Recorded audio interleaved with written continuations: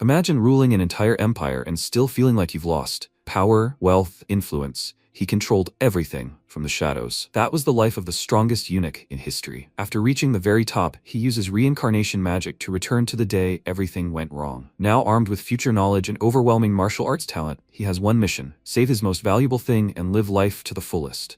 Beijing, Forbidden City. The protagonist was on a special bed, and the reincarnation ritual was fully prepared. Master Chilsu had to give the order. He replied that this was excellent, and that they should begin immediately. He was the eunuch Chilsu, the one who had turned the current emperor of the great empire into a puppet. He was a secret, influential figure who had seized all power at court. He, called the worst traitor in history, controlled the affairs of the great empire as he pleased. It was he, the one who offered no effort, who made the third princess an empress. He could shoot down even a bird, but there was one thing he could not do. He looked at an interesting book and said that it was simply amazing. He could only watch it. Suddenly, Huachai began running toward him, screaming, "Master, is he really going to leave this world?" She burst into the room and shouted at him to stop this strange ritual immediately. But there were tears in her eyes, and this was the empress of a great empire. Did he really need this? What was he missing? Money, power. She would give him anything. She begged him to stop this ritual. Chilsu replied that he had already made this decision and hoped that she could forgive him for not being able to stay with her until the end and leaving her first. But why was he so fixated on intimacy? He didn't know how it was for other people, but for him, it was very important. From his past life to the present, he had been a virgin for 50 years. In his first life, he was hit by a truck while crossing the road, and now 50 years have passed since he found himself in the world of martial arts. He died in his prime, at the age of 28, and was reincarnated in the body of a 12-year-old child. It was bearable, but after that, being kidnapped by a servant wasn't so much. This servant chained him to a pole and grabbed a pair of scissors. He was a difficult man, and Chilsu shouted at him not to laugh, not to approach him. After all, he had told him not to. He was terrified and screamed in pain and fear, but Wang Sam's servant still stripped him of his dignity. Then he sold him as a eunuch servant. He was ready to do anything to regain his honor. To meet the outstanding master of medicine, he transformed the third princess, who had been destroyed, into an empress, deepened his martial arts, and not only changed for the better, but also became the most outstanding master in the imperial palace. However, his subordinate said, "Your Majesty, it was impossible to create something from nothing." He understood that he felt pity for his faithful servant, but there was no way to regain what had already been lost except through reincarnation. Chilsu cursed and realized what the point of wealth, power, and powerful martial skills was. It was simply terrible. That's why he had now decided to be reborn in a new body. He desperately wanted this very pleasure and enjoyment with an incredible beauty. This made him angry, and he realized that if this didn't work, he would never be happy. Chilsu asked to see the empress out of the room, and they grabbed her and began to lead her out. She screamed at him in fear, asking how he could do this. Huachai begged him not to do it. How could she so easily let go of the man who had become her father? Chilsu ignored her words and reflected on how, despite the fact that this girl was now the empress, she still acted like a child. Perhaps it was because they had been together since childhood. For him, the empress was like a younger sister. To be honest, when she began to cry, he hesitated. What he was doing was non-negotiable. For him, the empress was less a woman than a family member. A subordinate approached him and told his master that reincarnation is an art that violates the natural order. Out of 100 people, 99 die. Does he still want to continue? He looked confidently at his missing thing and realized that, frankly speaking, it would be better to die than to live like that. He declared that they could begin the reincarnation ritual. He enjoyed the power he was receiving, spending all the money he could use. If he were reborn, he would have a chance at a better life. At that moment, a bright pink glow emanated from his body, and he realized he could become whoever he wanted. Sometime later, he found himself in a forest, and right in front of him appeared the same old man who had destroyed his past life. When he saw Wang Sam's face before him, he grabbed his head and realized what this place was. Wang Sam asked, "Is he awake?" "Thank God he's okay." Chilsu realized it was the same freak. The old man said he found him unconscious next to a box, and Chilsu wondered if this was the same man who had ruined his manhood and sold him to the palace 50 years ago. He'd been killed by bandits, so how could he be alive? Hadn't he been reincarnated, but returned to the past? He thought he'd find himself in someone else's body after reincarnation. He clutched his dignity and realized it was still there. This surprised him greatly, and he became wary, when suddenly Wang Sam asked if he was in pain somewhere. Chilsu looked at him silently, then smiled and apologized for startling him. He thanked him for his help and didn't know what was wrong, but his wrist hurt. Could he take a look at it? The old man asked, right? He decided to take a look, since he had many useful herbs at home. Would he come with him? The old man led him away, and Chilsu suddenly began screaming. Was he going to kidnap him again, castrate him, and then sell him as a servant? He wanted his hand and decided to hit him, but the old man didn't understand how he realized it. Chilsu suddenly started running and punched and kicked him in the face, causing his teeth and blood to fly everywhere. Chilsu realized he had just awakened from a reincarnation,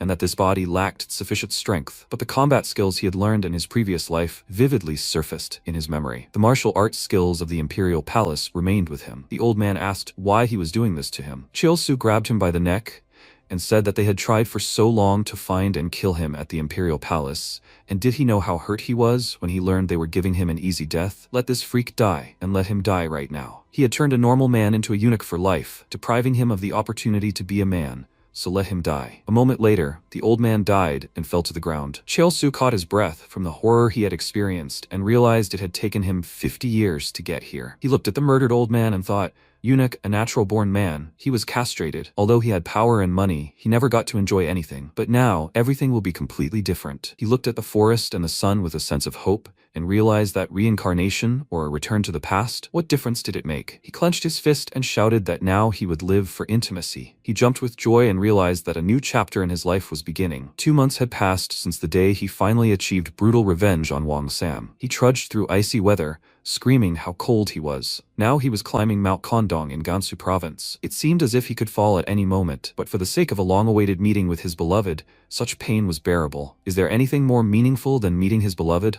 If only physical pleasure were important, he could simply earn money and move to Jiru. But he liked neither intimacy, nor money, nor easy pleasures. He could not sacrifice his innocence for easy pleasures. He planned to share true love with an incredible beauty. By sharing feelings for each other, merging in both physical and spiritual connection, he will finally be able to experience true love. This is the happiness he strives for, and this is his highest pleasure. This dream requires fame and fortune, the ability to become at least a hero of this world, and the faith of martial arts. He prepared various elixirs and martial arts scrolls for reincarnation. Since he returned to the past, they probably don't exist here, which is a shame, but it's not the worst thing that could happen to him. As a graduate of Seochang, he who held the post of head of the palace registry clearly remembers the events that will occur over the next 50 years. If he hones his martial skills and uses his knowledge of the future, he will definitely be able to attract attention in this world. Becoming a famous hero will be easy. He thought that this old habit of laughing, acquired as a eunuch, was something he needed to break. He laughed loudly, and his laughter echoed throughout the forest. The great journey of the harem king, Cholsu, will begin at Kondong School. When he got there, he slapped his hand and asked, "Is there anyone there?" The man jumped up from his seat while drinking tea and realized it was a child's voice. He opened the doors and realized he was in such a cold place.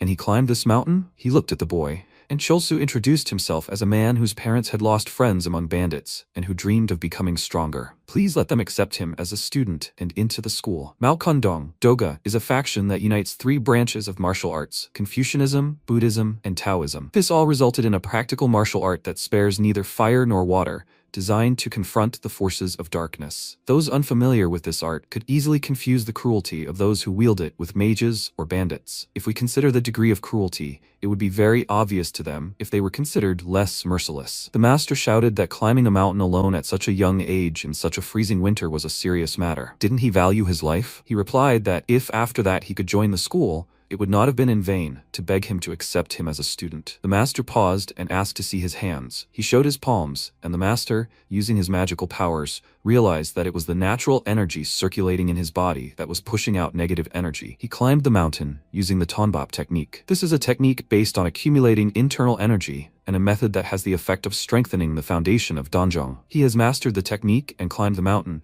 so he cannot claim to lack ability. He clearly knows the basics of martial arts. Did his parents teach him this? Cholsu answered yes, that's right. But in fact, he knows this because he has trained for a long time. Although he trained not for technique but to improve his male health. The master said, "Excellent. He is the head of a Kondong school, Zhongyuan. Generally, admission requires passing several tests, but he thinks he has already demonstrated enough, so this step can be skipped. He can follow him." Cholsu realized that everything is going according to plan. Since the school was practically destroyed, he had no reason to refuse the new student. However, he still can't relax or drink. In his free time, he does Kegel exercises to strengthen his energy. Incidentally, things are really bad. There are practically no pavilions left in the area. 50 years ago, the Kondong school occupied one of the top ranks of the Guifaiban, after which it suffered in a battle between light and darkness. The level of destruction is far greater than he imagined. Zhongyuan said that before he started explaining the rules, anyone who wanted to introduce him to someone would be their senior, and he was also the school's top student. Chol Su responded well, realizing that the worse things were for the school, the better for him. Before Jinhui reached the top, he would have time to quickly reclaim what he had acquired. At that moment, Jonghyun introduced Jinhui and said that today he would be mentoring Cholsu's new student. A strong wind arose, but there were more of them, and Cholsu covered his face with his hands and asked, "Is this a snowstorm?" It turned out that Jinhui had come out onto the field to greet them, and Cholsu was surprised to see that this bastard had done it. Jinhui said he was glad to meet him. His name was Jinhui. Cholsu was surprised. Who was this handsome guy? But his portrait always had such ugly faces. He'd read that rumors about all the women in the martial arts world rivaling Jinhui were just idle gossip. His future was bright. Jinhui was surprised. His complexion was sore. Was he in pain? Cholsu shouted, "No."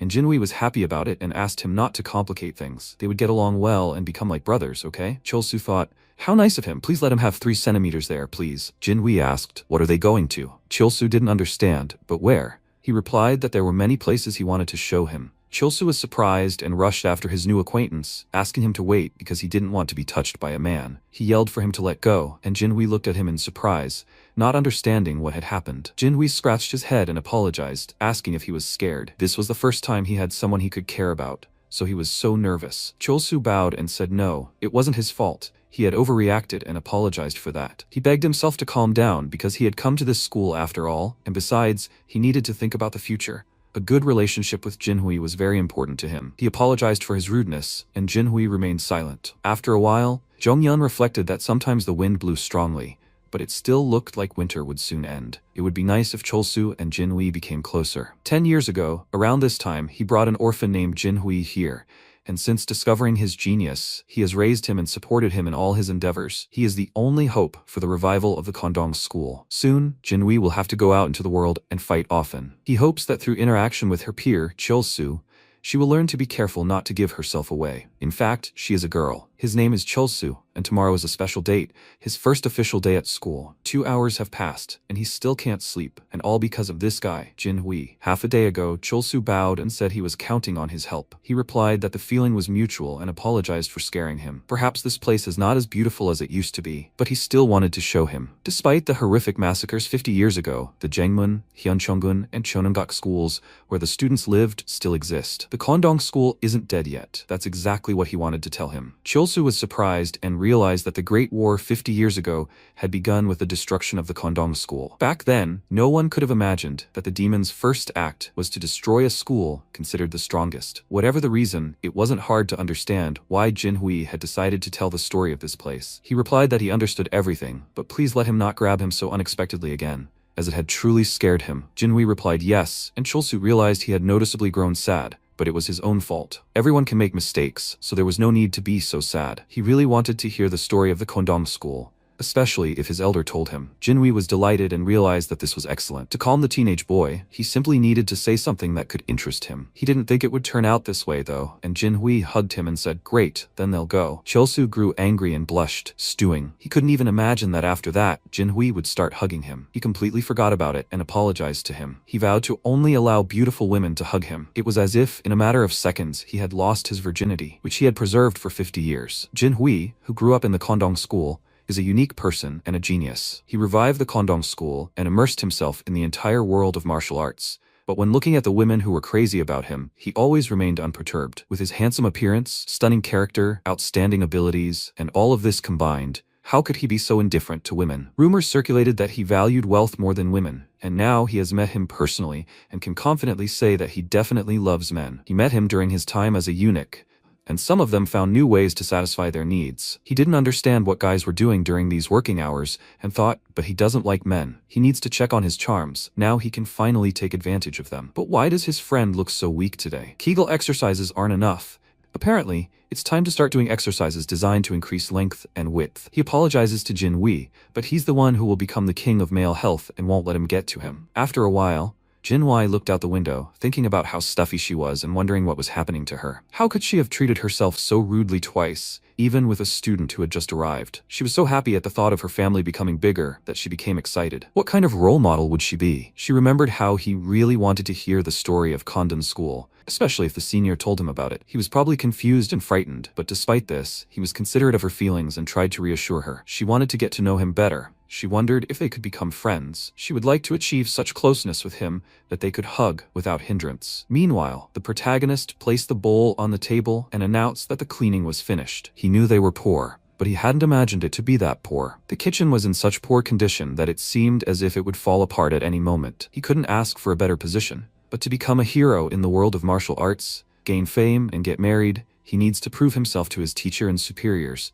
So he will use all his allotted time to carefully wash every grain of rice and every vegetable. And he shouldn't forget to bow to the great professor of gynecology, Arnold Kegel, today. At that moment, he expressed awkwardness, and Jinhui burst out and asked what he was doing. He turned around and was startled, and she asked if he was really preparing breakfast alone. He decided to find him and check if everything was all right. Cheolsu replied that his junior should be doing that, and Jinhui said that perhaps he had never met someone as quick and agile as him. He was simply smart. Cheolsu thanked him with a trembling voice and realized that he was like a prince. How handsome he was. If he were even half as handsome as him, he wouldn't have to suffer so much. Because he lost his parents early on, he's used to coping entirely alone and apologizing if he's caused them any inconvenience. Jinhui replied that he hadn't meant to scold him, and besides, he was an orphan just like him. On the contrary, he wanted to praise him and simply said he admired his maturity. Cheolsu didn't understand why this guy always apologized so much. Did he really want to make him look like a loser? He said something like, well then, he'll help him. He has cooking experience. Cheolsu was surprised, and Jinhui explained that he used to do that. What kind of elder would leave a younger brother to suffer alone? Cheolsu thought about this guy being such a family man. But yes, originally Jinhui's sister wasn't the swordmaster's teacher. It was the girl whose future name was the First Beauty of the White Path. But that's still a long way off, so for now, he's probably the only friend Jinhui's age is. He thinks he can help him out a little. Cheolsu said that if he wants to help, then please let him watch what he's doing. He'd bring fresh water for washing the vegetables. Jinhui answered okay, and Cheolsu realized he wasn't going to get close to him. After all, they were rivals. He intended to seduce all the women who chased him in the past future. But at that moment the table collapsed and a cup began to fall. Jinhui got scared and turned around sharply, shouting at Cheolsu to be careful. A moment later, he almost hit himself, but Jinhui managed to protect him and asked, "Is he okay?" Their faces were close, and Cheolsu didn't know how to react. Jinhui caught him with his hands, and Cheolsu didn't understand how much longer was left until this wonderful future. He looked sheepishly into Jinhui's eyes, and he said that he was much lighter than he looked. Jinhui was scared and asked, "Is he okay?" They stood like that for a few more moments, and she said that he is much lighter than he looks. Cheolsu backed away in surprise and embarrassment. He smelled the scent of wildflowers, and when Jinhui grabbed his hand, he thought, "No way," he screamed. "Senior, where is he touching him?" Jinhui screamed that she was apologizing. She never intended to hurt him. It was a misunderstanding. Cheolsu screamed, "What is he doing? He should stop blushing." The atmosphere was becoming increasingly awkward. Jinhui blushed and said that she would take care of the idea and that he could go rest. He had really overexerted himself. Cheolsu exclaimed, "What? Has he decided to sign a death contract? How can a junior delegate work to a senior? If the teacher sees this, he will obviously grab the back of his head and say that everything is doomed." Jinhui grew even more embarrassed and began waving her arms, when Cheolsu suddenly said he should be the one doing it. As the youngest, he was obligated to take on such work. Jinhui replied, "Okay," then grew even more embarrassed. She raised her plate and asked if she could at least help him a little. Cheolsu looked at her sheepishly and said, "Okay." 2 months later, at the Kendong school training grounds, Jongyun stepped onto the field and asked him what he thought the essence of martial arts was. Cheolsu replied that nothing in the world could compare to internal energy. There were people who could absorb all types of energy. They said that true power lies in external skills, which is why some people only swing their fists and don't train what's inside. However, external strength arises from harmony, in which there is no room for the shortcomings of excess internal and external energy. In short, martial arts reveal their true power through harmony, so he should never dare cheat in training. Did he understand? Cheolsu swatted and shouted, "Yes, teacher." Jongyun answered, "Excellent." Now he needed to test his superior. He had to try not to make the slightest mistake. Cheolsu was already shaking with fatigue, but he shouted, "Yes." He laughed to himself and realized that he hadn't even thought of cheating. Excellent physical fitness is the key to success. What's the point if a guy only has impressive lower body? If he remembers that it's all for pleasure, then pain will only be a joy. Beads of sweat were pouring down his face and body, but he continued to try and thought that today everything felt especially refreshing. Could this really be the beginning of the results of 2 months of training? Fitness freaks constantly increase the weight of the dumbbells. Is this what they feel? Back when he was a eunuch, no matter how much he trained, he couldn't get rid of that androgynous feeling. All because of that damn thing. A eunuch. Although thanks to this, he achieved mastery. If it weren't for that charlatan servant, he wouldn't have terrorized his innocent subordinates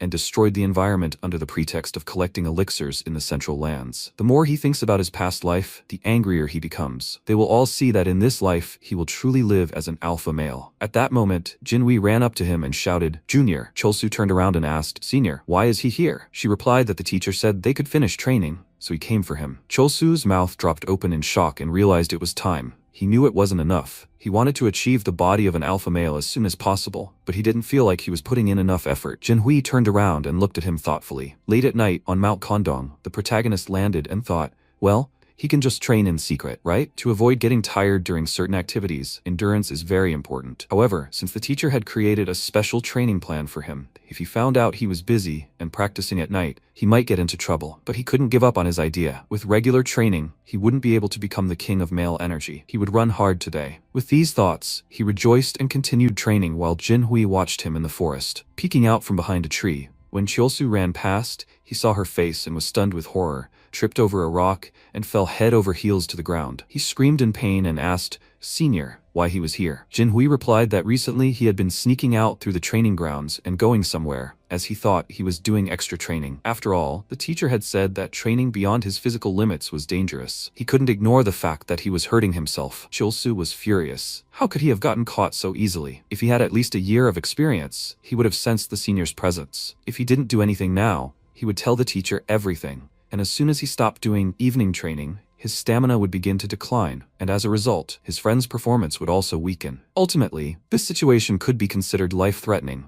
He stood up and said he was an unreasonable student and apologized, but there was a good reason for his evening training. Jinhui looked at him in surprise, and he blurted out that he and the senior were different. Compared to the senior who had great potential, he already knew a lot. He was just a bungler, but he hated falling behind and was afraid of being thrown out into the street if he didn't show sufficient results. He hated the reality of not being able to even touch his toes, and if he stopped his rigorous training, he could never even dream of standing next to the senior. He spoke these words with tears in his eyes, and Jinhui didn't know how to react. She was very sorry, and he asked if he'd heard anything about tactful anticipation. After hearing his true intentions, would he now be able to tell the teacher everything? Jinhui lowered her gaze silently, and Cholsu realized he was right for him. He needed to keep Zhongyun out of his home. He began to cry and begged her not to kick him out, after which Jinhui simply walked up and hugged him. She said he'd never imagined things would turn out this way, so he was apologizing to his junior because the thought hadn't even occurred to him. Cholsu began to blush with shame and horror and pulled his hands away, but Jinhui hugged him even tighter, asking him not to cry. Cholsu considered letting go, because he'd already said so, and he was crazy. Did he have muscles of steel? This couldn't be his first hug. This was supposed to happen with an incredible beauty. He simply cursed and couldn't move. Thus, he lost his 50-year virginity to an older man. Suddenly, he felt something, and was surprised by the softness in Jinhui's chest. One day, people were shouting that a monster had destroyed several birds, and they pointed to Jinhui as the monster. Zhongyun approached her and asked her not to listen to what they were saying. He handed over 2 rice balls and said that she was a person like everyone else, and any shortcomings could be corrected if they learned how. Would she like to go with him? At this moment, Jinhui hugged Cholsu and told him that the teacher was not like that at all, and that he would not kick him out. He had already entered the Kondong school, so from now on, he will forever remain part of his family and his junior. If he ever has trouble again, please let him speak up and let him help in the future. He would always be by his side. So, is he feeling better? Cholsu didn't know how to react because snot was running from his nose. For the first time since entering the school, he felt respect for him. Jinhui not only mastered martial arts, but could also easily imitate any technique just by watching him perform it. This was his unique ability, but it was so overconfident. Speaking of which, he suffered from excessive self-confidence during his first reincarnation, and barely managed to get rid of it. If he were a woman, he would say it was her breasts, but 99% of the servants in the imperial palace were sure that Jinhui was a man, so the possibility of him being a woman was excluded. Training was over for today, and thus they completed their external martial arts training. Zhongyun reported that Cholsu had worked really hard and had a good foundation, so he decided to cut short his external martial arts training and move on to internal martial arts. Jinhui shouted his congratulations to his junior, and Cholsu thanked him for it, but he couldn't understand why he was acting like this. He thought he was glad he'd started internal martial arts, but Jinhui was really annoying. Even when he was making breakfast, he'd try to help, even though he didn't need it. Zhongyun asked what was going on, because he seemed restless, and Cholsu shouted, but that wasn't true at all. He exhaled and thought that he needed to stop thinking about nonsense. Right now, he had even more important things to do than Jinhui. He thanked his teacher and said that he didn't want to cut short his external martial arts training. Jonghyun was surprised by this, and Cholsu realized the teacher's words weren't without meaning. Most beginners train external martial arts only to maintain physical fitness. They focus on internal martial arts, weapons, and movement techniques. But this doesn't suit him. Training in external martial arts is the best means to achieve the highest physical beauty that can capture a woman's heart. No matter how hard he tries and deceives himself, the fact that he is inferior to Jinhui remains unchanged. Jonghyun asked why he doesn't want to cut back on his external martial arts training. He wants to know. Cholsu replied that unlike his elder, he wasn't skilled and believed that in order to help his elder rebuild the school, he needs to put in more effort. He understands that his effectiveness in combat will be worse than if he had taken up internal martial arts. But it's not that bad. He wants to gain mastery if he puts enough force into a strike to effectively defeat an opponent. Although the difference is insignificant, it's still there. This small difference will give meaning to every drop of sweat he sheds, and ultimately, it will lead to success. He smiled and asked the teacher to agree, as he would offer his utmost effort. Jonghyun looked at him in surprise and asked, "Is such a look even possible for a child?" He didn't want to be like everyone else, and then he would put forth his utmost effort. He was confident in his abilities, but he was also spontaneous. Once upon a time, the Kondong School, the future of the greatest schools, possessed knowledge that allowed for the development of talents of the highest level. But all of this became a handful of ashes and disappeared. Therefore, Cholsu's words are bad from a martial arts perspective. Well,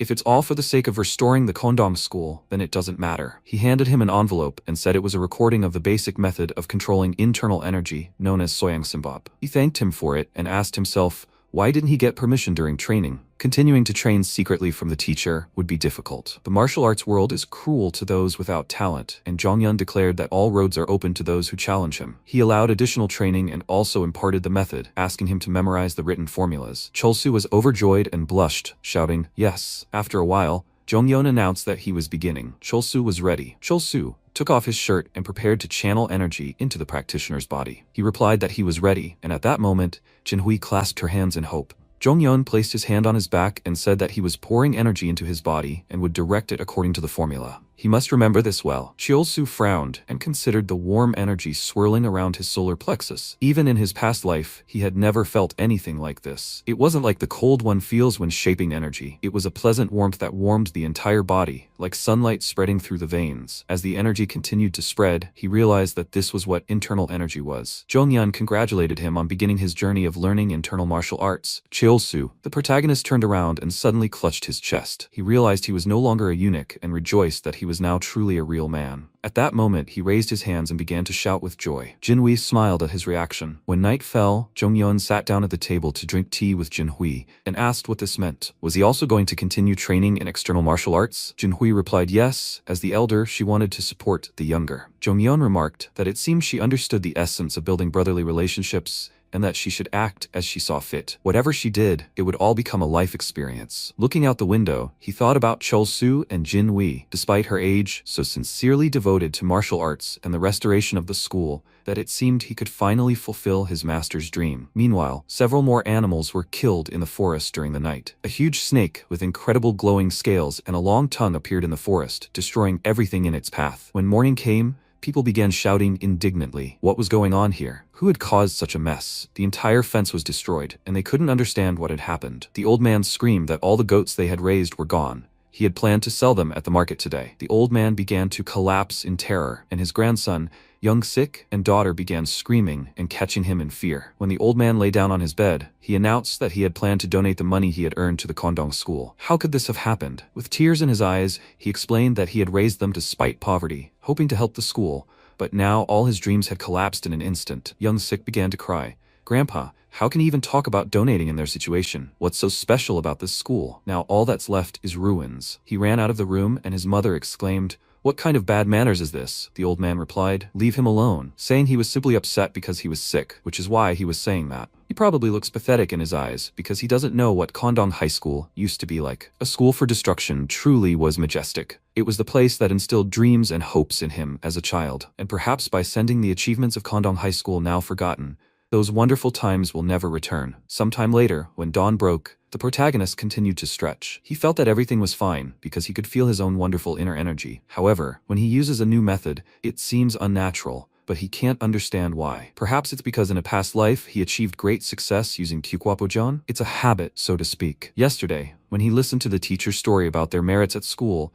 he did not notice anything strange. The school's symbols are reverse Tai Chi. They represent the teachings of harmony and balance between opposites. Balance and harmony are when water flows upward and fire burns downward. In other words, when external and internal energy merge. Therefore, the ignorant despise martial arts, and their school claims that it is similar to magic. However, they don't use what sorcerers use. They say this out of desire for the complete destruction of the school. Let him remember this, and not let rumors fool him. In any case, he is happy to have become part of the Kondong school. The training here is aimed at creating the ideal man capable of fighting dark forces, which is necessary to win any kind of battle. Suddenly, Chol-su turned around and heard a strange sound. He realized something was wrong, and it turned out to be young Sik knocking on their door, shouting for them to help his grandfather. If they really are the most outstanding school, then please let them help him, because he has supported them all his life. They must help him. Jin-hui approached him and asked, "Junior, can he hear it too?" Chol-su replied, "Yes, it seemed.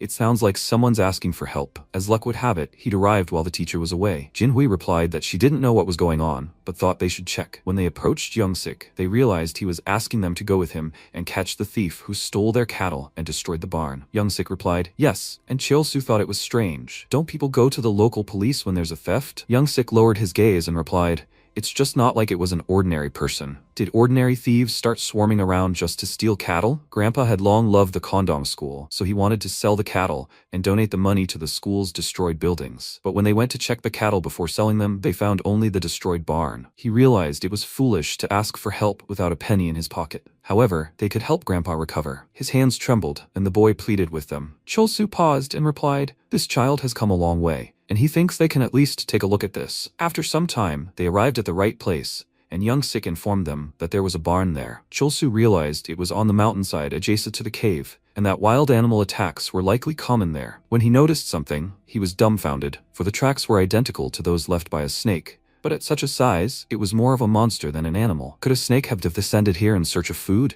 He turned to Jin-hui and asked if he had ever heard the legend of a giant snake on Mount Kondong. He replied no. He had never heard anything like that, and if a dangerous monster lived on Mount Kondong, the teacher would have destroyed it long ago. Mount Kondong is a sacred site of Taoism, and under the influence of spiritual energy, creatures are usually capable of mutation. A creature of this size would certainly be the stuff of rumors and legends. Since they hadn't heard of it before, it must have appeared only recently. He smiled and realized that if he destroyed a snake of this size, he could gain a lot of energy. He had said he thought the matter was right for them. Jin-hui asked again, should they take this on from the teacher? Chol-su replied that they could be wrong in their assumptions, and it would be wrong to refuse the locals' help. If they turned away from this charming child, wouldn't that lead to the locals misunderstanding them? He answered okay, and said that if it really was a monster, they needed to eliminate it before serious problems arose. They needed to study the tracks and send the child home while they looked around. Jin-hui replied okay. He would take him and return. After some time, Chol-su continued working alone, and when he emerged from the bushes, he shouted to his superior. Apparently, the monster had escaped along this road, and they needed to follow quickly for it. The boys rushed forward with incredible speed, and Jin-hui said, "But Junior, is he really acting normally without informing the teacher?" Chol-su replied that they were helping people in need. They better start examining the tracks. If they missed anything, they could also be eaten. Suddenly, he froze and asked, "What? Why did the track end here?" At that moment, Jin-hui screamed to be careful as he looked up. A huge snake hanging from the tree began hissing at them from above. The snake bit Chol-su in the stomach, and Jin-hui was frozen with horror. Memories from the future flashed through his mind as he approached his death. Before entering the world of martial arts, swordsman Jin-hui wandered through the Kondong Mountains and became lost. Eventually, he stumbled upon a legendary cave. In the cave, he found part of the lost combat records of the Kondong school, hidden by their predecessors. This is the elixir he decided to take. For a living creature to transform into a monster, it must absorb a huge amount of spiritual energy from Mount Kondong. So perhaps the snake accidentally fell into the cave, absorbed spiritual energy, and became a monster. Chol-su grabbed the snake and thought that if it allowed him to survive this fight safely, they would not only restore his energy, but also return the very records Jin-hui had found in his past life to the Kondong school. He held on to the monster's tip with trembling hands, and at that moment, Jin-hui screamed at him, "Junior." He parted the snake's mouth and held on to its fangs, and Jin-hui thought about how the younger one continued to fight despite the bite. If they delayed, his life could be in danger, and she would try to cut through the snake's body. At that moment, she struck the scales, but nothing happened, causing her mouth to open in surprise. It was too strong, and even her sword trembled from it. She turned around and saw the snake's tail approaching her, and a moment later it struck her with such force that she crashed into a tree and broke it in two. Chol-su didn't understand why Jin-hui was standing rooted to the spot. The situation was unexpected, but not so unexpected that he should panic. He grabbed a stick and thrust it into the monster's mouth, thinking that his journey couldn't end now. When he struck the snake, the creature's blood spilled, and it roared loudly in pain. Chilsu threw it aside and grabbed his arm because it hurt. Jinhui asked if he was okay. Chilsu answered yes, he should focus on the enemies and the surroundings. After all, they were trapped now. He saw that the monster's scales were very durable, because his sword bounced off. Jinhui answered yes, more durable than he expected. He thinks the only way out is to cut off his head with one blow, and if he manages to dodge, he doesn't see any opportunity to strike. What should they do? Chilsu thought about it. Yes, right now, Jinhui isn't strong enough to deal with such a creature. He has experience from his past life, so even if poisoned, he should be able to hold out long enough. But if Jinhui, who isn't yet strong enough, is also sent, they'll be in a hopeless situation. He has to think of something right now, and at that moment, he told the elder that he would give the signal, and as soon as he sees this, he must use the Soyan Simbop technique to increase the destructive power. Jinhui asked again, "What? What is he going to do?" Chilsu rushed into battle and said there was no time to hesitate. At that moment, the monster's mouth opened, and Chilsu said that no matter how monstrous it was, it too had a weak spot. He struck the snake in such a way that the cloth wrapped around it from all sides and began to pull it toward himself, shouting for the elder to act. Jinhui rushed forward and shouted, and a moment later, they managed to cut the monster in two. When the snake's head fell nearby, Jinhui was stunned and realized she had succeeded. As expected, this turned out to be the weak point. So the younger had figured this out on his own? She was very surprised and looked at Chilsu, who had fallen face first into the ground, motionless. Chilsu thought that he seemed to have a fever, and that snake venom was said to possess strong, dark energy. In ancient times, no medicine could cure someone poisoned, but that was actually a good thing. Jinhui grabbed him with her arms and shouted for the younger one, while Chilsu thought that if he had enough strength to summon his internal energy, he could rid himself of the poison. He begged Jinhui not to worry because he'd be fine soon. Jinhui screamed tearfully for him to hold on and realized it was all her fault. He'd overreacted. She needed to act, and she had to save him. First, she hugged him, then laid him on the ground. Thinking about how she couldn't lose him, she kissed him right on the neck. Chilsu's eyes widened in fear and didn't know how to react. He screamed sharply, and Jinhui couldn't understand what was happening. Had he already paralyzed his tongue? He was cursing and shaking in terror, foaming at the mouth. It looked like he was in a lot of pain and needed to have the venom extracted immediately. Jinhui approached his face and said everything was fine. He'd relieved his pain. A moment later, everything was over, and they lit a fire. Chilsu picked up a stick and sat in horror. He still couldn't accept what had happened, and Jinhui said his pulse seemed to have returned to normal. Thank God. He confirmed everything, and Jinhui said he was still sure it was worth eating monster meat. He hadn't had such an experience. Chilsu replied that although much depends on the species,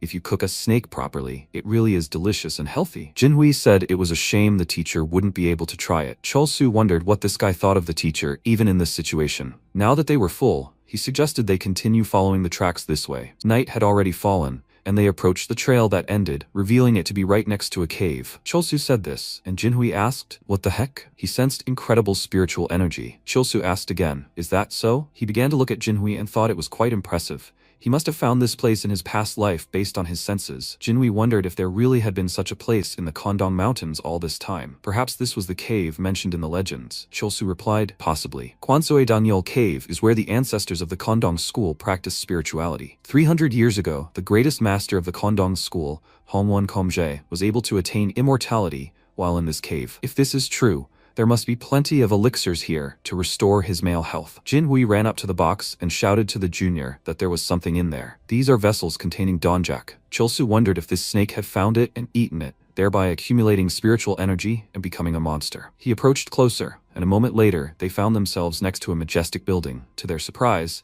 seeing scriptures opposite, Jinhui began listing the 3 sounds technique, less than 7 kills, less than heavenly penetration, liquid luck, the power of fortune to overcome difficulties. The lost scriptures of the Kondong school had been here all along. She screamed, "Could this really have been the training ground of the predecessors? Is this really the legendary cave?" Chilsu approached him and asked if there were any results. Jinhui replied that he seemed to have found part of the lost combat records of the Kondong school. How nice to stumble upon something like that. Chilsu replied that it was excellent. It looked like there were many more interesting things here. He would also go and explore. Jinhui replied that he would continue as well. When they parted, Chilsu paused and abruptly ran to the side. He knew he couldn't waste time and needed to find the elixir before Jinhui did. Any elixir from here had to be his. He needed to find it as quickly as possible to avoid being attacked by this pervert. When he entered the cave, he saw the pearl and realized he could forever forget his shameful past. With this, he would be one step closer to becoming the king of the harem. As he reached for the orb, Jinhui came closer and peered over the wall. There was an underground lake here, and suddenly she saw footprints. This greatly surprised her, and she turned around abruptly, then suddenly began screaming, "Junior, what happened?" Chilsu fell to the ground when he touched the orb, and everything around him froze. Jinhui realized what it was: holy water. Chilsu backed away and realized that holy water, before them, was a cluster of dark energy that had been accumulating there for 1,000 years. Dark energy, or yin energy as it is known, is harmful to men. Jinhui ran up to him and asked, "Junior, how is he?" He thought something serious had happened. Chilsu thought it was truly serious. Fool, almost a catastrophe. If too much dark energy accumulates in a man's body, it will become like a woman's. He began to cry, thinking that if he took the fifth water, he would lose all his strength and manhood. She asked why he was crying. Had something happened? He replied that they were tears of joy,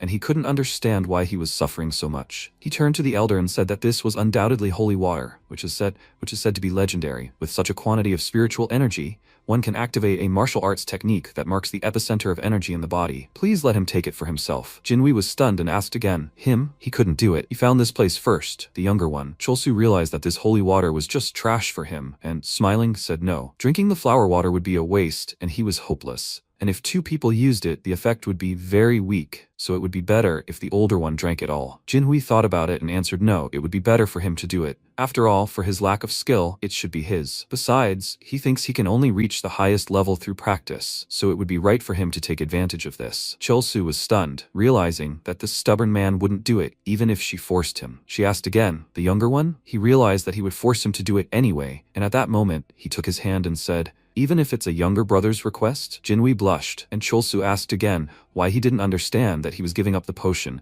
because his elder was the most important thing to him. Jinhui blushed and asked again, is it for him? She blushed with shame and said that if that's the case, then she'll use it. Her voice trembled as she made up her mind, and Chilsu thought, wow. His brotherly affection is simply frightening. He mentioned that holy water contains dark energy, so to use it, one must masterfully control one's inner dark energy. Did the found notes contain anything about the basis for controlling such energy? Jinhui replied yes. There were notes about secret techniques using it, and they needed to study it urgently. After some time, they picked up the description and began studying everything, flipping through the pages. Chilsu thought, wow, he flips through the pages so quickly. He really is a natural-born warrior. With this level, he can effectively use the potion without much preparation. Jinhui said, okay, he's ready, and Chilsu was surprised. Already? Jinhui approached the pearl and held out her hands. The younger one had given up the holy water for her, so she would absorb it at any cost. When she drank it, she suddenly froze and began coughing violently, as if her heart was freezing. Chilsu asked, elder? She fell to the ground and realized that the energy was freezing her entire body from the inside. No, if this continued, she would lose control. She didn't know what to do, and at that moment, a strong wind appeared in the cave. Chilsu tried to close his eyes and realized that the holy water and Jinhui's energy weren't merging. Was this fair and even possible? He realized that things were very bad, and Jinhui began to freeze completely. After that, Jinhui fell to the ground right in front of the protagonist and didn't move. Jinhui understood what this place is. Is it her mind? She had just taken the elixir the younger brother had found. She needed to fix this quickly. She extended her hand and used the water, which absorbed it. A moment later, she rose to her feet and found herself in the very spot where, as a baby, she had killed several birds. Because of that crow, an entire family of swallows had died, so she'd killed it. Why were they pointing their fingers at her? Did she know that? The girl with bright red eyes turned right at her, not understanding why people were calling her a monster. Jinhui was stunned with horror, and at that moment, she pounced on her with the face of a terrifying creature. Jinhui tried to get up, and Chilsu realized, damn, he was a born warrior, but even his inner strength was not enough to control the energy of the holy water. Evil had exploited Jinhui's vulnerabilities. He was sure that Jinhui, with his talent, would easily absorb the energy, but who would have thought that such a powerful darkness would be lurking in that innocent person's heart? He didn't want to touch him unnecessarily, but he had to. Chilsu ran to Jinhui and grabbed him, but realized there was no way to save him without it. He put his hand on him and shouted for his elder to wake up. She heard his voice and realized it was her junior. He had to fix the holy water energy as soon as possible, because she was trying, but the darkness in her heart was preventing her. Chilsu told him to cast a spell on the dark energy through the points he indicated. If he didn't focus now, he could go mad. Jinhui began to resist, clenching her teeth in anger. Even more bright beams of light appeared above them, and Chilsu realized it was incredibly powerful energy. Jinhui was still holding on, and if it had been anyone else,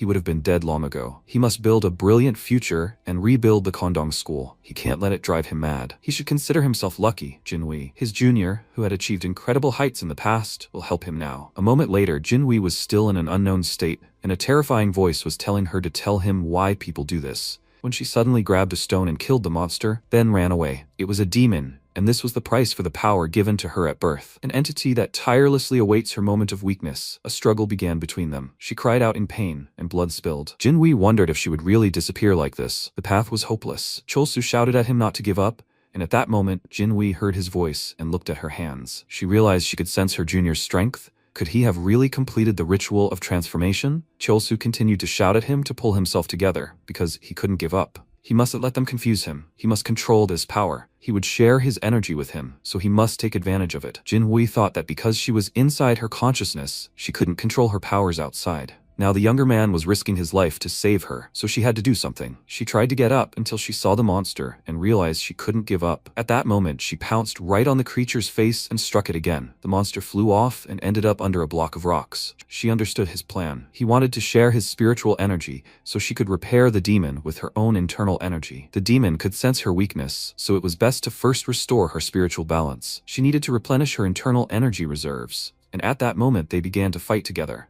When suddenly the monster's hand appeared from the rocks again. The monster survived and ran toward her again, and Cholsu shouted for it to act now. She created a protective barrier around herself so the monster couldn't get through. Cholsu shouted to act now. Her labial point, her chest point, her groin point, her coccygeal point, everything was covered in this energy. And Jinwei tried hard, unstoppable, as Cholsu had told her, continuing to replenish her energy. A moment later, the monster broke through the barrier, but Jinwei didn't move. Looking ahead, she saw the monster begin to fall through the ground. The creature screamed for help, and a moment later, it was buried under rocks again. A huge depression appeared among the rocks, into which the monster fell and disappeared. At that moment, she woke up, and Cholsu realized that the energy had been replenished, and he had managed to subdue the demon. Excellent work, senior. Now he must direct this energy to the center of his spiritual core. Soon, he will achieve balance. Jinwei found herself completely naked in this space and wondered if he would be okay after what had happened. It's always been like this. From the very beginning, he's acted in her best interests to become stronger, training every day, and he gives her everything that matters. And it's always like this. She's grateful for his work and happy, but still, as the eldest, she must take care of herself. Thanks to him, she was saved from madness and will never forget it. Someday she'll be able to repay him for this salvation. Even if the whole world becomes his enemy, she'll be by his side. With tears in her eyes, she burst out, and Cholsu realized he was in a state of meditation. Now, with a heavenly body, he'll be even more different from other people. But what kind of pain in the ass is this? So much trouble? Is there really nothing worthwhile left here? He thought he drank some volatile potion in his past life, but it turned out to be holy water. Was it because of the side effects that he avoided women so much in his past life? He should never have taken that potion. Now he really feels guilty before his eldest. At that moment, he saw a bright light behind the rock and asked, "Does moss grow in this season? What is it?" At first, he thought it was just grass. He felt positive energy around the moss, so bright and lush. It was definitely Hongyante. It's weaker than holy water, but it still works like a potion. He thought about it and realized at that moment that it was simply amazing. A moment later, loud screams appeared around the cave, as Cholsu began to rejoice that this was the one. Who could refuse such a thing? He grabbed the moss with his hands and shouted that it was now his, and he wanted to try it. He put it in his mouth and decided that he could come back later and get the rest. But now he would begin his meditation. Usually, the potion collects energy and transforms it into his internal energy. He plans to spread it throughout his body and absorb it. His body will become healthier and his virility will increase. So he begs for virility to manifest. A moment later, beads of sweat trickled down his face. This was the first powerful energy he'd felt in a while. Magical powers appeared around him, and he realized it wasn't as powerful as holy water. But thanks to it, his body would at least become more resistant to illness and various poisons. He struggled to his feet and suddenly heard a sound. Jinwei had apparently finished meditating and decided to freshen up. He should follow him. A great warrior had once lived in this place, so there must be some kind of bathhouse here. At that moment, Jinwei found herself in the pool, folding all her clothes and starting to bathe. She was saying how wonderful it was. At that moment, Cholsu asked, "Is the elder taking a bath?" She was dumbfounded and shouted that he couldn't enter now. Cholsu replied yes, he would wait for him here, and she realized she'd gotten away with it. She couldn't let the younger see her like this.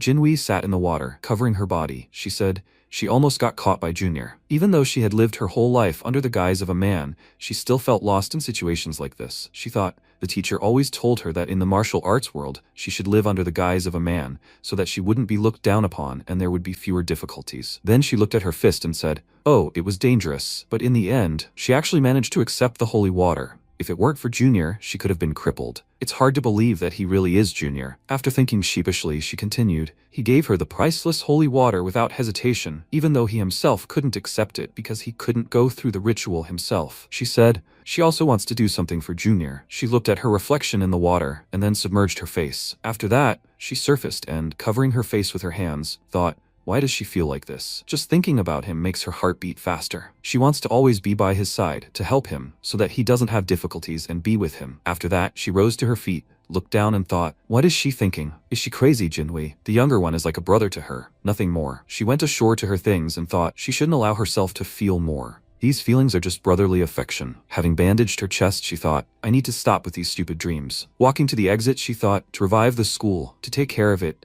and help the younger one. She can't do any of this in a fragile female body. She needs to remain a man. With these thoughts, she clenched her fist. Meanwhile, the protagonist leaned his back against the stone wall and, folding his arms across his chest, thought, it's taking him a long time with the water procedures. Isn't that a matter of 5 minutes for a man? He washes thoroughly. He understands that a woman won't appreciate a less than clean body. But still, it shouldn't take that long. Incidentally, this place is unexpectedly spacious. He looked around and thought, reflective pearls adorned everywhere. They say this is a testament to the wealth of the Gongdong school. Who could have imagined that the school that nurtured Magukja, the greatest swordsman of all time, would fall into such decline? According to past life records, 50 years ago, after the Gongdong massacre, only one survivor remained, Lim Baek-soon, wielder of the Heavenly Thunder Sword. He was saved by a meditation chamber that served as a refuge. He was imprisoned there as punishment for his misdeed. And he didn't even have high martial arts skills. Most of the important martial arts texts were lost when the school library was burned. Thus ended the era of the Gongdong school's greatness. Before his death, Baek-soon accepted one disciple, the only one in his entire life. This was Zhongyan, the current headmaster of the Gongdong school, renowned as a demon-slaying swordsman. The protagonist thought, yes, the title sounds impressive,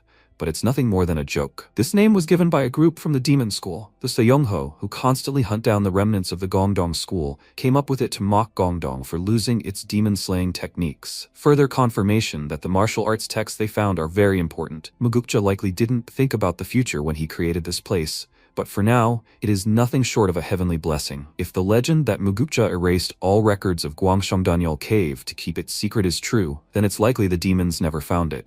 Then he said thoughtfully, something was wrong. Why would Magukja erase the records of such a secluded place? Was it all just for the sake of secrecy? Anyone from the Gongdong school could have found this secluded place with their eyes closed. It was absurd to think he foresaw the school's fall before the demon invasion. But one thing was certain, this secret place had been erased from history. And something else was strange. In his past life, after acquiring the potion, he returned here for secret training, but by that time the cave entrance had already collapsed. Now this place is in perfect condition, without a single crumbling section. It looks as if it will stand for another 100 years. For sure. He wondered, was it possible that the collapse of Gwangshangnyeol Cave in his past life was artificial? Then he heard Jinhui emerge from the neighboring cave and call out to him, Junior, did you have to wait that long? He should hurry up and take a bath. The protagonist looked at him in surprise and thought, is it because of the holy water? His face seemed even more handsome than usual. Damn. He punched himself in the face and Jinhui shouted in fear, Junior, what is he doing? The protagonist replied, nothing, he just needed to clear his head. Jinhui replied, oh well. After some time, the protagonist immersed himself in the water and thought,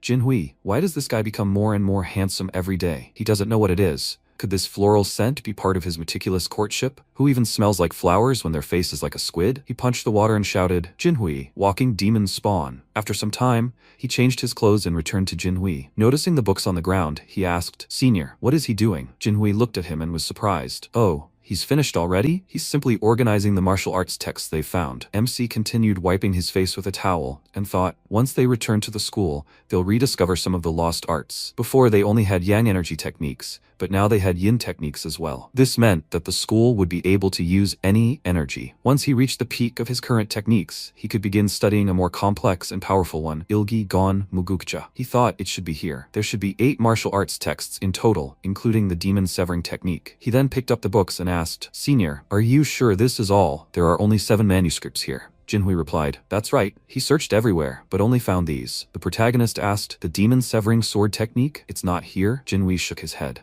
The protagonist looked at the stack of books in his hands and thought in surprise. How so? In his past life, the elder found this here. It's impossible for the information from the eastern faction to be wrong. This means that the swordsman Mangacap did not leave the demon-slaying sword technique as a manuscript. This is not an isolated incident. After all, there are many ways to transmit one's art without using a text, and a master who has achieved supremacy in life and death could certainly leave the technique in some other form. Jinhui said thoughtfully. By the way, he found sword marks under the bathtub. The protagonist clarified. Sword marks? Jinhui ran forward and said, he will show him. Let him follow. The protagonist followed him and asked, could this be an ordinary scratch on a stone? Jinhui turned slightly and replied, he'll understand everything when he sees it, Junior. After a while, they ran up to the wall, and the MC said, these marks are eerily beautiful. They stood near a huge crevice. Then the protagonist put his hand on it and said, Senior, come to think of it, there might be something very important behind this gate. It seems I'll have to open it using my inner strength. These walls are probably around 300 years old. One try. If the strength is insufficient or too much, the walls might collapse. Jinhui added,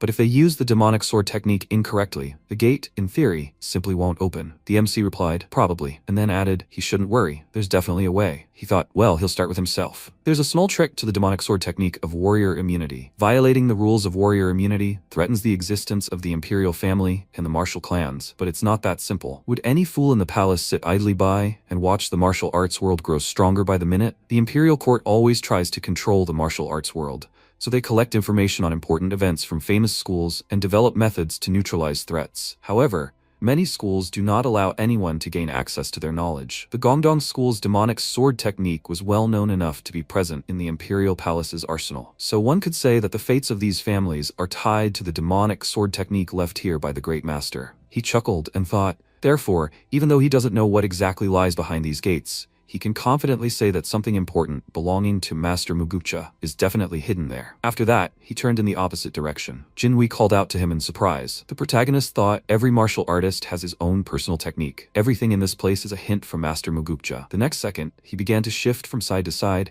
and Jinhui ran after him, wondering, Junior, what is he doing? Then Jinhui followed the protagonist and thought, technique. Perfectly outlined sword marks on the ground indicate the path. Junior is now moving towards the beginning of the technique, following the marks left behind. After that, the protagonist stopped near a wall covered with vines and said, here. He waved his weapon and smiled, saying, Senior, can he decipher this? A huge symbol carved into the stone appeared on the wall behind him. After that, they began to read. The description of the demonic sword technique carved into the stone wall by the venerable master turned out to be extremely complex. It took them 2 days to decipher it. Jinhui noticed that the lightning pattern carved into the stone wall was the reverse of the demonic sword technique. This made him collect his thoughts. Having gathered all the known knowledge obtained at the Gongdong School and added their own memories, they began deciphering it. It took a long time to piece together the technique. After a while, Jinhui swung his sword and asked, wouldn't it be better to swing it like this? MC corrected him and replied, he didn't think it would work, because then the angle would be wrong. While he was helping Jinhui with the technique, he felt like his jaw was about to break. He had dreamed of his first brush with true mastery in this world being crowned with success. How the hell did Jinhui manage to constantly outpace him? All this time, they ignored their hunger. When they were thirsty,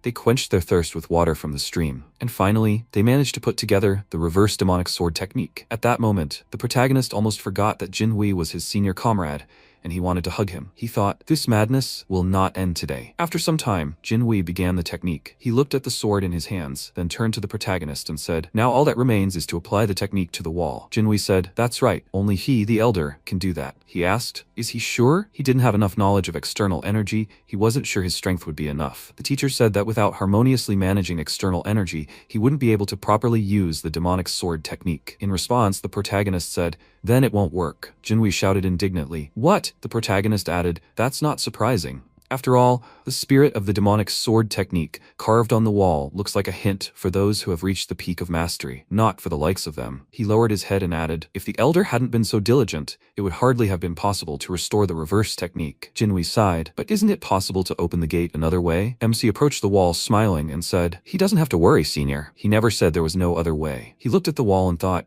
these walls are at least 300 years old. So much time has passed. They're probably not as strong now. He was the head of the Imperial Reconnaissance Guard. His energy control is on par with the best masters in the world. Initially, he wanted to destroy the walls using the reverse demonic sword technique, but they say so many years have passed here, he can try opening them with internal energy. With proper use, this can open the gates. even if the demonic sword technique hasn't reached the highest level. A few seconds later, he returned and said, "That's it, senior. Now it's him." Jinwei grabbed the sword and looked forward seriously. The protagonist thought, what he can't do, Jinwei can do. And what Jinwei can't do, he can do. He shouldn't worry, Jinwei. From now on, he will be different from his past self. At that moment, Jinwei began performing the technique and shouted loudly right in front of the wall. Streams of water flew in all directions, and the MC thought, he will take care of this. The next second, Jinwei smiled brightly and, turning to the protagonist, joyfully shouted, "Junior!" The gate opened. How did he do it? Junior, he is truly amazing. The fact that the stone wall opened confirms the restored reverse demonic sword technique is correct. They were able to restore an important technique of the Gongdong school. Thank you very much, Junior. The protagonist replied,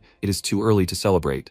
We need to find out what the great master left behind. After that, they exchanged glances and went inside. After some time, the protagonist opened his eyes. His hands were chained, and he thought, when did he manage to fall asleep? He began to look around and noticed that the ceiling seemed familiar. At that moment, Zhang Yiyun and Wang Sam were standing in front of him. Yiyun held a fan in front of him and asked, "Is this a guy?" Wang Sam replied, "That's right. Judging by the fact that he only spoke Korean, he must be from Head-On. How much would he fetch at the palace?" The protagonist looked at them and thought, they. Wang Sam then looked at him and noticed, he's a guy. He quickly came to his senses. The protagonist thought, this is Wang Sam, the slave trader who sold him into the imperial palace. Okay, he understood everything. As soon as they opened the gate, they were struck by an illusion. He eagerly awaited the moment when he could discover what was hidden behind the stone gate. For showing him this particular illusion, he would pay in full, Great Master Mangukja. After that, Wang Sam came closer and laughing slightly said, yes, his face was blue with fear. He must believe. For him, all this isn't so bad. Isn't it better to live in the palace than to die of hunger on the streets? He grabbed the protagonist's face and added, who knows, maybe he could become the greatest man in the palace. If that happens, he must not forget the mercy of Wang Sam and Yiyun. The protagonist thought, he guessed right. In his past life, he really did have power second only to the emperor. But what is the use of this power if, possessing it, it is impossible to be intimate? The next second, streams of energy began to burst out of his body. The men, covering themselves with their hands, screamed loudly. After returning to the past, the protagonist's inner strength disappeared, which is expected because time rolled back, but his mind remained intact. The men were surprised. What? How did he break free? The next second, their bodies were covered in ice. Most likely, what was happening now was just an illusion created by his consciousness, which means his power did not disappear. Then he used the first element, Ice Heart. Pieces of ice flew in different directions and the MC clenched his fist. He thought, he doesn't know what's wrong with Yiyun, but he got rid of Wang Sam a long time ago. Do they really think that he can be fooled? What kind of crappy illusion is this? The next second, the girl reached out to his face and said, oh my god, he's amazing, darling. He seems so powerful to her. It's so exciting. Several girls hugged the protagonist from different sides. One of them said, darling. She stretched out her lips to him and kissed him on the cheek. The protagonist sighed, clenched his fist and added, he is not a pervert who gets excited at any moment, unless it concerns real intercourse. The next second, he punched his fist in front of him, releasing powerful energy, and shouted, so there is no point in showing the girls in an illusion. Shards of ice flew in all directions. Then MC turned around and noticed Mangukja, who looked at him and said, well, he exceeded his expectations. The protagonist shouted in surprise. Him. Mangukja took a pose, swung his sword and said, well, he should try to stop it. A powerful stream of energy rushed straight towards the protagonist, and he began to concentrate the energy in his hands. He thought, his power is incredible. You don't even need to guess to understand who it was. The next second, a stream of energy hit his body. He flew far back and thought, 300 years ago, this man managed to resist the invasion of the Blood Alliance and save the world of martial arts. He is the strongest master in the history of the Gongdong school and the greatest of all, Master Mangukja. A few seconds later, he rose to his feet, ran forward and shouted, he must listen. He is not his enemy. He still doesn't understand. Mangukja swung his weapon again and shouted, idiot. He still thinks he can defeat him? He is strong in spirit, but his fighting skills do not even reach the first level. He frowned and added, he hides behind the power of dark fusion, but still claims to be pure. At that moment, a dark aura appeared behind the protagonist, and Mangukja asked, how will he prove that he is not one of the minions of the Blood Alliance? The protagonist dropped to all fours. Mangukja, directing streams of energy at him, shouted, he must respond immediately. The next second, the protagonist bowed and said, He Cholsu, a student of the Gongdong school, greets his ancestor. Mangukja looked at him in bewilderment. Then a powerful stream of energy spread in all directions around the protagonist. Mangukja then began to laugh loudly, and coming closer, noticed he was a real man. He overcame his fear, and at the last moment used the element of surprise. He must be one of the best students. After that, he took the protagonist by the hand and lifting him, added, the test has been passed. He, Ngukcha, or rather, the part of his consciousness that remained here 300 years ago, had never encountered anything like this. A student who wielded both light and dark energy simultaneously. The protagonist looked at him and asked, "What's wrong with that?" He really did have dark energy, but now he studied under the banner of the Gongdong school. Ngukcha said thoughtfully, "That explains everything. Be it dark energy or something else, it doesn't matter now. It seems this is the will of the heavens." Then he thinks, in order to counter the reverse energy, it would be wise to use its laws against it. The protagonist thought in surprise, "Reverse energy? What does that mean?" He simply returned to the past through reincarnation,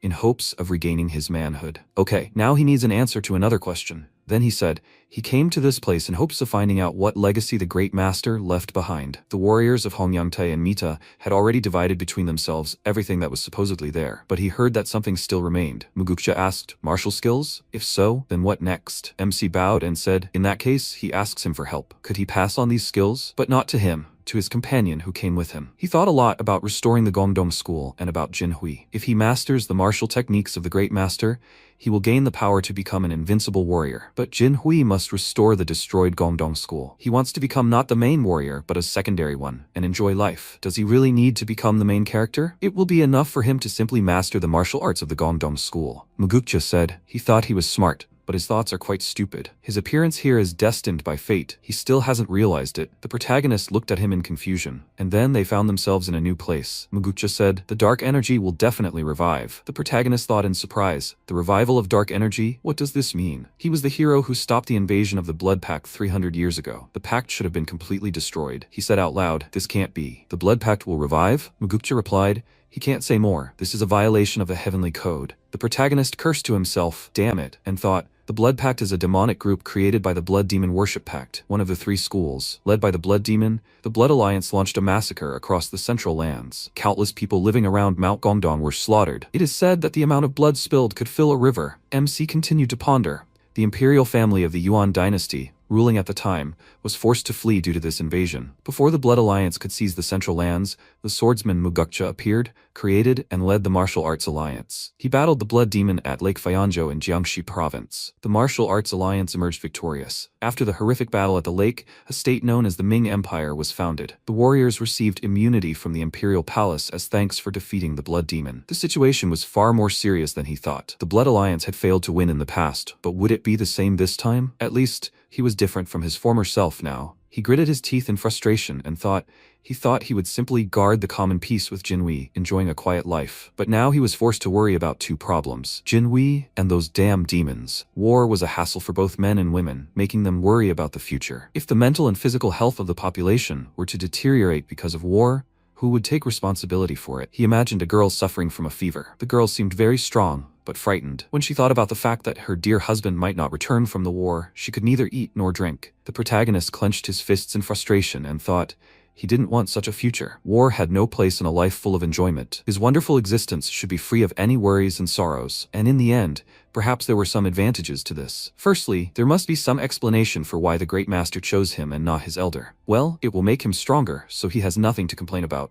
This time, he has no choice but to accept it. In his current life, he has no desire to play the hero. Why bother? Suddenly, he remembered how the girl, smiling, looked at him and said, "Master." MC frowned and thought, if the Blood Alliance invades the central lands, he will not remain on the sidelines. At that moment, Mugukcha, folding his arms across his chest, said, "What a good expression. Is he ready to begin training with the great sword master Mugukcha?" The protagonist said, he thinks he will be an excellent teacher. And he replied, "Scoundrels like him, who want to live only for wealth and luxury, do nothing but talk. Does he really perfect his martial arts to impress girls to fulfill his pathetic, carnal desires?" MC looked at him seriously, then closed his eyes and said, "Not quite. At least, that is not the main goal. The merging of souls is the fundamental principle of nature, and he is not a sinner who follows his desires. Didn't he, the great master, see that his illusions could not deceive him? He only wants to direct his cherished desire in the right direction. The pursuit of enlightenment through harmony between a woman and a man is his highest goal. For him, women are eternal love for life, tenderness, harmony. He wants to give one such a life filled with happiness. Does it seem that he views women merely as a means of satisfaction?" Then Mugukcha grabbed his head and said, "What a strange philosophy he has. What's wrong with women who lust after him? They will all suffer from jealousy and envy." MC said, "That won't happen. If he can't bear responsibility, there's no point in even starting. After that, Mangacap laughed and said, well fine, he gives him credit. He didn't expect him to be so determined. If he inherited his technique, he'd have to give up his internal techniques. Was he prepared for that? The protagonist replied, he wouldn't mind. If he can't use those stupid eunuch techniques.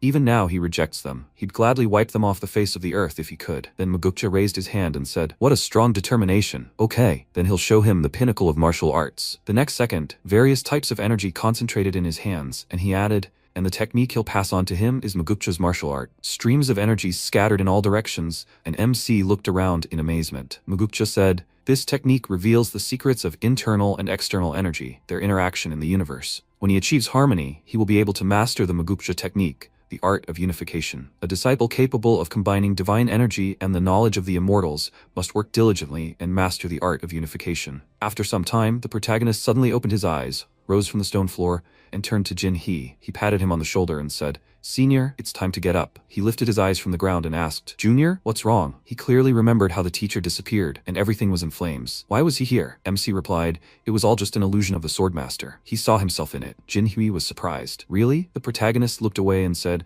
there lies a great legacy, a technique, the art of unification. But the next second, rubble began to fall to the ground. The protagonist, abruptly running to the box, shouted, we need to quickly get the box and get out of here. Since the Great Master's divine power has disappeared, this place will soon collapse. The next second, he snatched the book from the box, and they ran for the exit. A few seconds later, Jin-hee stopped and, pointing a finger at a glow to the side, shouted, there! They continued on their way. The protagonist turned around and noticed Mangacap. His body was transparent. The next second, the master disappeared. The protagonist continued running with Jin-hee. After some time, they ran out of the cave. Jin-hee, looking ahead, said, finally, he sees the sun. The protagonist replied, yes, there is such a thing. They turned around and Jin-hee announced, the entrance is completely blocked. They won't be able to get back inside. But most importantly, they were able to retrieve the missing martial arts scripture. They have to go back, Junior. The protagonist replied, yes, he still has a lot to take care of. But before that, he needs to make a short stop. After a while, the girl said, aha, Young-sik, is he out of his mind again? The boy looked at her in surprise. She added, Grandpa isn't feeling well, and he's treating him like this? Young-sik replied, no, he wasn't out of his mind. He was cleaning the house. At that moment, an old man came out into the street and asked, honey, is she sure she should leave? The girl replied, she's sure. They've lost their only source of income. They need to go somewhere where they can earn money to eat, Dad. At that moment, Young-sik looked down and thought,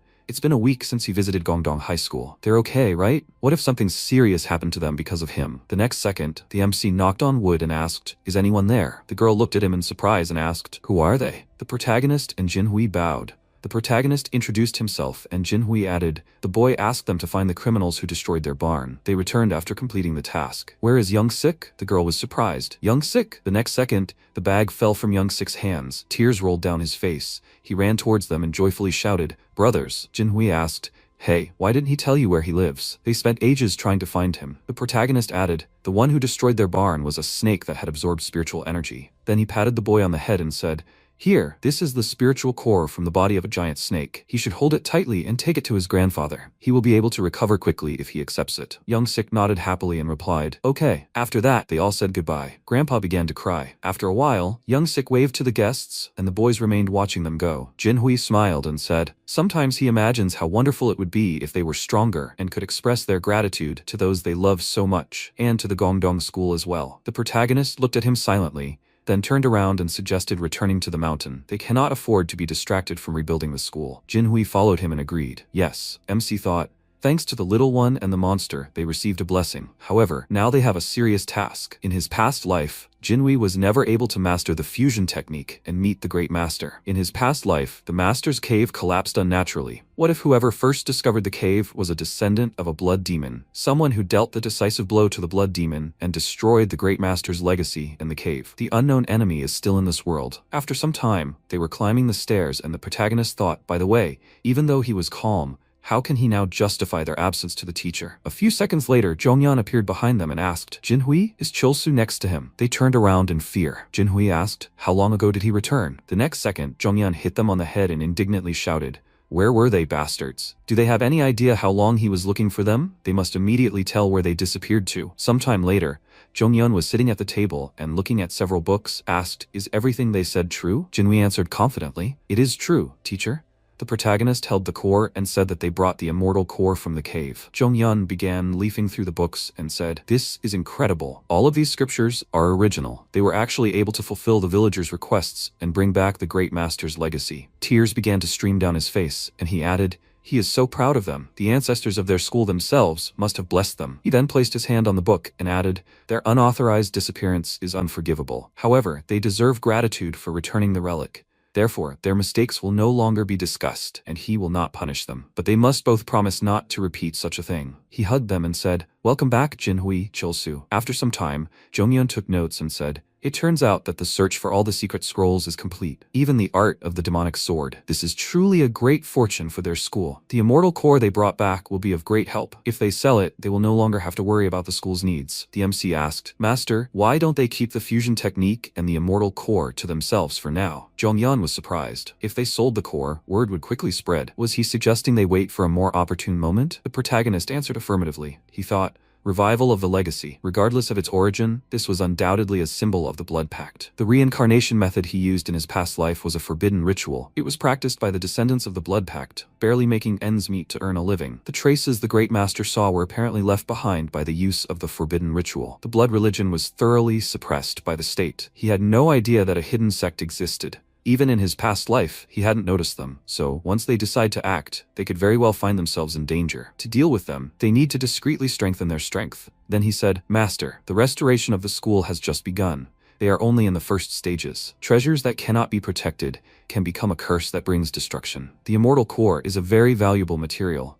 Many have been searching for it for years. If word gets out that Gongdong School has such a treasure, it could lead to great trouble." Jongyeon replied, "He speaks the truth, Chulsu. Recently, the pump criminal gang has begun operating throughout the Kamsok region." Jinhui was surprised. "Huh? Can he tell us more?" Jongyeon replied, "Previously, they were just bandits causing trouble, but recently their strength has increased significantly. Chulsu is right. It is not yet time to get rid of the immortal core. They must be careful and not act rashly." After some time, he picked the lock and said, "Now they can go." He opened the doors and added, "Chulsu, Jinhui, they should follow him." Jinhui asked, "Master? Where is he taking them?" Jongyeon turned around and said, "They did a worthy deed, so they should go and celebrate. They go to the Gongdong Inn." The protagonist smiled and thought, finally, he's been waiting for this for a long time. A trembling flower with a snow-white face. It's time to meet Seo Harin. After some time, they walked forward through a poor area. The protagonist looked around and thought, are there really places to eat here? Jongyeon turned to him and asked, is he surprised by the situation? The protagonist answered, not at all. Jongyeon added, ever since Gongdong province weakened, life here has changed a lot. Previously, this place was visited by a huge number of people. Many came to the inn. Now the inn is empty, and people barely make ends meet. The atmosphere on this street has become like this since the appearance of the bandits from the pump gang. The protagonist began to ponder. If you think about it,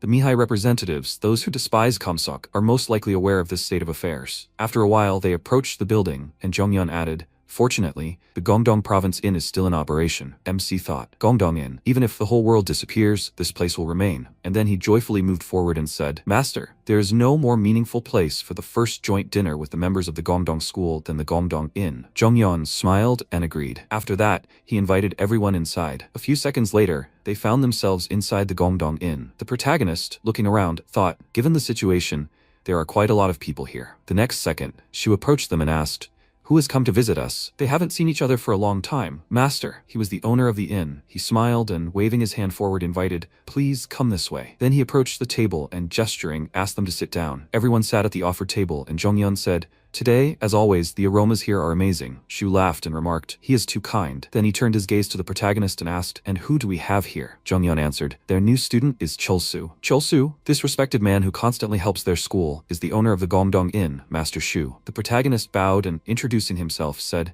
he is very pleased to meet them. Shu said, likewise, Chulsu. He is happy to know that such a well-mannered person has entered the Gongdong school. At this rate, the Gongdong school will regain its former glory very soon. The protagonist thanked him awkwardly, and then thought, he just introduced himself. He seemed too excited, and besides, he began to look around. Voices came from other tables. Members of the Gongdong school have arrived. Did they hear? There are many students there. He seems very diligent. How wonderful, very good. The protagonist thought, they are not famous martial artists, are they? They are paying too much attention to us. Then Shu asked, does he feel uncomfortable? Please, he must be understanding. They are all friends here who wholeheartedly want to rebuild the Gongdong school. MC asked, rebuild the school? Shu answered, that's right.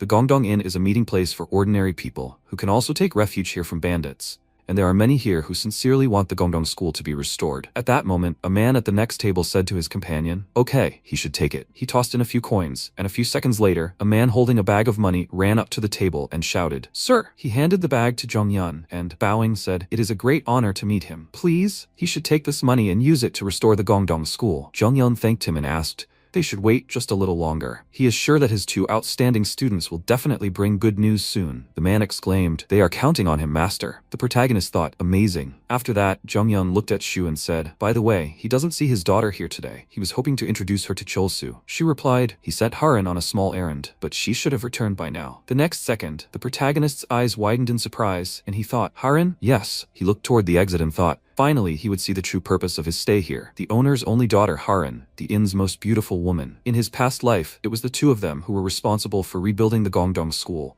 the outstanding Jinhui and the talented swordsman Harin. Jinhui led the squad while Harin effectively ran the Gongdong school, handling matters large and small. Thanks to her enigmatic beauty, typical of children of mixed blood, she earned the nickname the inn's most beautiful woman. But she also became famous for her fierce character and fighting skills, earning her the title, the Cold Sword of Death. A veritable cult had formed around her. Harin fan clubs had even been created. The protagonist thought, so what was his point? She's so beautiful that it's not a pity to die by her hand. He simply can't miss out on the most beautiful woman in the province. Come on, she must show him her beautiful form. The next second, the door began to open. The protagonist blushed with embarrassment and, looking at the door, thought, come on. Harin entered the room, holding a basket of groceries. MC looked at her in bewilderment and thought, what the hell? The number 1 beauty turned out to be a child? Harin approached Shu and said that she had returned. The protagonist thought, he is still fixated on his past life. That's the problem. 50 years have passed since his past life. Harin is 2 years younger than Jinhui, so she is much younger than him. Yes, she is very beautiful, but he does not feel anything for her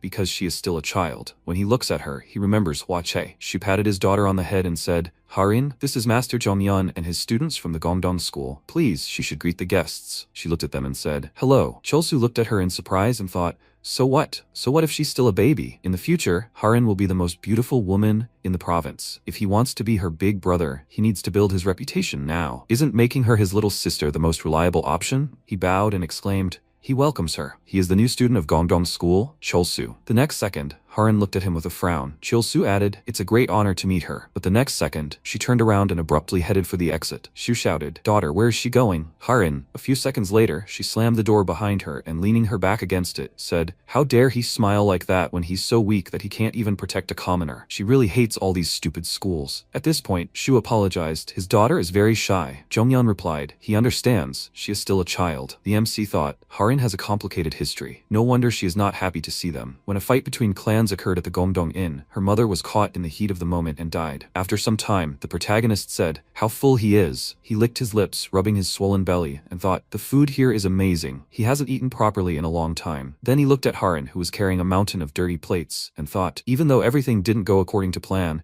he finally met the trembling flower of the white forest. Harin suddenly sped up, and the next second, Jinhui leaned towards the protagonist's ear and asked, how is the food? He replied, it's delicious, and thought, too close. And why did he start whispering? Jinhui asked, really? He's glad, so he liked it, Junior. The protagonist thought, every time he looked at him, Jinhui looked more and more suspicious. He's afraid that after entering Gongdong Harin's school, he'll fall in love with Jinhui. Will he then lose the chance to become the number 1 big brother? He must do something urgently. Then he looked at Zhongyun and asked, teacher, maybe they should hold traditional dinners regularly at the Gongdong Inn? Zhongyun laughed slightly and asked, did he really like it that much? Cholsu replied, that's right. And so many people here so sincerely want to help rebuild the school. He spread his arms out to the sides and added joyfully, being among them, he feels himself filled with energy and a desire to strive for more. He wants to become a worthy warrior as soon as possible and help all these people. Zhongyun replied, that's very commendable. He thinks they can come here once a year. The MC bowed and said, thank you very much. Cholsu smiled and thought, very good. He needs to improve his relationship with Harin and become a wonderful older brother to her. After some time, the protagonist thought, they will meet Harin next time. By then, he needs to become a more mature man. He took a stone tied to a rope from his inside pocket and thought, the weight is just right. Kegel exercises are the best way to strengthen your will and body. A true warrior must be strong in everything. He took off his pants and thought, this is good for training patience and endurance. Just what you need to develop masculine energy. By the way, after he defeated the monster, his masculine energy should have increased. Then he let out a loud cry, and the suspended weight began to move from side to side. 1 year later, the MC sighed heavily and, looking down, said,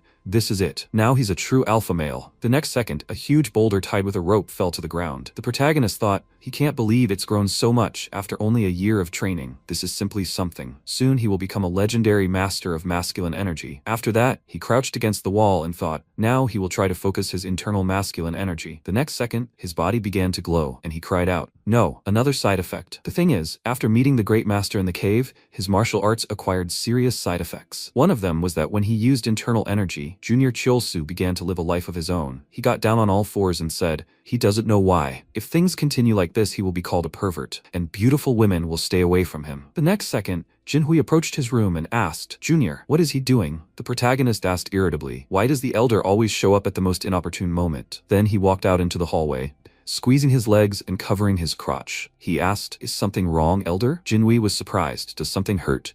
The MC replied, no, everything is fine. Jinhui added, today is the day of the traditional dinner at the inn. Are they going together? Chulsu replied, oh yeah. Jinhui looked away and added, the teacher was just going to Wajangyan. He doesn't need to rush getting ready to go. The protagonist said he understands. Now he will quickly get dressed and come. Jinhui turned in the opposite direction, and the MC thought, masculine energy. In theory, he shouldn't have felt anything, but he reacted strangely. The teenager seemed too old for such a thing. After a while, Harin began setting out the cups and said, tea. The protagonist said, Junior, thank you very much, but she abruptly walked in the opposite direction. The protagonist watched her go and thought, this time, it's not so much contempt as disdain, much better than when they first met. Only here's the strange thing. The inn is usually full of people. He looked around and asked, was it always this quiet? Jinhui asked, did Junior notice too? He had never seen the inn so empty. The next second, Shu approached them and said, welcome, rascals. He bowed, and the MC, smiling, said, it's been a while, Master Shu. He thought, it seems the master isn't feeling well. Then he leaned over and asked, do they want to order the same as last time? The protagonist said, if he means Kamen Harap and Sujo Yankuk, then yes, he guessed correctly. Shu replied, okay, when he's ready, he'll bring it. The next second, he leaned over sharply. Harin cried out in alarm. Daddy! She and the protagonist grabbed Shu's hands,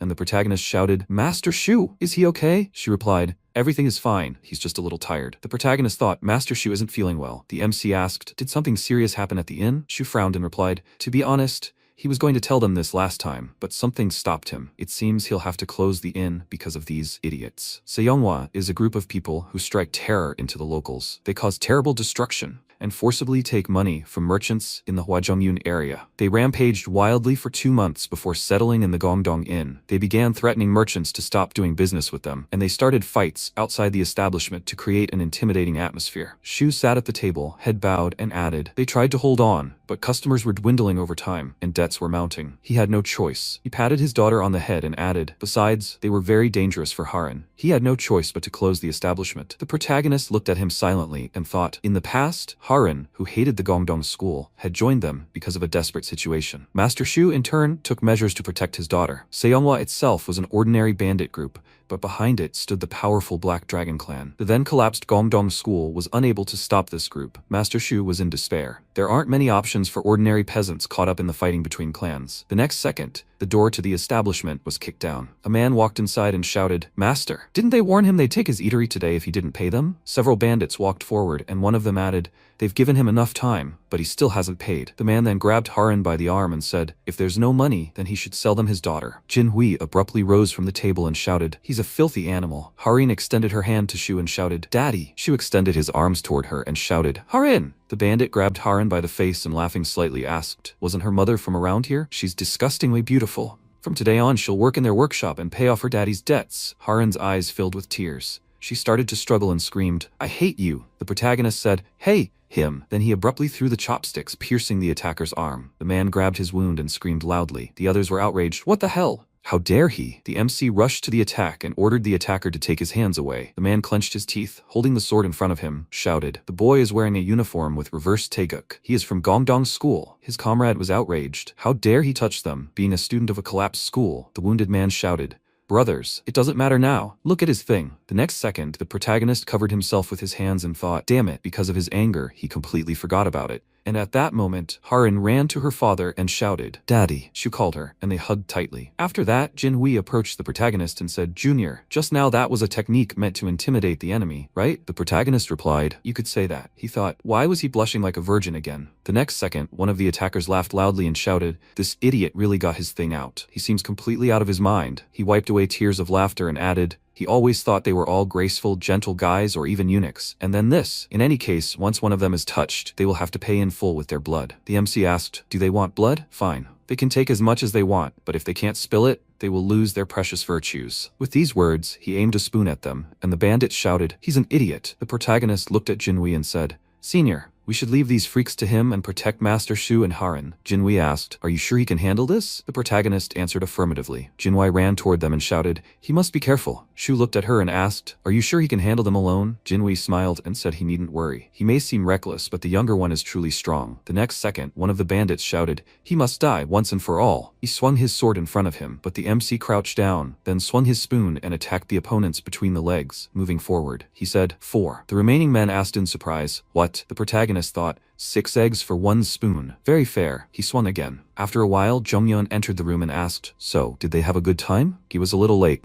On the way here, he met a famous jeweler. Before he could finish speaking, he noticed the bodies on the floor. He said, "They must immediately tell him what happened here." After a while, MC bowed and said, "They apologize for the damage caused." She replied, "Everything is fine. If not for them, today he would have lost the most precious thing he has." Jonghyun asked, "How dare they show up here? He will gladly finish them off with his own hands." The protagonist in turn asked him not to do that. Jonghyun, "The Black Dragon clan is behind all of this. He is not as strong as he used to be, and it will take a long time to recover." Then he placed his hand on Harin's head and added, "But he wants her to not have to go through this again." Jonghyun replied, he understood. If it is for the best for him, he swears to take good care of Harin. The protagonist took a couple of steps forward and said, "Teacher, please wait." The MC thought, if he doesn't intervene, Harin will join Gongdong school, just like before. But that would be wrong. She shouldn't close her heart at such a young age. It would be better for Harin if she didn't join Gongdong school and stayed here. It would spare her future emotional wounds. He said, they weren't given eyes to turn a blind eye to everything. If they turned a blind eye to the pain of their loved ones, how could they call themselves worthy people? Jonghyun looked at him silently, then nodded and said, "He's right. It would be ridiculous if he, as the head of Gongdong school,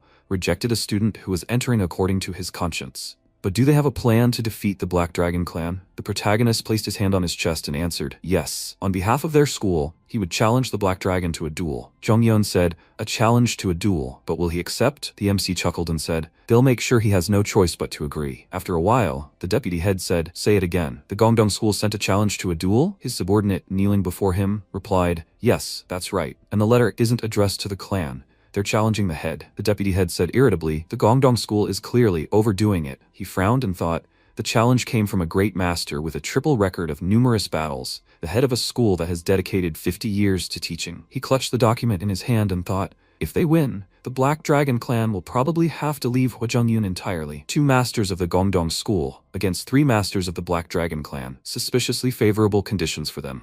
They have a Sapa Sky Dragon and a Soryon Black Dragon, so the fight will be completely unequal. Then he threw a crumpled piece of paper forward and said, either way, they will lose. The clan head doesn't need to know about this at all. At that moment, Yo Yeryong said, yes, that's not necessary. Deputy head was surprised to hear her voice. She flew closer and said, she will do it. Deputy head shouted in surprise. Yeryong, no, they will take care of it themselves. But then she asked, did he even hear what the Gongdong school student was saying on the Hwajungyun? The little idiot was telling stories about how he beat up the idiots from their clan and how he nobly turned them into eunuchs. And without even drawing his sword. Not long before, the protagonist had raised a spoon and shouted, look, this is a spoon. With just spoons, he was able to turn 3 armed members of the Black Dragon into eunuchs. The assembled people were amazed. He was so young. With 2 spoons? This is what those Black Dragon idiots deserve. When did the Gongdong school regain its former power? The protagonist smiled and said, their bandit groups and the Black Dragon clan itself are insignificant idiots. In the present tense, Yeryong added, because of the group's failure, the Black Dragon's reputation is deteriorating before our eyes. Deputy head bowed before her and apologized. Yeryong leaned toward him, patted him on the shoulder, and said,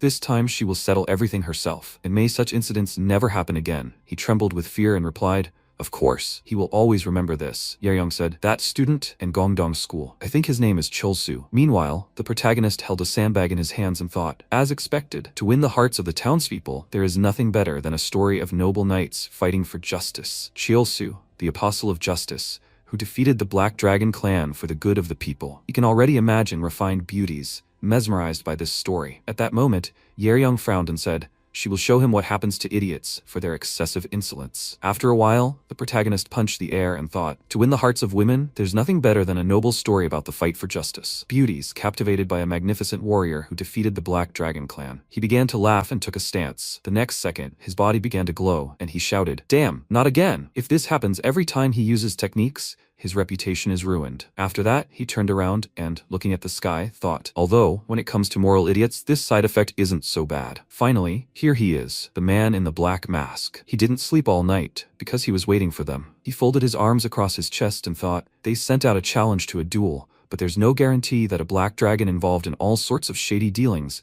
will accept the challenge. There is no better friend in the world of martial arts than the man in the black mask. And then he said, never mind. He looked around and added, well, at least they'll send someone. After all, they have no reason not to. Then he was surprised. What? Yeryong landed on a tree branch in front of him, and he thought, a woman? In his past life, the Gongdong School's battle with the Black Dragon took place 4 years later. He knew for a fact that there weren't any girls in the Gongdong School's ranks back then.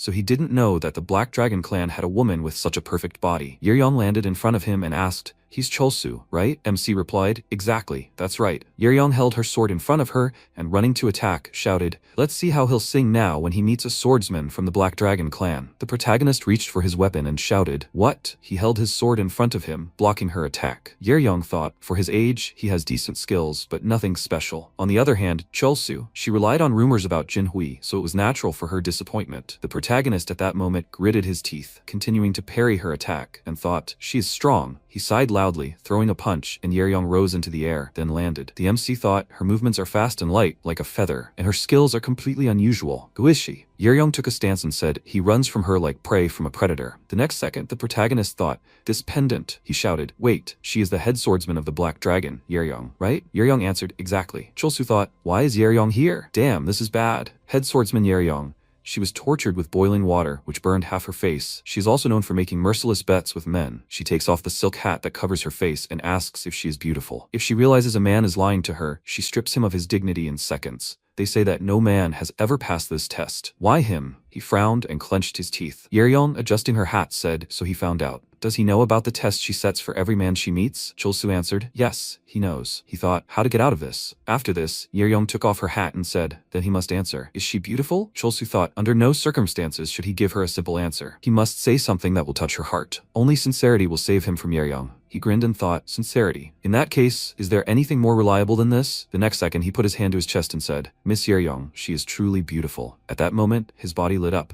and Yeryong, perplexed, opened her mouth and screamed, what the hell? Is he crazy? He is definitely insane. Cholsu replied, but miss, she asked him herself. He added, her clear eyes, silky hair, and fiery personality are simply beautiful. He, Cholsu, declares this with complete confidence on behalf of the entire Gongdong school. Yeryong was surprised. What? Cholsu blushed with embarrassment and added, miss, he really admires her. Yeryong also blushed with embarrassment and thought, she is already 60 years old. She had asked this question many times, put him to the test, but never before had she heard such a frank answer. She covered her mouth and thought, he is so different from all the other men she had met before. Yes, it was still too much, but she couldn't bring herself to call his words a lie. MC smiled and thought, it worked. She was asking this question for a reason. There was an important reason. A very important reason, he continued to think. In fact, Yeryong is not just an eccentric swordsman of the Black Dragon clan. She is thousands of years old, and she is a demon, the ruler of the dead, Jae-Sawol, an invincible swordsman from the Henyongan sect and the first of the Black Dragon clan. She can take any form, man, woman, animal, absolutely anything. Creating shells and traveling the world of martial arts in them is her hobby. One of Sawol's shells was the swordsman Yeryong. They say she was incredibly beautiful since childhood. All her life, she was surrounded by men with less than kind intentions. Ultimately, she suffered from everyone only paying attention to her appearance. Yeryong is a character who reflects Sawol's traumas, and it was because of these traumas that she devised her famous test. If a man confesses from the heart, she will be embarrassed and become harmless. Confession or punishment, Yeryong thought.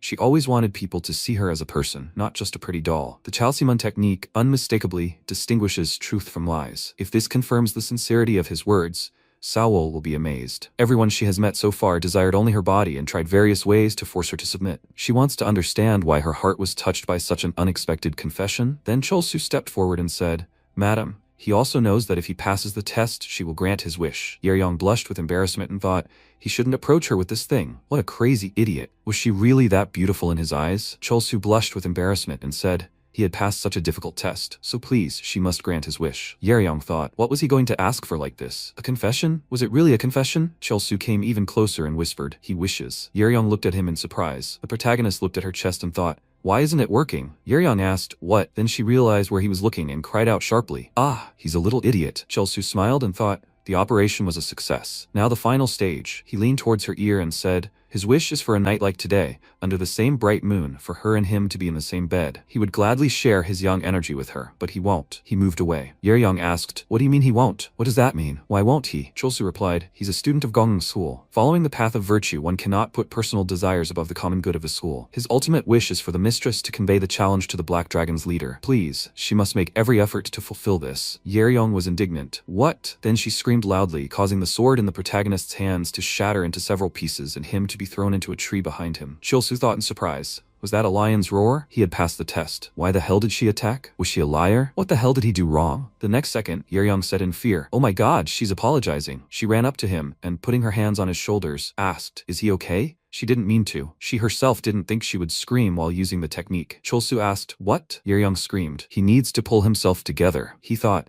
even though she wasn't the head of the sect, her menacing roar made him shudder inside. Judging by her panic, it seemed like she didn't really intend to attack. He had to use that. Then he paused and, pretending to be cute, asked, how could she do this to him? He clearly heard that the lady showed mercy to those she acknowledged. Yeryong screamed, it was a mistake. Cholsu replied, good. He wanted to believe her. She had to say, will she really grant his wish? Yeryong replied, of course. His wish would definitely be fulfilled. Cholsu thought, how profusely she apologized. His acting, as always, was top-notch. Then Yeryong handed him a bag and said, let him take this and eat it. He will feel better. She stepped back, and the protagonist looked at the bag and thought, a secret medicine? Lucky. At that moment, he heard a shout. Junior, is everything okay? Cholsu looked to the side and thought there's no way he could tell the senior and the teacher about what happened between him and Lady Yeryong. He had to act. At that moment, Jinwei ran forward and thought, the entire mountain was shaking from a powerful energy. Nothing serious happened to Junior, right? Jinwei screamed, Junior. The MC was lying on the ground. She ran up, picked him up, and shouted, Junior, what's wrong? Cholsu replied, Senior, he's fine. The men in black masks arrived at the main temple of their school. The battle ended quickly. He received minor wounds, but he managed to defend the honor of the Gongdong School. Jinwei said, the men in black masks, the idiots from the Black Dragon, dared to commit such a crime. She will never forgive them. Tears began to flow down her face. The protagonist thought, he managed the situation correctly. Excellent. Senior has a thirst for revenge, so now he will perform well in the fight against the Black Dragon. Jinwei said, this time he failed to protect Junior, but it will not happen again, he promises. Chiolsu thought, horrible, this male embrace. He should let him go. How much longer can he cling? After a while, the protagonist picked up the bag and thought, his wounds will heal in about 3 days if he keeps his head down and plays the hero. At that moment, Jongyeon entered the room and asked, Cholsu, is he feeling better? He assumed a sickly expression and said, after resting a bit, he feels much better. Jongyeon sat down next to him and said, that's good to hear. He shouldn't overexert himself with unnecessary exertion. Does he want something to eat? Cholsu thought. At Gongdong High School, he always eats nothing but grass. To be honest, it's already getting boring. Maybe he should ask for something that will help him recharge his batteries? Jinwei, with tears in his eyes, took his hand and shouted, he should ask for anything, Junior. He will bring him whatever he wants. The protagonist thought, he acts as if he is mortally wounded. Then he said, he really wants pork, roast pork, and some pork liver. Jinwei asked, pork? Cholsu answered yes, and he thought he would also like oysters. But given the meager treasury, pork will have to do. Jinwei clenched his fists and said, he understands, Junior. He will get it. He must continue to rest. A few seconds later, Jinwei ran away. She thought, it's all her fault. She only wanted to be a reliable senior, capable of protecting her dear junior. Her heart fluttered and pounded when she was near him. She felt like a woman again. That's why she kept this distance. She was sure that, as an older brother, she should protect the junior. She didn't imagine that her indecision and fear would lead to the junior getting hurt. Well, she couldn't live as a woman anyway. Harin rose from her seat and asked the student if he didn't mind. Perhaps she could take care of his younger brother. Jinhui was surprised. Little one? What's this all about? He thinks he can take care of his little brother himself. Why does she want to take on such responsibility? Harin replied, it's her duty as his future wife. Jinhui was even more surprised. Be future wife? What does she mean?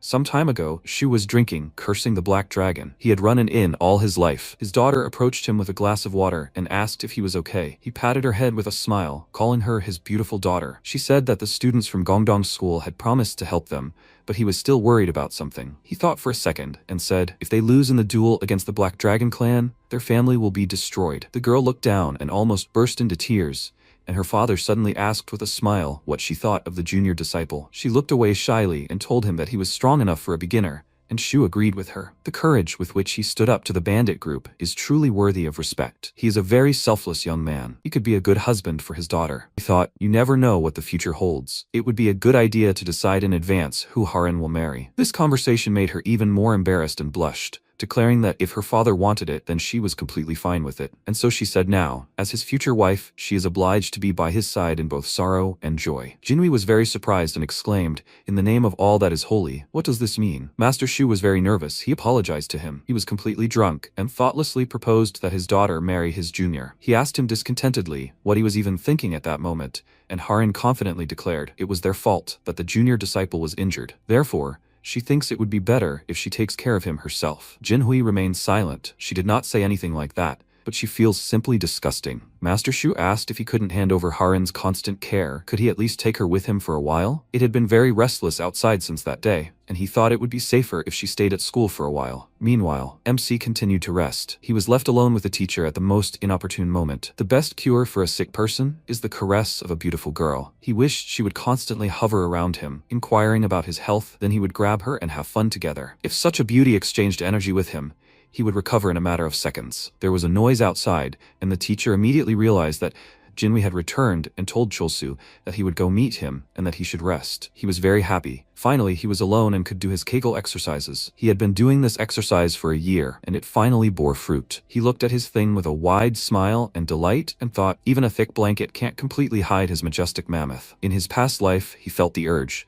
but there was nothing he could do about it. And now that he was alone, he could finally do it. Just as he got down to business, the door swung open, and Harin appeared on the threshold. She greeted him with a worried face, and he stared at her in shock and asked what she was doing here. She sat down next to him and told him that she was here to take care of an injured student. He was certainly glad to see her, but now was clearly not the best time. Harin took a damp cloth to wipe his body, and he became very nervous, because then she would see all this. She took the blanket to throw it back, and he screamed in horror. Meanwhile, Jinhui was watching the food being prepared, and was very worried. She still feels uneasy. She can't believe it. She really said that she wants to become her junior's wife. Harin is already a beauty. In the future, she will undoubtedly become even more beautiful. She will be forced to pretend to be a man all her life. Then an idea occurred to her. If she can't openly love him as a woman, it doesn't mean she's obligated to let him marry the first woman he meets. After all, he is important to her. Even the most sincere feelings need time and testing. The door opened. An upset Harin entered the kitchen, and she asked why she returned so quickly. She answered the guy that the junior student said he could not let her wipe him because she was a girl. Could he wipe him? As soon as she said this, Jinhui's heart danced with joy. At this time, Cholsu breathed a sigh of relief. This was all unexpected. He had not seen little Seo for a long time. The door swung open with a bang. Jinhui flew into the room and happily sat down next to him, asking, "He kicked little Seo out because she's a girl? That's just wonderful. They're both men, so his body is now in his hands." The MC was horrified by this pervert, and Jinhui started to pull the blanket off him, saying that it was time for him to freshen up, but he diligently pulled it back on himself and excitedly asked him to wait. He didn't need it, but he didn't take any objections at all. He simply tore the blanket along with his clothes, greatly frightening him. Now he was half naked and defenseless in front of him, trembling with fear. Jinhui called him poor thing. It must have been incredibly difficult for him to fight that man in a black mask. He nervously asked him to stop, and then he rolled him over onto his back and said that he needed to stretch out the tension in his body. He started to massage his muscles, and he was very upset that even his first massage now belonged to his senior. But his senior did it so well that he fell into bliss and thought, all his suffering is because of Yeryong. If the fight doesn't happen, he doesn't know what he'll do to her. Meanwhile, Sawol was lying on her bed and thinking, is Cholsu okay? Did she really hurt him that badly? He fell and didn't move. She remembered that moment and suddenly wondered, what kind of worry was this, even after so long? She, the absolute master of martial arts, the one who is better than everyone else in everything, the most beautiful woman in the world, the envy of all men and women, is worried about some clueless student of the Gongdong school? After that, she got ready to go, called her subordinate, and told him that she would be leaving for a short time at the Black Dragon headquarters, and that they should try not to do anything while she was gone. After that, she ran, but continued to convince herself that she was not worried about him at all. She was running so fast only because she had to fulfill her promise. It was not at all because she liked Cholsu and she wanted to see him as soon as possible. Finally, the massage was over. Jinhui told him with an awkward smile that all the tension was now relaxed. How was he feeling? He answered him exhaustedly that he felt just great and thought it was as if he could still feel a man's touches everywhere. He was very happy and said that he would do this every day from now on, and he exclaimed indignantly, every day? Once was quite enough. But he did not accept objections and promised him to do everything possible to help him recover as soon as possible. He left the room to get him some water, and he pulled his clothes on in irritation, wondering why he was always so happy after something like this. He was just a pervert, but his massage was really great. He felt much better. However,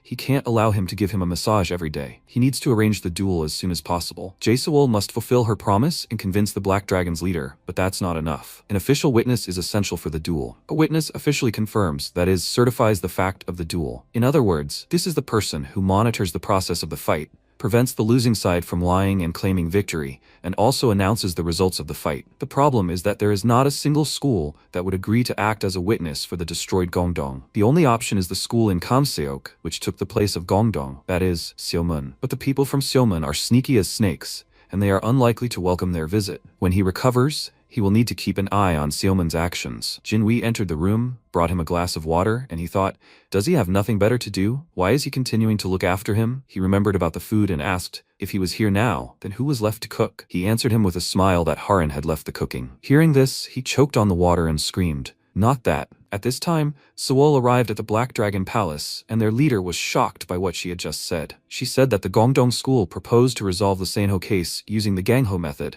They sent a message for a duel to the temple. Wee Chon-myung asked, did she distract the head of the Black Dragon from his work just for this? He hissed her name in rage and shouted, does she think he has time for such nonsense? He released his dragon aura, but she didn't even flinch. He said that this was not something she should waste her time on. Someone else had to take care of it. He threw a scroll at her. She caught it deftly, and he exclaimed in surprise, how dare she stop his decree? Seol called him a loser. She tore off her mask and exclaimed, since when did he think he could treat her like that? Seeing her true form, that she was actually Seol, he was very surprised and immediately began to bow at her feet, begging for forgiveness. What business did she have here? She was unhappy that she finally had to reveal her true form, and all because of that little idiot, Chulsu. But a promise is a promise. She ordered the head of the Black Dragon to accept the challenge of the Gongdong school, and he asked what benefit there would be from his participation in this duel. She said that he knew one thing, but not the other. It seems that Seomun is still afloat. He understood what she was hinting at, and she said, the vile snakes of the Seomun school are just waiting for the right moment to strike. For hundreds of years, Gansu province has been the stronghold of the Gongdong school. If the school is revived, it will only be a matter of time before Seomun reaches rock bottom. That's why the Seomun sect won't let Sangho's case go unnoticed. The sooner the Gongdong school falls, the better for them. If Gongdong falls, Seomun as true saints will be able to use the pretext of revenge to their advantage. For example, in a fight with the Black Dragon clan for the status of the #1 sect in the province. But if the Black Dragon clan officially defeats the Gongdong school in a duel,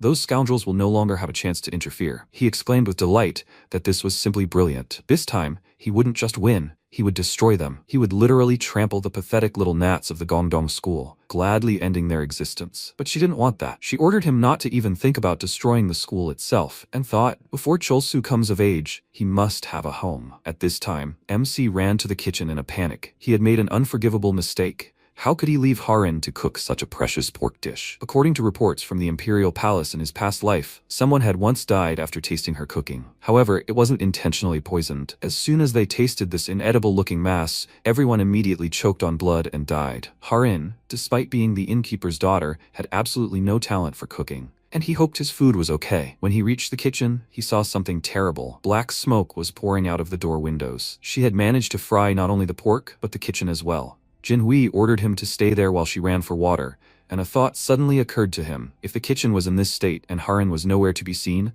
did that mean she was still inside? Meanwhile, Harin continued cooking as best she could, covering her nose from the smoke. She just wanted to grill some meat for a junior. Did she put too much firewood? If this continues, it will become dangerous to be here. She can't cause more damage to Gongdong school. She decided to find something to put out the fire, and a vat of water fell in her eye. She filled a bucket of water and thought that she just wanted to help. That's why she asked to come. But in the end, she ruined everything. Everything started to swim before her eyes. She thought that she needed to put out the fire, but for some reason her body didn't obey. Before she fell, Chulsu caught her, and covering the lower half of her face with a rag, asked why she was in the kitchen if she didn't even know how to cook. Seeing his face, she became very happy, then started coughing, and he picked her up to help her out. They ran out of the building. Harin in tears said that the kitchen was on fire. It was all her fault. She had to put out the fire. But he didn't agree. The most important thing now was saving her. She should take more care of herself and her safety. These words touched her. He laid her on the floor and told her to sit here and rest, and suddenly Jinwei's stunned voice was heard. At what he saw, he dropped the bucket of water and asked why he was hugging little So. He excitedly answered that he needed to pull her out of the fire, so he had to pick her up,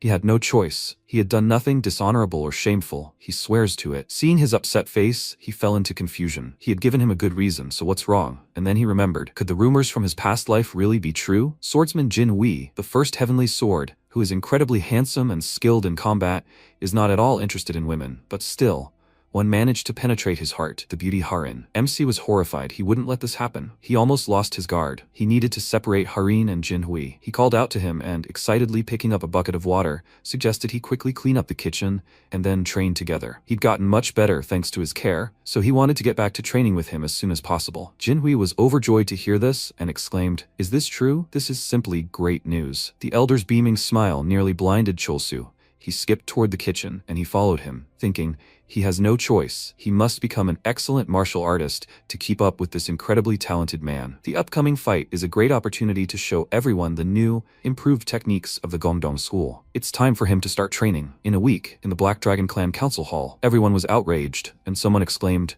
"How dare he say in this place that the Gongdong school is invincible? Is there even a single reason to agree with that?" The man slammed his fist on the table in rage and asked the leader to simply give him the order, and he would raze these idiots to the ground. Chonmyoung sternly ordered everyone to be silent, and the council hall immediately fell silent. He decided to engage the warriors of the Gongdong school in single combat. The counselors were surprised and asked why he had made such a decision, to which he replied, "It's unthinkable that a dying clan would dare challenge the Black Dragon clan, but their proposal only plays into their hands. They will see if they can defeat the Gongdong school using their strength. Besides, most likely, the idiots from Xiaoman will hardly be able to stay away." The advisors agreed with him, calling him a genius, and the man asked, should they then send a response as quickly as possible? Who would be best to send to the Gongdong school? The man thought for a moment and said that since the fight was between top-level masters, they should send the Black Dragon. She was on the training ground at the time. Several students surrounded her from all sides. They rushed to attack, and she measured them with her gaze, and then broke away and rushed forward, striking each of them. After that, she called them useless idiots. Is this all they can do with a sword in their hands?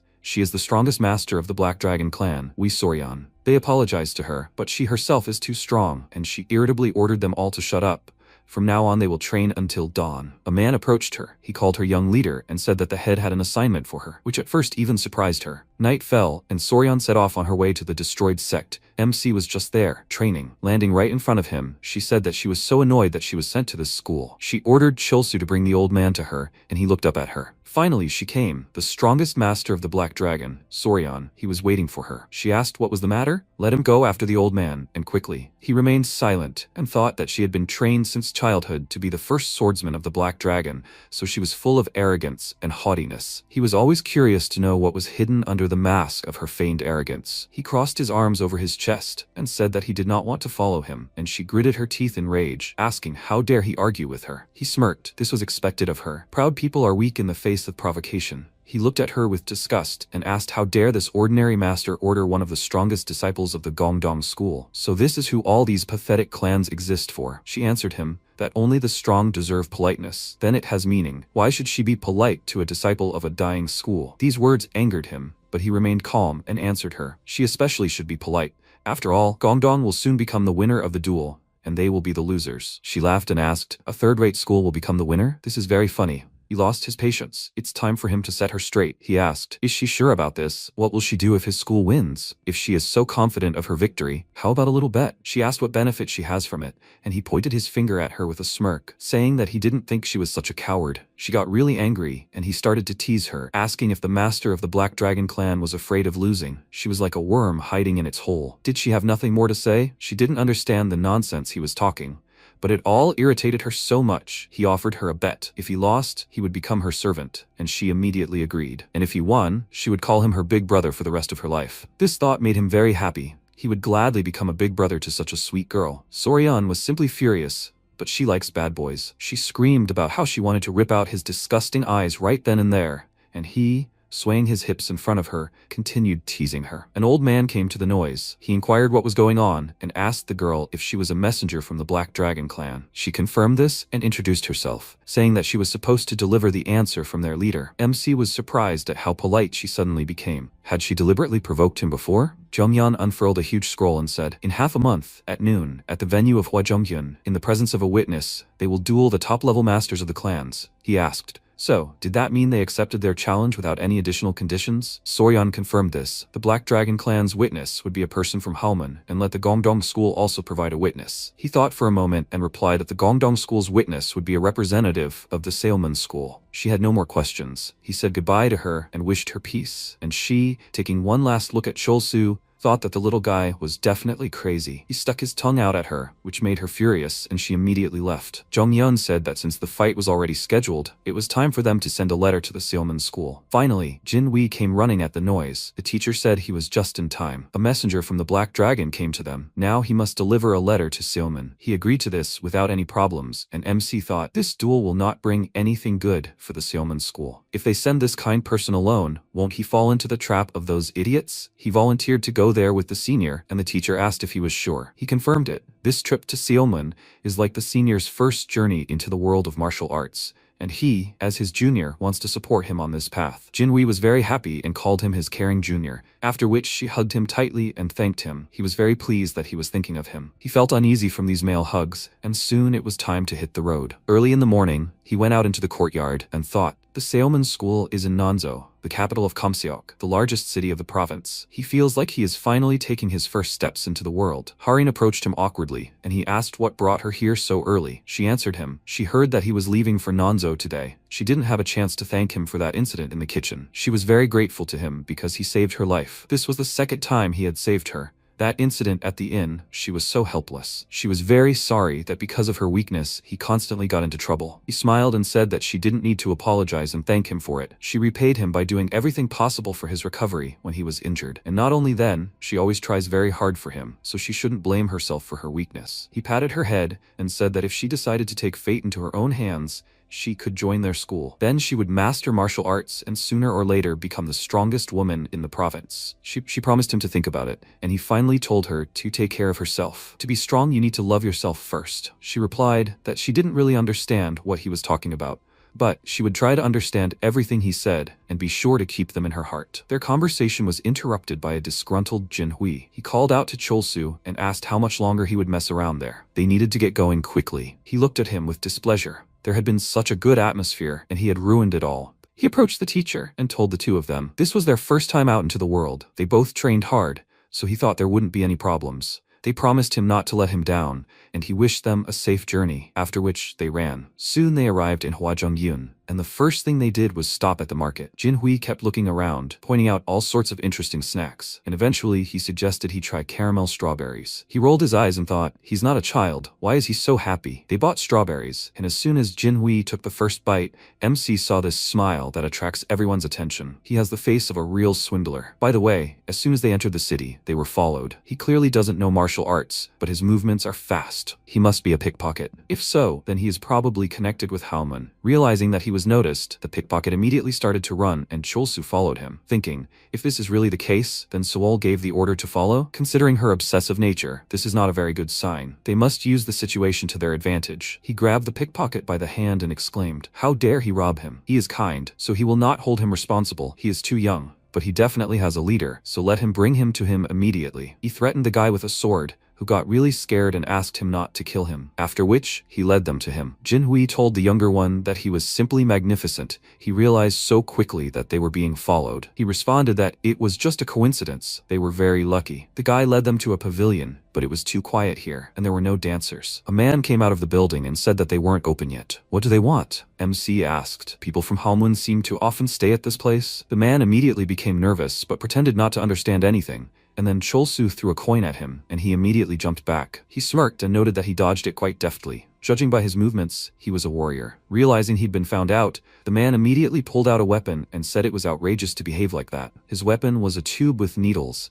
and the MC knew if the needles hit him, it would be very painful. Jin-hui rushed to attack without thinking. The man was surprised by the warrior's speed, and then he swung at him, knocking him unconscious. The others, hearing the noise, came to help their mentor, but Jin-hui quickly dealt with them too. He grabbed one of them, threw him with all his might, hitting him against the wall, and attacked the others with his fists. Cholsu was shocked. He'd completely lost his mind, and then Jin-hui turned to him and asked, is he okay? He'd expected him to be strong, of course, but this was too much. Jinwei said he would definitely protect him, and as he said this with blood on his face and a smile, it looked quite creepy. The warriors called him a monster. The MC realized they were in big trouble and rushed to stop the leader, but he didn't listen. He decided to deal with these idiots first, and then with everyone else. Then Cheolsu himself had to intervene. He grabbed one of the warriors by the ear and started pulling it, asking why they were exaggerating so much. Not only had they meddled in Gongdong, but now they were blowing it out of proportion. They had scared his leader. The man exclaimed that he had clearly made a mistake, and he ordered him to immediately take him to the leader,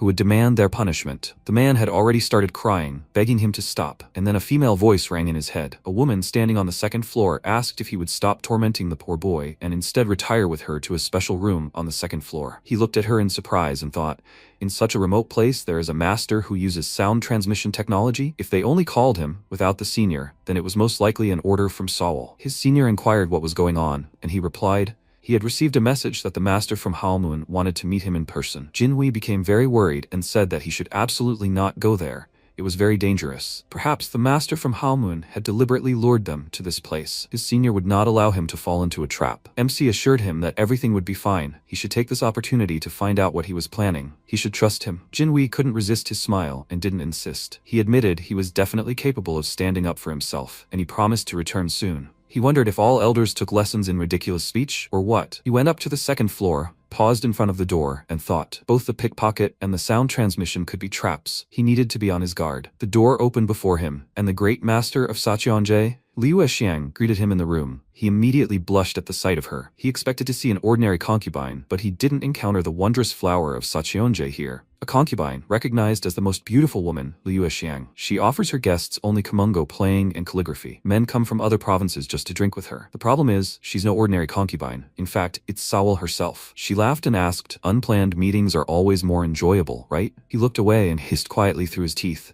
An annoying dress-up girl. She's simply obsessed. Sewell thought at this moment that she had finally caught him. This guy passed her first test only because he's a crazy person who likes everyone who wears skirts. She can't keep such a man in her heart, so she will test him again. And if he succumbs to Liu Xiang's temptation, she will make him pay for breaking her heart. She removed her veil. Cheolsu asked why she did it, and she answered him with a smile. It's impolite to greet guests with a veil over your face, and now she will pour him some tea. She decided to use all her charm and the beauty ball technique. Her martial art in this body is different from others. She used a top-notch technique that interferes with the opponent's mind and inflames them. As soon as the technique affected him, he immediately felt suffocated, and his face turned red. She smirked, satisfied with the result. She only had to hammer in the last nail. She took his hand and asked what brought such a young hero like him to their land, and from such touches he blushed even more. She was already expecting him to reveal his true self, but he restrained his emotions and waved her hand away, firmly saying he came to ask her something. She stared at him in shock, not understanding what was going on, and he asked if she didn't think it was at least improper to follow a Gongdong school student, sending surveillance when they were about to carry out an important mission. She was going to hinder them by selling information to the Black Dragon clan. Sewell wasn't listening to him at all, shocked that her seduction technique hadn't worked, and he continued. Because of this incident, based on the information gathered by Halmoon, the Black Dragon clan might send an assassin to Salmak. Wouldn't this method allow them to get rid of the pesky Gongdong school without engaging in battle or duel? He glanced at her dumbfounded face and thought, unless the Black Dragon had gone mad, they would hardly have turned to Halmoon for help. But in politics, truth doesn't matter. Since she had already shown him her weakness, he would tear her to pieces. He said that this was exactly how he felt about this ridiculous situation. And what would she say? Sewell may have powerful techniques, but she was no match for him. He was young in body now, but his mind was the same as in his past life. The conversation would have been different if she had come in her true form. By coming as a mere concubine, Liu Xian, she had deprived herself of any worthwhile authority. But she must have taken this opportunity to distract him and interfere. Love is a proven technique in the game of fate. He will not succumb to such vile techniques as pathetic hypnosis. He displeasedly noticed that she was following him, then using her dirty tricks, like seduction techniques. How was she going to justify her insolence? She guiltily lowered her gaze and answered him. The feud between the Black Dragon clan and the Gongdong school is the talk of the city. They survive by selling information, so she had no other choice. She bowed her head and offered him her deepest apologies. The Black Dragon clan has nothing to do with it. In fact, she was shocked. Her heart was currently pounding like crazy. She thought, what kind of man is he? He's truly exceptional. Usually, the smarter a person is, the more easily he loses his head to seduction techniques. But she is so infuriated that her techniques don't work on him. She awkwardly asked why he didn't fall for her trick. Does he really not feel feminine charm at all? He answered that she is a very beautiful woman. He would be lying if he said that she doesn't have feminine charm. The reason he didn't succumb to her charms is because he doesn't have feelings for her. She was very surprised and, covering her face with a veil so that he wouldn't notice her embarrassment, apologized to him for her tactlessness. He doesn't succumb to mindless temptation, doesn't blindly follow his desires, as is typical of many men. MC accepted her apology and forgave her offensive behavior, and now he wants to ask for something in return. He thought that since he had passed another test, it was time to receive a reward, and he asked her to convey an offer from the Gongdong school to the leader of Halmun. She asked in surprise, "He's talking about Sewol?" He confirmed it, and she asked what proposal he was referring to. He replied, he's proposing a secret agreement between the Black Dragon clan, the Gongdong school, and Soman. Sometime later, the head of Soman was informed that the Black Dragon clan had officially accepted the Gongdong school's offer of a duel. Hinxian remained silent, continuing with his own affairs. His subordinate said, if the Black Dragon clan defeats the Gongdong school in an official duel, Soman will lose the excuse to attack them. This could become a serious problem. Is everything all right? Hinxian told him not to worry, their duel would not take place, and the Gongdong school's defeat was inevitable. Is there a master who would dare to act as a witness on the Gongdong side? He was surprised and asked, he's going to disrupt the duel itself? Hinxian confirmed this. There isn't a single martial artist in this city who can't see through them. The Gongdong school won't be able to find witnesses for the duel without Soman's permission. Time passed. When Cholsu reunited with his elder, he immediately asked how his conversation with the head of Halmun went. He replied that everything ended well, but it turned out they were the ones spying on them, and he was terribly insulted. Jinhui looked around, noting that this market was so colorful, and MC said, no wonder it's the largest market in the capital of Kamsiok. But compared to Beijing, this place seems like a seedy hole to him. One of the townspeople saw the masters from the Gongdong school and told his friend that it seemed the rumors were true. He heard they were going to fight the Black Dragon clan, and his friend added, they say the Gongdong school has regained its lost martial art. Jinhui overheard their conversation and noticed that even here, there were people who recognized them. Cholsu smiled and said, their school may be in decline, but it still remains the oldest and most authoritative. They approached the Seoman gates, and the senior immediately noted that the building resembled a palace, and MC mentally called them upstarts. The guy at the entrance asked, have they come to the main house? Have they announced their visit? Cholsu took a scroll from his pocket and told him that they had arrived with a letter from the headmaster of the Gongdong school. It was about the fight with the Black Dragon clan, so he would only tell the headmaster about it. The guy thought for a moment and asked, so, they came without warning? He pointed to the huge crowd and told them to go to that line over there and wait. Jinhui immediately ran there, telling the younger one that they better hurry, otherwise they definitely wouldn't get in today. But MC stopped him and told him to wait. He had an idea, so let him leave this problem to him. He ran up to the guy and exclaimed that the content of this letter concerns a fight involving representatives of all the martial arts of the great empire. He was really going to ignore letters of such importance because of some kind of gatekeeper duties? The guy, confused, said that they should have arranged a meeting with the head in advance, and then he exclaimed, some small gatekeeper thinks he can decide for Grandmaster Seoman? Because of the noise around them, people began to slowly gather, and Cholsu shouted, his choice will be decisive for the future of not only Gansu province, but also for the entire martial world and the great empire. Is he ready to take responsibility for his choice right now? The boy grew nervous at the prospect of such responsibility and rushed to his senior to question him, and the MC laughed contentedly. The operation to eliminate the arrogant peacock had been a resounding success. Soon the gates finally opened, and the school's vice principal, Seoman Feng, came out to greet the two. He greeted them with a smile and introduced himself, and they both folded their hands in a respectful gesture and introduced themselves in return. The man asked them to forgive their gatekeeper's rudeness and follow him. He led them to a special room, brewed them tea, and asked them to make themselves at home and rest well after their long journey. Afterward, the headmaster would invite them to his office. Cholsu asked him to clarify how soon they could meet with the headmaster, and the man answered with a smile. He was currently busy with business. He was sorry, but he couldn't give them a precise answer right now. MC frowned slightly and thought, this man was polite and courteous, but not much different from that gatekeeper. Most likely, he wanted to make them wait to demonstrate the greatness of the Seoman school, but it wasn't his style to lose a fight before negotiations. He asked doubtfully, is that really true? Then let him convey the following to the great swordmaster. If he doesn't meet them right now, he could miss out on his golden ticket to a better life. The man was slightly surprised, but didn't show it and only laughed, promising to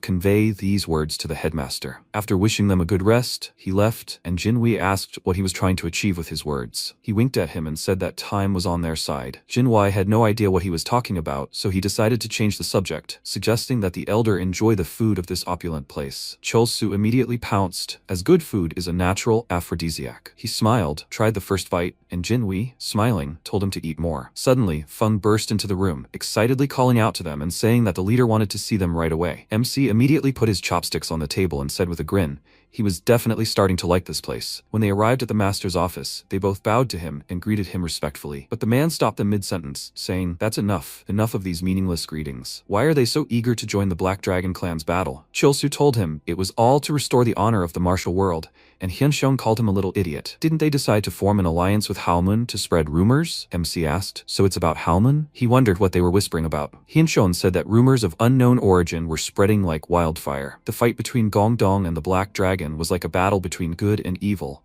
and the idea that the winning side would take over the martial arts world was just a meaningless rumor. At the same time, Gu Pilabong and the 6th Dynasty received a letter requesting the appointment of official witnesses for the Gongdong school. Could this just be a coincidence? Cholsu smiled and thought, as expected, Sewol had fulfilled her end of the bargain perfectly. When he met her shortly before arriving here, he made her an offer concerning the fight between the Gongdong school and the Black Dragon clan, and it was also about Seomun. First, he wants her to spread the word so loudly that no one is unaware of it. Then he needs to deliver a letter to the Gu family and the 6th Dynasty, asking them to act as witnesses. She asked if he was trying to raise the stakes so that the Seomun school couldn't refuse to appoint an official witness. He confirmed this, and she told him seriously, even if he ignored the violation of the rules, Halmun is not a place that will suffer losses. Even if she passes on this proposal, Master Daesan Muju will never agree. He was upset that she was thinking so quickly, and reached into his inside pocket, hoping he wouldn't need it. He placed a pearl on the table and asked her to give it to Master Daesan Muju as payment. Sewol liked his approach. She noted that although the pearl was small, it contained pure energy. Now the deal was fair. Since Halmun was acting as the Black Dragon's official witness, raising the stakes was a welcome change. It's already been decided that Tangmun, Cheonseong, and Yimi will be the official witnesses. Now, if the largest school in Gansu, Seomun, decides to stand aside, it will look ridiculous. They have no choice but to accept the offer to appoint a witness. True masters continue to fight even when victory is already within their grasp. Hyunxian nervously clenched his fist and said, "The people of Halmun are experts at spreading such rumors, and it is the Gongdong school that is currently benefiting the most from this." And he assures that his guess about cooperation between Gongdong and Halmun is empty. MC spread his hands and asked, "Does he have evidence?" It is dishonest to threaten with mere speculation. The man exclaimed that there is no evidence, but everything is already clear. And he, smirking, looked away and thought, Master Daesan Muju personally intervened in this matter along with Sewol, so of course he has no evidence. Hyunxian exclaimed that since the fight had already become known as a battle for truth, if they lost, it would not only lead to the downfall of the Seomun school, but also a crisis for the entire martial arts world. Cholsu stared at him in shock. He'd always known he had a fiery temper, but to this extent, the headmaster exclaimed that he would have to take responsibility for their victory, then slammed the table with all his might in rage and declared, as their senior in rank and experience, he would teach them how to fight properly. MC was surprised. This old man was definitely crazy. If he hit them with that, they would definitely be 1 foot in the next world. Hyunxian shouted in rage that if they wanted to atone, they should prove their strength to him, the Sword King of Chintian. Cholsu thought, this man really wants them dead? He wielded a sword heavier than Mount Sumisan, considered the center of the world. This is a man whose fierce swordplay can make the heavens weep, a warrior who has mastered the great imperial technique of destructive power and the true heavenly tyrant's swords, Master Seomun Hyunxian. He radiates enough energy to accomplish his goal. It looks like he's really going to kill them. MC couldn't take it anymore. Blood spurted from his mouth, he fell to his knees and felt incredible pressure. Its energy felt like it was about to grind his body into dust. And if he wanted to escape this force, he needed to somehow use the pure blood reverse flow technique. Despite this pressure, Jinhui stood up, surprising his junior, and asked the master to refrain from making disrespectful comments about their school. The man was amazed at this warrior's strength, and he said, their school may be in decline, but it's not yet so weakened that it can't cope with the followers of the demonic path. Chiolsu looked at the elder in surprise and thought, he blocked the flow of Seomun Hyunxian's energy. Geniuses are truly unique. It's only thanks to him that he's still alive. Hyunxian said he was able to withstand the flow of his energy. That's pretty good, but it's not something outstanding enough to be worthy of recognition.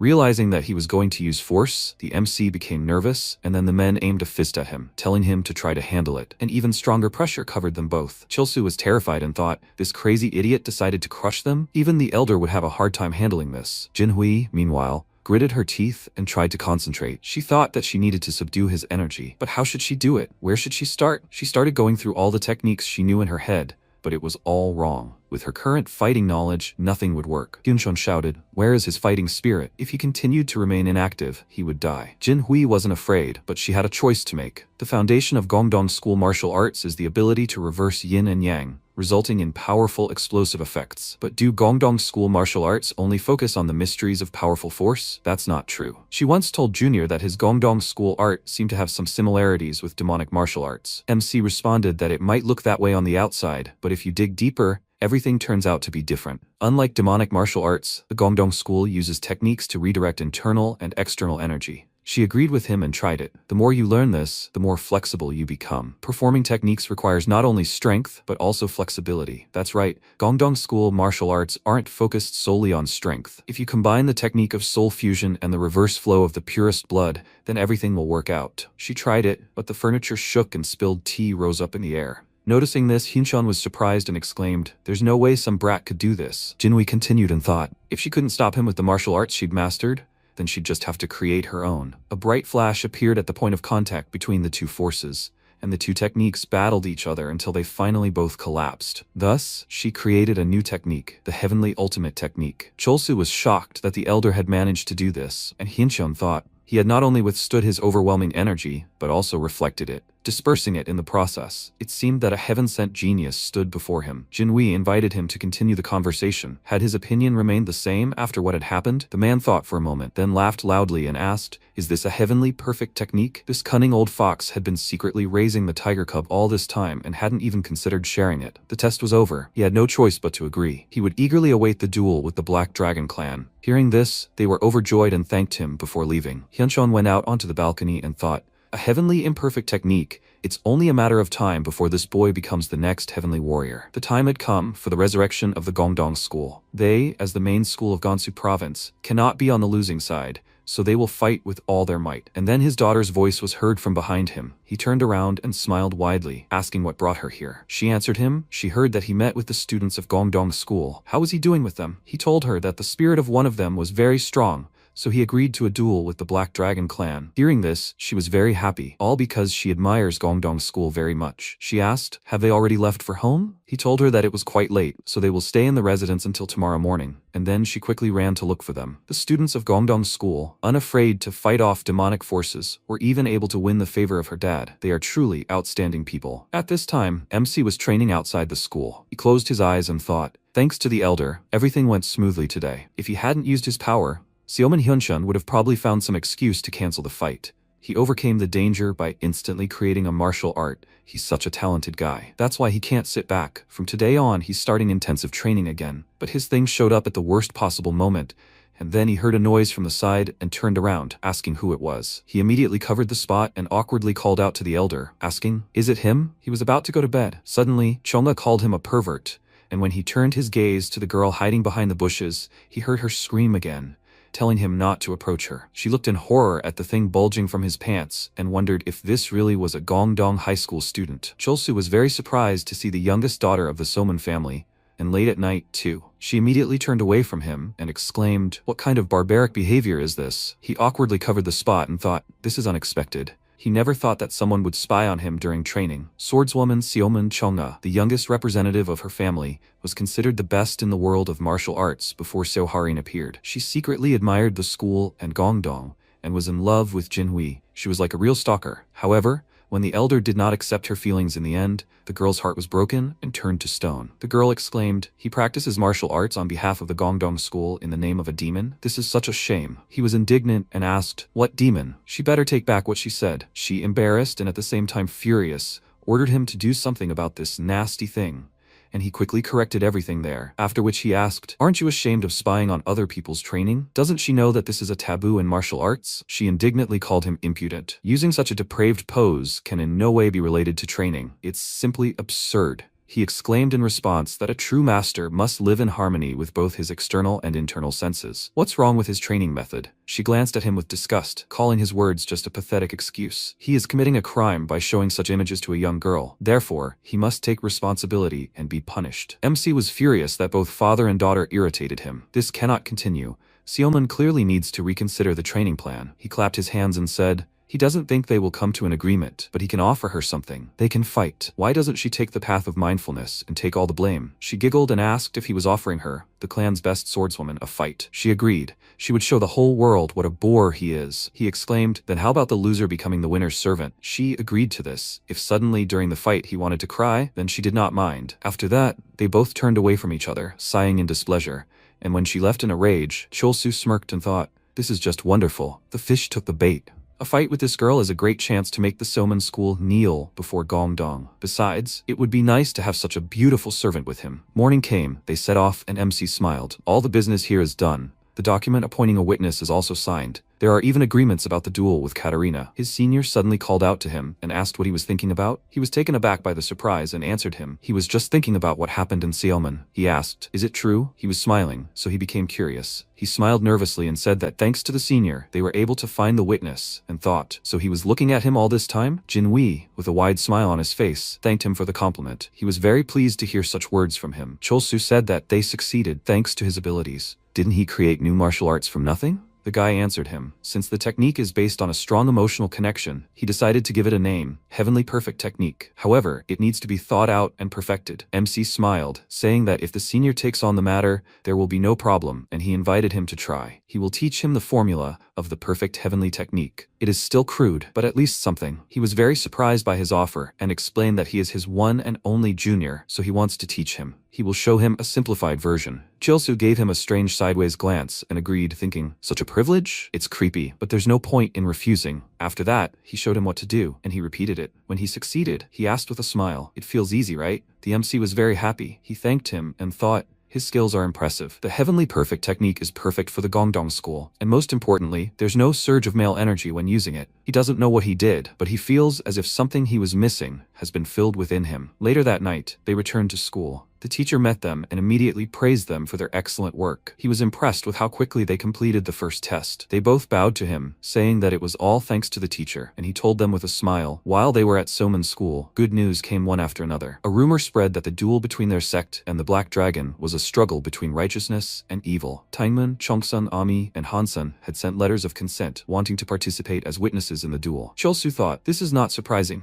After all, the Black Dragon clan has spoiled their blood too. He asked, so the Hansun clan also wants to act as witnesses? The man confirmed this, adding that he was pleasantly surprised. The Hansun clan took a place in the 9 great sects instead of the Gongdong school. Technically, they are equal to them. MC asked, will the Sword Queen Un Solan also come? Jongyun confirmed this. She will participate as an unofficial witness. Cholsu was already drooling because this was a wonderful opportunity. She is his first candidate for the role of his main wife. He will finally be able to see her. Meanwhile, in Hansun province, a girl named Seobin told the children the story of their mentor. It happened when the girl was only 16 years old. At the Yunbongchi tournament, where young people from all over the martial arts world gathered, Seolin declared she would take as her husband whoever defeated her. Status and clan were irrelevant.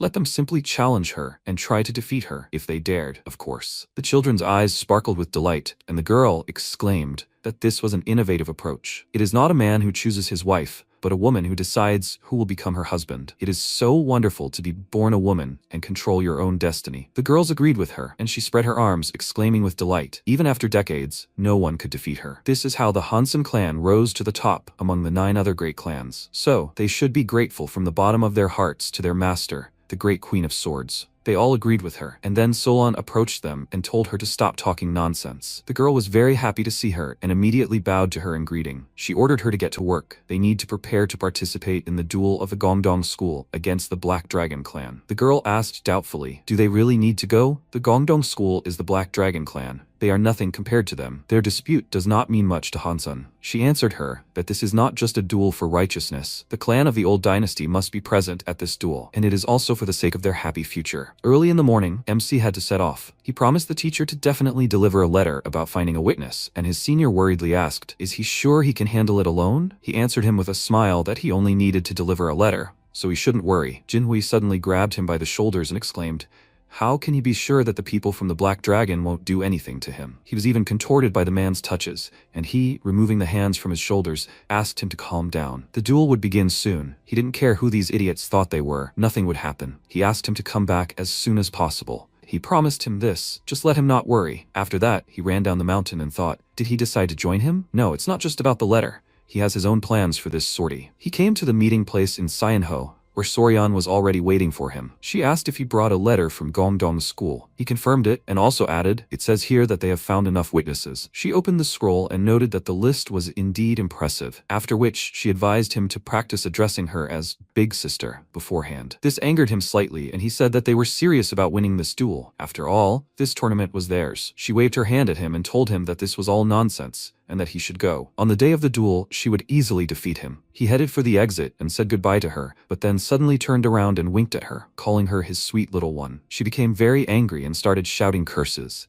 and he left the building and thought, rude Soryeon hasn't won yet, and she's already stooping to provocations. Apparently, he should take this matter seriously. He turned to the guy standing next to the door and said, he needs to meet with his master. He was slightly surprised and asked why he needed their leader, and he answered with a smirk that he had left too much of a legacy and wanted to borrow some money. When he met with the leader, he said, a student from the Gongdong school came to him with such a request. He was confused. He asked, now what? The merchants themselves decide who to work with? The man answered him that of course that's not true. He didn't care. Then put a bag of coins on the table and said, there are 15 silver coins. However, their interest is high. Is that okay with him? Only 30% a month. Chiosu shuddered. This is a scam. These greedy idiots. The old man is just waiting for him to run away with his tail between his legs. Since he didn't answer, the man asked if he had already changed his mind about borrowing. Clicking his tongue in displeasure, he took the bag of coins and promised to return the money as soon as possible, after which he thought, even though the interest rates were murderously high, he had a pre-thought-out plan. In the evening, he went to Halmun. Everyone passing by was betting on who would win, and the MC, smiling, tossing the bag of coins in his hand, thought, it's a pity that there is no gambling in a place rumored to be a battle arena. He will bet on the Gongdong school to win with reverse odds, and when they win, 30% will turn out to be a trifle. Upon seeing him, the man at the entrance's expression immediately changed, and Cholsu asked with a smirk, did he recognize him? If so, then let him go ahead. He took him to a private room. Unsuspectingly, the MC happily opened the doors, telling Liu Yuexiang that he missed her so much, but he didn't see who he expected. Instead, he was met by Senior Master Bai Xiaochun. He was shocked to think, why is this man here? The one and only disciple of the Mistress of the Dead, Senior Master Hao Moon.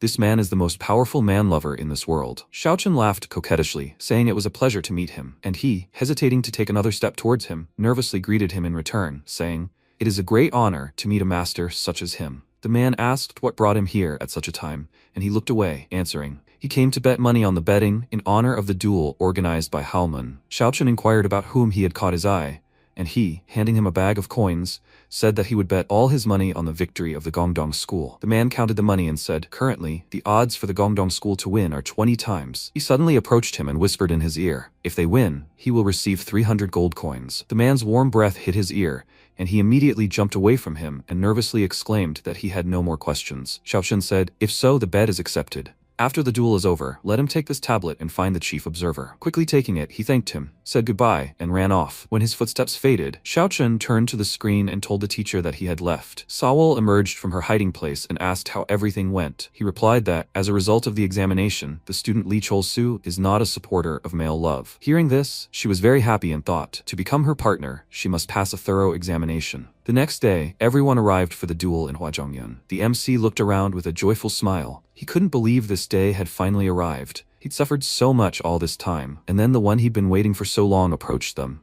Solan greeted Zhongyan with a smile and introduced herself, and Cholsu's eyes sparkled. His cheeks flushed just from looking at her. The teacher greeted Headmaster Hansun in return, and his students did the same. The MC thought that, as befits the most beautiful woman from the righteous sect, she truly possessed an outstanding appearance. In her past life, the queen had been unable to find a partner because of a declaration she made in childhood. Solan turned her attention to the students and asked, so, in this duel, the two of them would fight as representatives of the Gongdong school? She looked forward to their battle. Cholsu excitedly replied that this duel would be the moment when they would announce the revival of their school to the world, and he really hopes that she will pay him special attention. While she was perplexed, he mentally told her to wait a little. Ever since he returned to the past, she has forever been his #1 bride. So the match finally began. The man asked a representative of each faction to come up to the stage, and the MC, climbing the steps, thought, This is the moment when he takes his first step as a master of the martial arts world. He will step out to declare himself to all the beauties of the Central Lands, but he can't do it in the usual way. He asked the judge for permission to say something before the match began, after which he turned to Seolan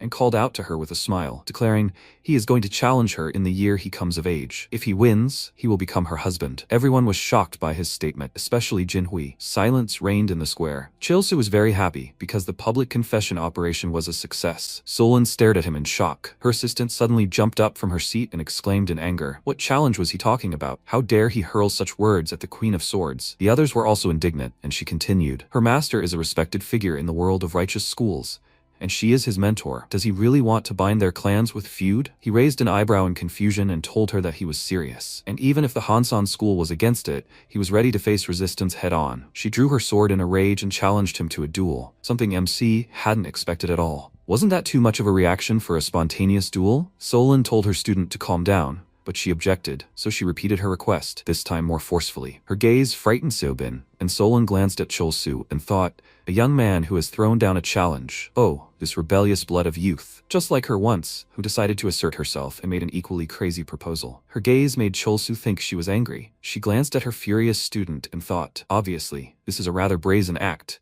but considering the current state of Hansan High, perhaps this is just what they need. She turned to Cholsu and calmly accepted his challenge, for which he was very grateful. People were surprised. They couldn't imagine how she would hang out with this brat, and Solon reminded them with a smile. She said that any representative of the righteous schools could challenge her. She had no reason to refuse. Seobin was touched that she kept her word, and then she sternly added, but if such words were a mockery, let him expect no mercy. He bowed to her, promising not to let her down, and was glad that everything went smoothly. After that, he drew his sword and turned to his opponent, promising her to prove the sincerity of his words, and he would show her that he was worthy of becoming her husband. His opponent asked, and he dared to challenge the Queen of Swords? Is he really crazy, as they say? He will personally beat such nonsense out of his head. The MC in response told him to shut up and come to him. He was not interested in wasting time on empty talk with the crowd. The guy asked, confused, what he just called him. He ordered him to attack immediately, and then the guy rushed in, calling him insolent. Now, he would put him in his place, ending the fight with one blow. He jumped up, raised the sword over his head,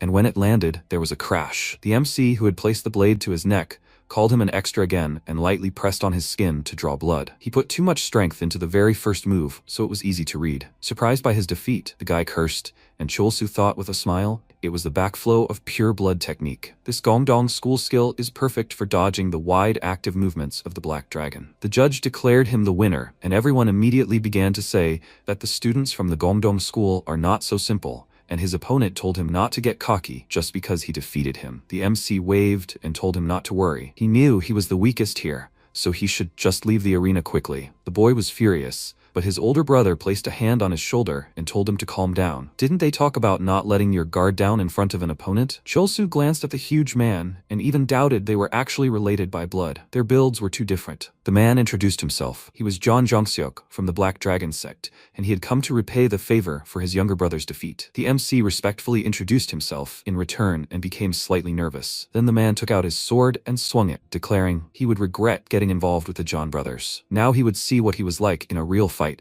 He immediately lunged forward and delivered a powerful blow from above. Cholsu jumped to the side and thought, his attack is so primitive. Both the elder and the younger brother are the same. However, this guy's instincts work well. His technique of reverse flow of purest blood barely copes. A frontal attack is not the best idea. Of course, he wants to knock him out with one blow, but he does not enjoy wasting energy on trash. He adopted a different stance. The man rushed into the attack with a laugh and exclaimed that if he just stands and stares, he will get into trouble. He wished him death and swung his sword. It seemed that he cut him in two, but it was just an illusion. In fact, MC managed to jump aside a second before the blow and, seeing his dumbfounded eyes and open mouth, realized that he was surprised. The Gongdong school's primary technique, the reverse flow of purest blood, produces a similar effect when combined with the Janmoon sect's shadow vanishing technique. Even if he understood everything, he would be unable to defend himself. He jumped up and appeared above him, immediately launching a barrage of quick strikes. He thought, those who strike hard but slowly become nervous when someone breaks into their space and lose their guard. And that's what happened to Jongseok. He was distracted for a second by his sword, trying to get a firmer grip, and that's when Cholsu made his move. With one swing of his sword, he disarmed him and then pressed the blade to his neck, ending the fight. The referee declared him victorious again, and the spectators were both surprised and delighted. MC turned to his next opponent with a grin. He had defeated both, leaving only the final, main fight of this tournament, the battle against the Black Dragon, Soryan. She said they already knew each other, so they'd skip the formalities. Cholsu smirked and wondered if she'd started with a provocation. He pointed his finger at her and said, "Really, she has a special relationship with that brother." Soryan screamed in irritation. "He's an idiot." She was slightly embarrassed by what she heard and closed her eyes. She said she wouldn't fall for his jokes anymore. MC looked at her in surprise, and Soryan said she'd say before the fight that the Gongdong school's skill was worthy of respect. She apologized for all her previous remarks about them. MC smiled and said he was pleased that the realization came so quickly. Soryan said, however, he's weaker than her. Therefore, as a master, she'll give him a one-hit head start. MC thought, what a nightmare, not a hint of a smile. In battle, she, as befits a true martial arts fanatic, is extremely serious. Soryan swung her sword and ordered Lee Cholsu to attack. He rushed forward and said, then he will not hold back. Jinhui clenched her fist and thought, what a strong concentration of chi energy. The real fight is beginning. In any fight, the first strike is the most important. This must be the best. Wuji rushes from the dantian along the energy channels, exploding in waves of yin and yang. Here it is, the technique of the reverse flow of the purest blood. MC pushed off the ground and rushed to attack, swung his sword. He thought, now, why did the pelvic muscles start to react? There was an explosion and people cried out in surprise, nightmare. The students of the Gongdong school are not so simple. Did he hit? Soryan said, that's impressive. That's not a bad lunge. MC's eyes widened in surprise when he saw that she blocked his attack. Soryan said, but that's a bit weak. She released mana and hit Cholsu. He flew back and screamed. Soryan rushed to attack and screamed. His flabby sword is nothing compared to the move of the half-dragon of their clan. Cholsu blocked her strike and screamed. She asked in surprise, did he survive? They will see how long they last. MC thought, the difference in physical fitness is too great, but he can't give up. He swung his sword, but Soryan quickly jumped and thought, he's not that weak. She landed and said, they played around, that's enough. She released mana and said, now she will finish him, Lee Cholsu. MC lowered his head and thought, yes, this feeling. He won't be able to block the strike. But he needs to see his plan through to the end. The goal of his whole life, this pleasure without obligations. If he defeats Wee Soryan, his fame will skyrocket, which will lead to a conflict with his superior. He came to Gongdong High School to become a respected master in the martial arts world. From the start, he didn't aim for victory. He wanted to lose heroically. If he uses the pureblood reverse flow technique, his little dragon won't rise, right? He'll activate it. Something exploded inside him, and Cholsu's eyes widened in surprise. Mana erupted from his groin and illuminated everything around him. Everyone looked at him in confusion, their mouths open, and MC became very embarrassed and screamed, what? Why is this happening now? There was an explosion, leaving a deep mark on the court. Cholsu froze in place, and Soryan grabbed his kimono and screamed, you idiot, how dare he do such a thing during a sacred duel? Does he think she'll fall for it? People looked at her and thought they think she fell for it. Zhongyon's veins appeared and he laughed. Cholsu, it's true. Youth, boiling energy hormones, his mind was devastated. Seolin cleared her throat and said, the ancient books mention that if you don't control your energy, such incidents can happen. She was lying. Jinhui screamed, Cholsu, you need to pull yourself together and concentrate your chi. You can't let go of the pure blood reverse flow technique. This will help suppress the effect of the technique. MC turned around and thought, you Jinhui, it's true. It's not over yet. He laughed and asked, did she really fall for it? It turns out the head of the Black Dragon sect is so naive. He thought, if only it would work. He said, he admits he went a bit too far. To make amends, he offers to decide the outcome of the duel with one blow. Cholsu mentally asked her to agree. He said, come on, just one. She doesn't want to waste her own strength, does she? Soryan pulled her hand back and replied, okay, she will put an end to his pathetic tricks once and for all. MC walked to the side and thought, thank the gods that Wee Soryan is so naive. The elder set her on the path, but who knows when something like this will happen again. It's better to retire quickly and pass the baton to Yu Jinhui. He said, well, here we go. He rushed to attack, releasing his mana. Everyone watched the process closely, and Zhongyeon frowned and thought, Cholsu, his strength has increased significantly. If he hadn't overdone his tricks last time and interrupted the flow of the fight, he could have been on par with the Black Dragon Master. His sword was knocked out of his hands, and Cholsu said, she is strong. He fell to the ground and a cry was heard. Lee Cholsu of Gongdong High School has fallen. The winner, the Black Dragon, Wee Soryan. Didn't he really stand a chance against the clan leader? Soryan said. All he knew was teasing, but in the end, he was the one who ended up being the fool. She turned around and saw that her dress was cut on her shoulder. Everyone's eyes widened in surprise and they screamed. The master's clothes were torn. So, the last sword release was so powerful? When did Lee Cholsu enter the Gongdong school? If they're not mistaken, about 5 years ago. So if his martial prowess was just a little higher, his opponent's hand would be gone. The man said though, even though it was just a duel, the situation turned out to be quite awkward. The guy told him not to say, little dragon, the clothes were torn. The man frowned and asked, They still don't understand? It was all planned. The Gongdong school still has one more participant. Yes, the picture is dubious, but Chulsu deliberately chose this path to shake the spirit of the dragon leader. Only he could plan such a fight, a truly eccentric hero. The birth of the crazy demon of the Gongdong school. Jinhui hugged MC and said, Chulsu, it hurt him, right? He tried hard. The rest is up to her. Zhongyun took off her clothes and said, what a look.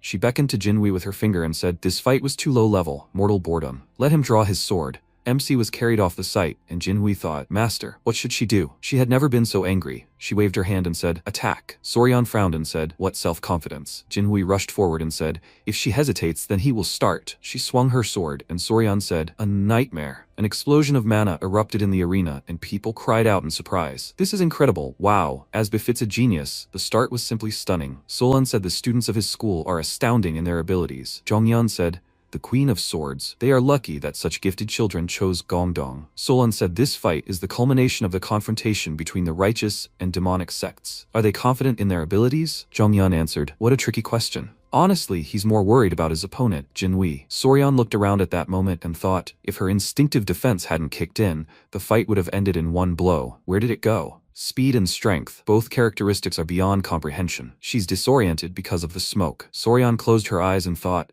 she'll have to rely on her sixth sense and take a defensive stance. She thrust her sword forward and thought she found it. At that moment, Jinhui attacked her and Soryan thought, this is insane speed. She doesn't even have time to figure out what kind of technique he's using, and he disappeared again. If this continues, she won't be able to land a single blow. In that case, she swung her sword and screamed, and let the enemy not be able to hit her. She will try the previous attack. People were shouting, is this really a fight between Supreme Masters? This is an incredible level. Where is the heir of the head of the Gongdong school? The man pointed his finger to the sky and said, here he is. Let them see. He appeared on the opposite side of the arena so quickly, Jinhui thought. The fight has dragged on. This one is furious even after what she did to the junior. Soryan looked at her and smirked. She asked, was he scared of the technique of the half-dragon of their clan and ran away? Jinhui stepped forward and said, now she will truly end their fight. Solan swung her sword and ordered him not to talk nonsense. He will be the one to be finished. She created a massive flow of mana, and Jinhui said, she will announce to the entire world that the art of demon subjugation has returned to the Gongdong school. Soryan asked, what did he say? Jinhui thought,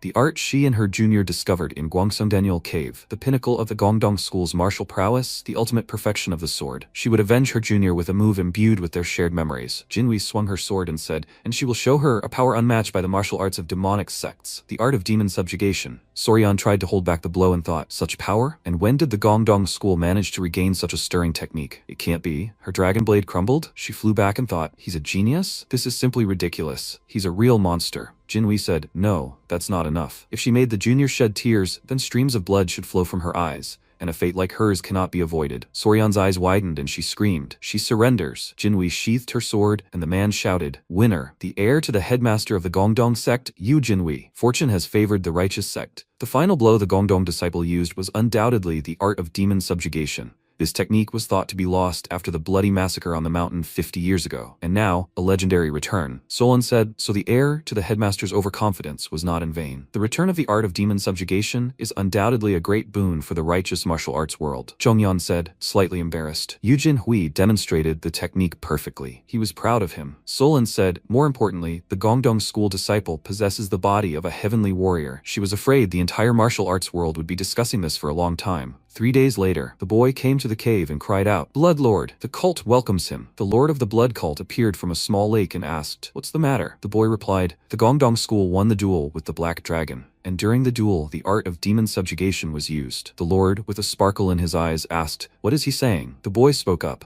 The heir to the head of the Gongdong school possesses the body of a heavenly warrior, and it seems they have found the Gwangsung Dunhill cave. The lord said, I see. It's getting more and more interesting. The boy asked, what should they do? The lord ordered him to move faster. Those who hesitate will die. He quickly pointed the blade at the guy's neck, who bowed and cried out, he understands. The overlord laughed loudly and said, the appearance of the heavenly warrior's body changes nothing. Everything is going according to plan. The whole world will soon be theirs. After a while, MC woke up and saw Haran in front of him. She asked, is he awake? Chilsu asked again. Miss Su? He stood up and said, he's in dead again. How long had he been unconscious? Haran answered, 3 days. He widened his eyes in surprise and asked, so long? And the tournament? How did it all end? Haran smiled and said, they won. The Gongdong school won the battle, and now the whole world calls him and Senior Yu the Gongdong Hero Duo. MC widened his eyes in surprise and thought, they won after all. The Gongdong Hero Duo, and it sounds awesome. The girls definitely won't be able to resist. Was it all for nothing that he suffered so much? Haran said, now there are two outstanding heroes in Gongdong School. The first is the noble hero Yu Jinhui. Second, the pervert hero Li Chulsu. The MC's eyes widened and he thought, what? Not the heroic sword Gongdong? By the way, during the fight, he accidentally got excited. He grabbed his head and thought, why is that the pervert part of the nickname? This nickname is given only to the most reckless in the world of martial arts. No, he didn't do it on purpose. This is a disaster. He hugged himself and thought, but the main thing is that victory is his. So let her hang in there. We Sol-yun. He'll go and anger her. It was really hopeless. After a while, Jung-yun said,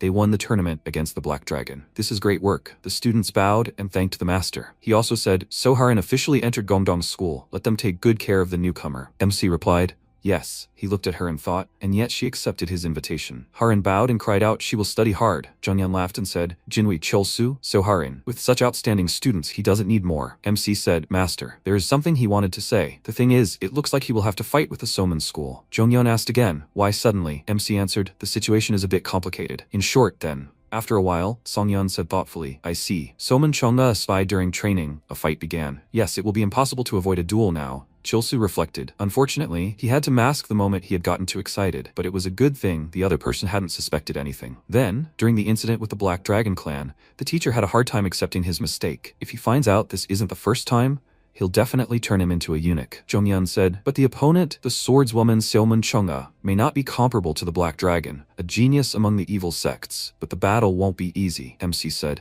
if he had been betting on losing in advance, he would never have agreed to the duel. Let him trust his student. Jung-yun said, okay, since he's already given his word, then there's no choice. Jinhui put her hand on MC's shoulder and cried out, but, Junior, he hasn't fully recovered yet. You can't overexert yourself. Chulsu smiled and said, he's fine, Senior. This duel will prove that he's not a burden to the Gongdong School. Jinhui said, but still. MC looked at her with displeasure and thought, he doesn't understand, Senior. He's handsome, he's called a noble hero, but he needs to get rid of his stupid nickname. Jinhui told him not to overexert himself. Okay, he replied. Okay, fine. Chulsu asked, by the way, the elder, does he know where the Black Dragon is now? Jinhui replied, probably at the Seyoungho estate in Hwajungin. What? The MC said he'll go get his reward. After a while, he came to the gate and told the guys to come closer. Do they know who he is? The guys screamed, him? He's a pervert with 2 swords. What nerve to show up here? The MC screamed loudly. What did they call him? 2 swords? The guys screamed, who else is he? Insulting their master like that during a duel. For a pervert like him, this name is the most suitable. Chulsu clenched his jaw in irritation and thought, okay, a pervert hero is still a hero, so he can still tolerate it. These horrible demonic idiots. He waved his hand and shouted,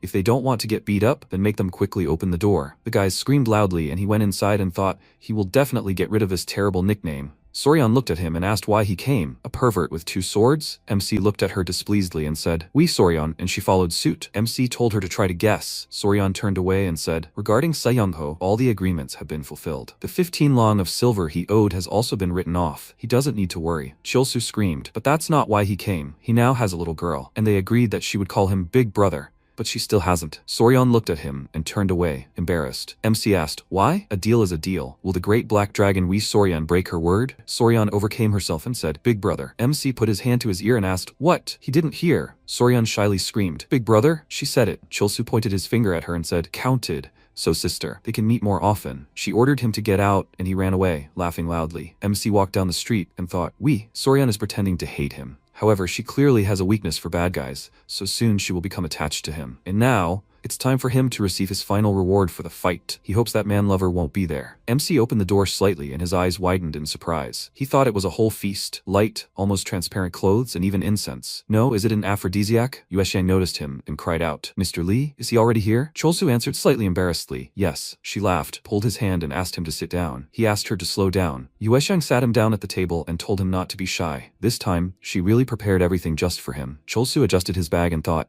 she's saying that this time everything is done for him? Something is fishy here. Yueshang asked, is he hungry, Mr. Li? She reached for her chopsticks and thought, Li Chulsu, how dare he propose to the Queen of Swords in front of everyone? He won't leave her so easily. She handed the food to the MC and said, she, Li Yueshang, will feed him herself. She thought, she can't lose to this young girl Un Solan. Yuexiang told MC to open his mouth and he obeyed. He slapped her hand and shouted, "No, that's not it," she screamed, and he thought, is he really that naive? This fox always acts for personal gain. You can't fall for obvious tricks. Whatever the goal, she's just testing his feelings. Yuexiang said, "Don't do that. Let him eat a piece instead." Cholsu thought, no way should he follow her lead. He said, "Enough. He came here for dividends, not entertainment." Yuexiang puffed out her cheeks and threw the bag on the table. She said, "Here, let him take it. There are 200 liang of silver. And now, can they get down to business?" MC asked again. "What do you mean?" She threw off her cloak, and MC cried out in fear. "Yuexiang, why did she suddenly?" She replied. She had already made up her mind. In the world of the 9 continents, her betrothed is he, sir. She will fulfill everything he desires. Cholsu thought in fear, no way. She even started to undress? He had once heard at a meeting that Yuexiang never showed her skin to men. He wondered if Jae-sewol really had feelings for him. Yuexiang placed her hand on her chest and said she would do anything to win his heart. MC asked again,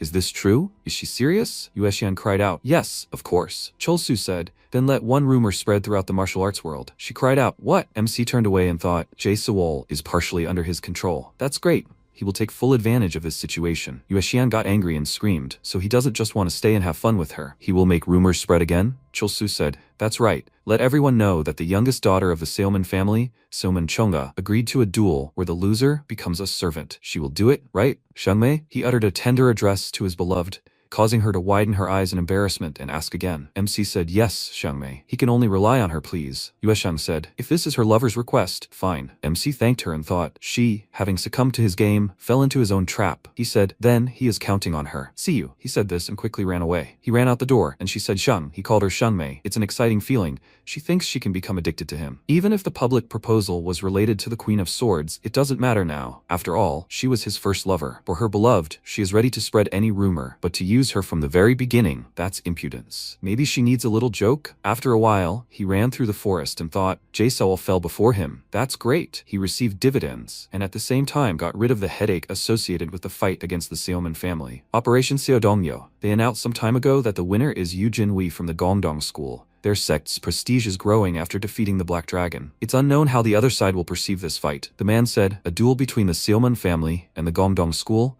A fight among the younger generation." The man looked at him and said, "This will be very interesting. But once the rumor spreads, they will have to accept the challenge to maintain their image. So everything will unfold naturally. The Gongdong school is the challenger, and the Seoman family is the defending family. They will have to fight." MC landed on the ground and thought, there was only one problem left, finding someone to witness the duel. Unlike the fight with the Black Dragon, there is no righteous justification here, since representatives of 2 honest sects are fighting. It's a risky move, but he has an idea. After a while, Sobin asked what they owe his visit to. A pervert with 2 swords. MC screamed, "No, he's not even an apostate. Why did such an obscene nickname stick to him?" Sobin said that since an uninvited guest came to a woman's chambers late at night, the nickname was very appropriate. Cholsu screamed, "That's enough already. He just needed to talk to the Queen of Swords. Let her inform her of his arrival." Sobin winked at him and said she was sorry, but the master had gone for a walk. She is not here now, so let him come tomorrow. MC said the problem is that the mistress will return home tomorrow. Sobin answered, "Right, so he won't have a chance to meet the master." A voice rang out, "This gentleman?"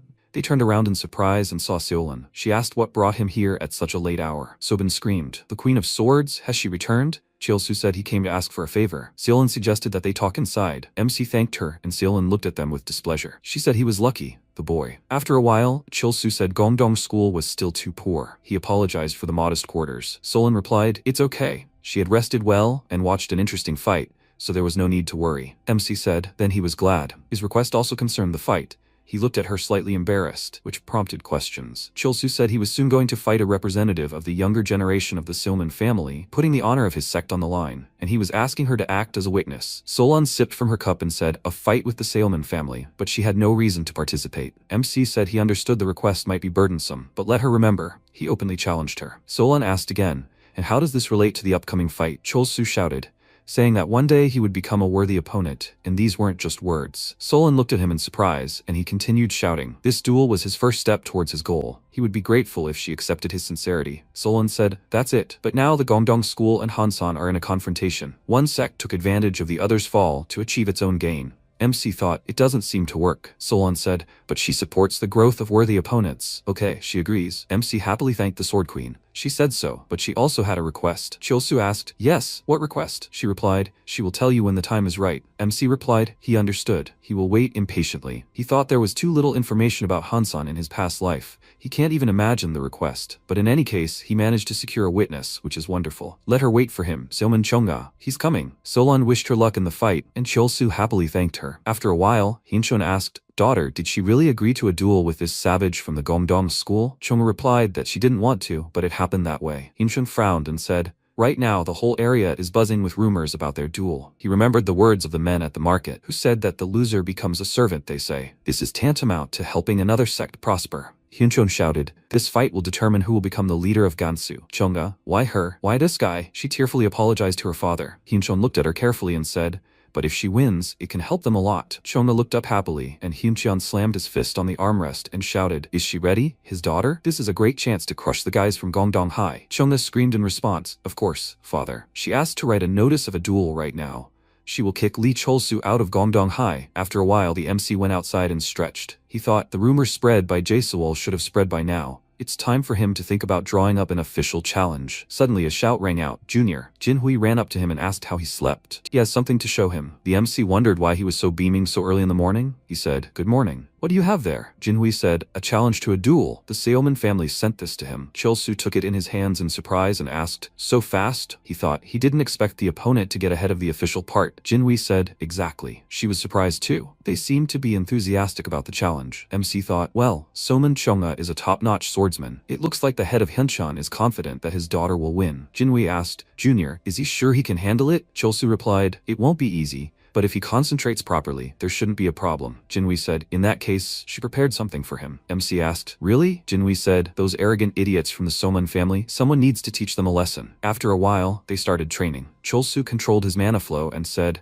reverse flow technique. Controlling it has become much easier. Jinhui asked, is that so? She only slightly improved the formulas. She wanted to help him with something before the duel. MC replied, thank him very much. He thought he had brought the raw technique to such a level in such a short time. That's what a natural genius means. Jinhui asked, Junior, can I ask you something? MC asked again, what was it? Jinhui said, during the duel with the Black Dragon clan, he confessed his feelings to the master, the Queen of Swords. Were his words sincere? Chulsu answered he was. He thought maybe he was just shocked by his straightforwardness. He put his hand on Jinhui's shoulder and said he should have told the senior earlier. Of course, this can't be true. Jinhui said, how so? MC spoke. The duel with the Black Dragon clan was an event that was supposed to announce the revival of their school. He thought about it and decided that he needed to do something memorable. Jinhui screamed, as expected of a junior. Such a profound plan. Chulsu thought, when he was dealing with a genius and the owner of a heavenly warrior's body, he couldn't do without cunning. He grinned and thanked him for his understanding. Jinhui grabbed his cheeks and stretched them apart. She said, after all, he's the best, Junior. Chulsu thought, although maybe it's a bit too much to be happy about it, isn't it? A week passed. MC stood in the forest and trained. He thought, thanks to his continuous training, he had almost completely mastered the technique. But there was one problem. A nightmare. Purest blood. Without this, he won't be able to fully utilize the art of demon subjugation. Why is that? He thought since he had already mastered the reverse flow technique, he would be able to use it in battle without any problem. But in reality, things didn't go according to plan. He fell to the ground and thought, the Seoman family had gladly accepted the challenge. If he doesn't prepare properly, he will definitely lose. No matter what, he must master the reverse flow of the pure blood technique. Suddenly, he looked up and asked, who is there? Solon said she was just strolling around the school grounds. She didn't expect to meet him, Mr. Lee. MC cried out, the Queen of Swords. She asked, why is he training in such a remote place? Chulsu replied, it's easier to concentrate in a quiet place. He thought, he can't let just anyone see him like this. Solon said, he looks exhausted. Is he really having problems with his training? Chulsu grabbed his head and said, it's all because of the duel. He's nervous. That's why it's not working out well. Solon thought for a moment and said, since they met so unexpectedly, would he let her help him with his training? MC thought, such a beautiful woman armed with a sword. It's not every day that high-ranking masters offer to do a favor. He bowed and said, it's an honor to receive instruction from the legendary swordswoman. Solon said, then the first move is his. MC grabbed the sword and cried out, good. He thought, she's an excellent partner for a duel. He needs to use all his strength. The first strike is the most important. You can't screw up. He tried to attack, but Solon quickly blocked his blow. She said, good strike. Chulsu frowned and thought, here it is, the Hansen School's Moon Phantom Sword technique. It blocks the demonic sword so easily. Solon said, but his movements are not that precise yet. Now it's his turn. Let him try to parry the attack. Cholsu braced himself for her attack and thrust his sword forward. Solon screamed, he hasn't mastered defensive techniques yet. MC responded, but the Gongdong School's art of demon subjugation is purely practical. Solon swung her sword and asked, he thinks so? She quickly attacked him and cut his clothes. Cholsu thought, slightly embarrassed, his shirt, he's just lucky. Solon said that while the Gongdong school is based on the inversion of yin and yang, the essence of its teachings is still the harmony of these principles. MC thought, it's true. If they only praised yin, they would be no different from the demon schools. Solon said, however, his sword only leans to one side. MC thought fearfully, how can that be? Come to think of it, he mostly practiced techniques that strengthen yang to strengthen his vital energy. Did this upset the balance and become an obstacle to cultivation? Solon suggested he try again, but this time taking into account the harmony of yin and yang. Cholsu thought, right, this is it. Because of the memories of being a eunuch, he unknowingly tried to suppress the yin in himself. This disrupted the balance and hindered him. He must consciously strive to balance yin and yang. Only then will he be able to use the techniques in harmony. First, he will strengthen his internal energy and then double its effectiveness by using the pure blood technique. He quickly ran forward and activated the art of demon subjugation, the final phase, demon absorption. He attacked Solon and she said, that's an excellent strike. He learns quickly. MC jumped back and thought, did he even manage to release sword energy? And this time without a hitch. He cried out, has he finally reached the level of a master? Solon looked at him, puzzled, and asked, Mr. Lee? She caught him and asked, is he okay? MC laughed lightly and said, how does she like the Gongdong school sword? Miss Yun Solon. She looked at him and said with a smile on her face, it was magnificent. After a while, Cholsu lay on the bed and thought, as if it were a waking dream, a chance meeting and a duel in the moonlight with the Queen of Swords, and such a level jump during the battle. That moment when they touched each other's skin, Cholsu put his palms to his cheeks and thought, did she really carry him to the room herself? Everything is going as it should. Suddenly a shout was heard. Senior, is he here? MC asked again. Sister, let her come in. Haran ran inside and he asked, what happened? Why is she so worried? Haran tried to catch her breath and said, the thing is, Senior, she heard some strange rumors at the market. Cholsu asked again, what's so strange about that? Haran replied, they say he's dating 2 girls at the same time. The MC yelled, what nonsense? He ordered her to tell him more. Haran replied, she went to the market for fruit and heard it. The man said, they say the hero of Gongdong High School pulled another trick. The guy turned around and asked, is he talking about the duel with Miss Xiaomenchunga and the reward for the winner? The man replied, no. It turns out it's something completely different. In fact, they were secret lovers, and then suddenly the boy told her it was over, and then he got close to another, Miss Liu. Xiaomenchunga was furious. She screamed she will never forgive. The man laughed and shouted and she challenged him to a duel. Crazy. This crazy hero stole the hearts of 2 beauties. There he is, the pervert with 2 swords in all his glory. Haran said, these are the rumors going around. She couldn't believe it and immediately came to him. The MC clenched his jaw in anger and thought, what kind of nonsense is this? After a while, Zhongyun asked, Cholsu, what's going on? The MC stood in front of him with his eyes downcast and begged for forgiveness. Zhongyun grabbed his head and said, such strange rumors are spreading on the eve of an important fight. Even if he wins, it might not bring him anything good. The MC clenched his fist and said, he swears the rumors about him getting close to Xiaomenchunga or Liu Yuesheng are lies. He thought, there's only one person who could spread such nonsense. Jae-Seol, you horrible fox, how dare she come up with such nonsense? The fact that Liu Yuesheng was dragged into the story is too clumsy. He's even angry. She probably wants everyone to think that he and Liu Yuesheng are really a couple. The MC bowed and said, Master, he remembered. He asked, what is it? Cholsu said he once visited Haomen during the duel with the Black Dragon. He needed to send a letter to quietly find a witness, bypassing surveillance from the Seoman family. Zhongyun said yes. He knew about this matter. The MC screamed. They, angry at losing the battle with the righteous schools, decided to defame them and use that incident as a basis. Zhongyun screamed, that's so mean. He grabbed his head and muttered, this is incredible. Even the dark schools could know their limits. The MC asked the master not to worry. He would handle everything himself and nip the false rumor in the bud. After a while, the guy asked,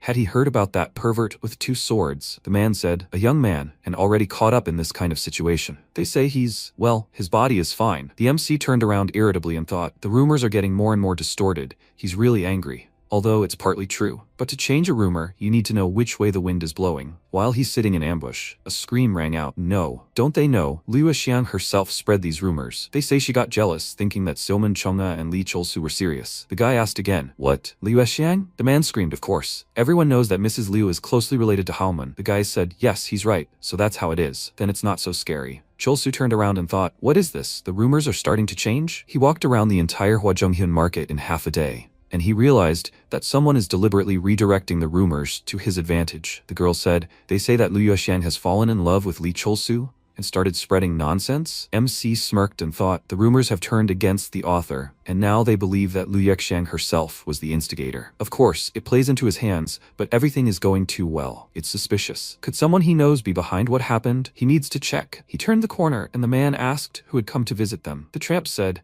"A great hero who won the hearts of two beautiful girls. The renowned hero of the Gongdong school." Cholsu grabbed his nose and said, "He may be called a hero, but that stupid nickname definitely doesn't apply to him." He thought, the beggar order, although made up of tramps, is an honest and righteous organization. There are a lot of them, so gathering information is his forte. Yes, sometimes they are nasty, but now that they are in conflict with Halmoon, they cannot find a better assistant. He said he had a personal request. The tramp said, "A custom order from the Gongdong hero." That sounds intriguing. He pointed to the side and said to come in, they'll discuss it. After a while, they entered the dwelling, and the tramp asked, "Well, what's the point?" Cholsu replied, "He wants them to find information about a man named Zhang Yiyun from Beijing. That moron kidnaps boys and sells them to the palace as eunuchs." The man said, "He's a monster who can't be forgiven even in 3 lifetimes. MC clenched his jaw and said, "He's a creepy guy. He'd gladly tear him to pieces." The man said, "He's burning with rage. Nothing less than a thirst for justice." Cholsu thought, of course. This idiot, he's the one who made him a eunuch in his previous life. He finished off the slave trader Wang Sam on the first day after his return, but Zhang Yiyun is one of the last ones he must eliminate. The vagabond said, "Okay, as a representative of the righteous school, he will gather information for a small fee. It will take him about a week."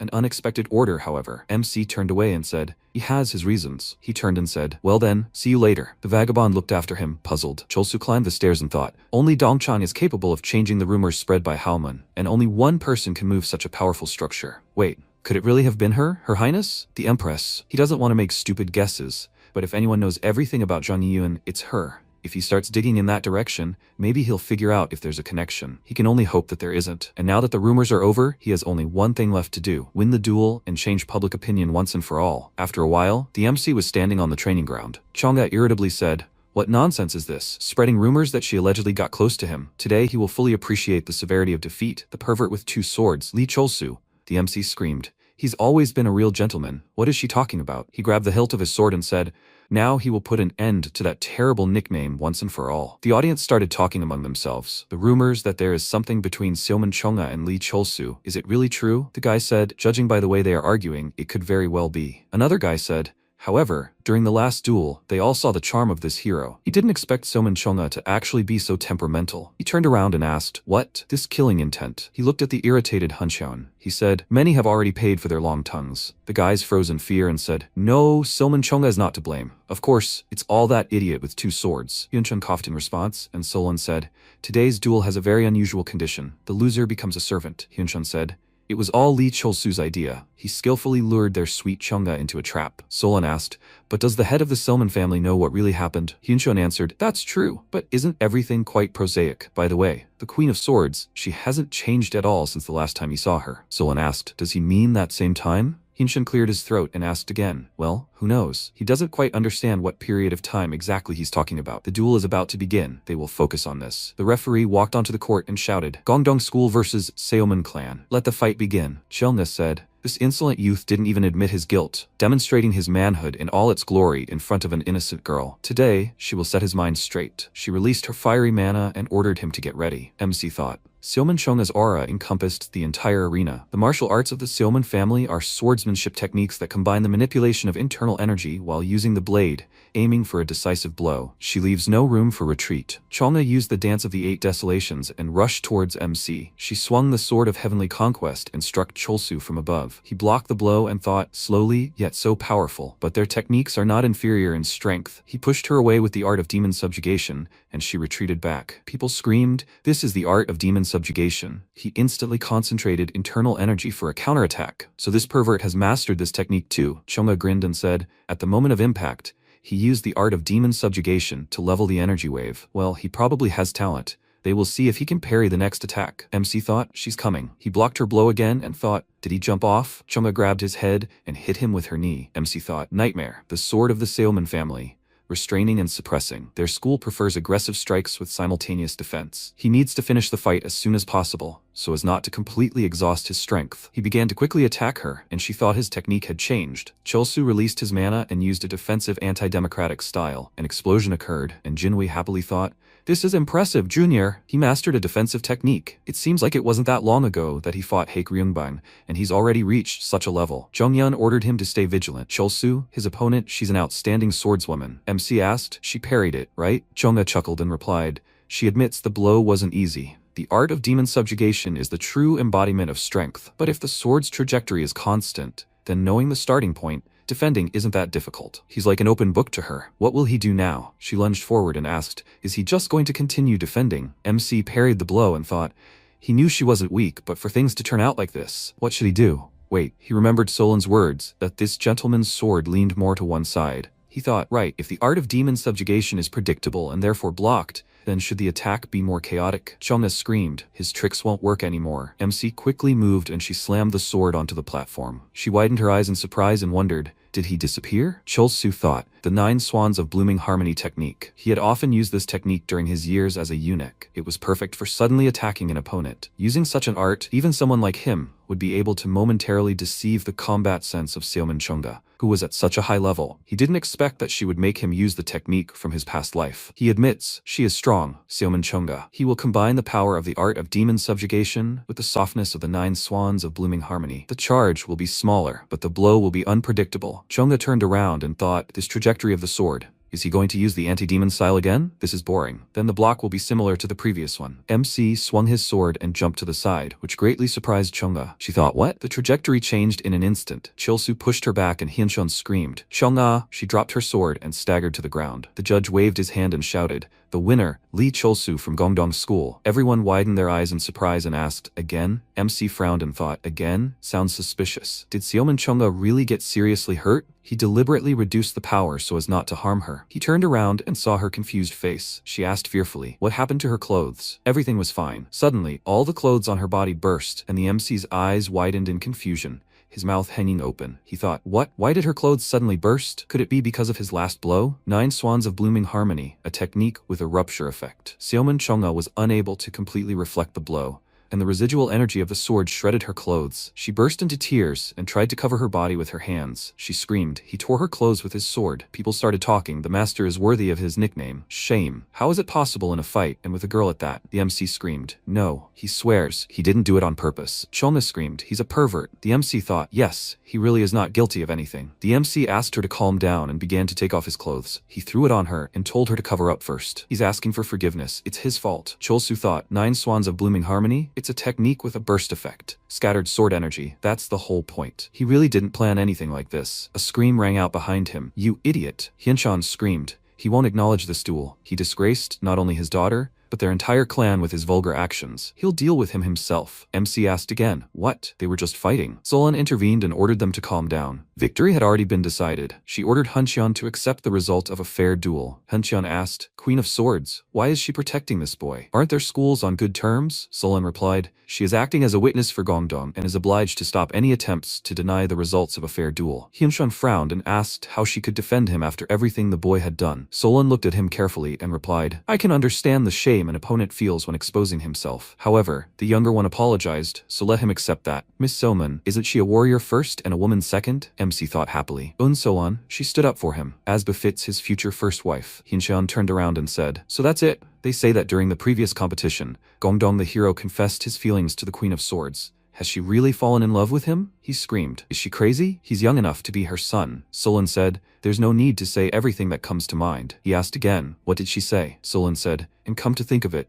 didn't he confess to her himself? Everyone's eyes widened in surprise. Some time ago, Hyuncheon, the King of Swords, bowed and asked, a confession? No. Let her accept his challenge, Queen of Swords. Didn't he appear to her 30 years ago at the meeting of the Dragon and Phoenix, saying he had fallen in love? He confessed and challenged her to a fight. She agreed to fight him and won. She said he was a waste of time, not a man. Of course, after he fell from one blow, nothing happened between them. Maybe he still has feelings for her. People started asking, what? Mr. Hyuncheon is in love with the Queen of Swords? What about his wife then? MC thought mockingly, what's going on? What a drama. He himself didn't know about such a spicy story. Solan asked if he could tell her more about what happened that day. Hyuncheon shouted, enough. He turned around and said, even though Gongdong the hero committed an indecent act, it happened during a duel, so they will forgive him. MC put his fist to his palm and thanked him for his leniency. After a while, Junghyun said, the Queen of Swords, thank you for standing up for me when Mr. Soman got furious. Solan smiled and replied, It's her duty as Gongdong's witness. Zhongyun laughed and spoke, and thanks to this, everyone saw that the relationship between the Gongdong school and Hansan had changed. Solon spoke. If so, dear hero, how about organizing a friendly exchange between their schools? Zhongyun asked again. She's proposing to hold fights between students? It would be great training for the juniors. Solon said they accepted his proposal. Chiyosu thought in surprise. A competition? In his past life, Hansan was an isolated and closed school. They never organized such events. Solon and Sobin bowed and said, then they'll go. Solon looked at the MC and said, they'll see each other at the competition. And young man, they'll talk then. Chiyosu thought, what? Is she talking about the request she mentioned last time? He answered. He understood. The girls were leaving, and he watched them go. He wondered what Yoon Solon had planned. He needed to wait until the competition. He turned around and said, now then. He thought, it's time to get the prize for winning. After a while, Chiyosu said goodbye and asked if she had signed up as his sibi. A sibi is a servant girl for a master. The guy told Chonga not to worry. If anything happens, let her know right away. Chonga said with tears in her eyes, she understood him, brother. The guy screamed. If he made his sister cry even once, blood would flow from his eyes. MC picked his ear and told him not to worry about Miss Soman. He was her master now. Everything would be fine. The guy screamed. What did he say? He was a terrible pervert from Gongdong. Chiyosu screamed in displeasure. What did he call him? Will he repeat it? The guy screamed. Considering the outrage he had caused twice during the fights, such a nickname suits him. MC grabbed his head and thought. He wanted to win with dignity and change this damned nickname, but in the end it became even more ingrained. The guy kept yelling, let him just try to mistreat Chonga. Chonga grabbed her hair and thought, is she really a servant of the pervert Gongdong?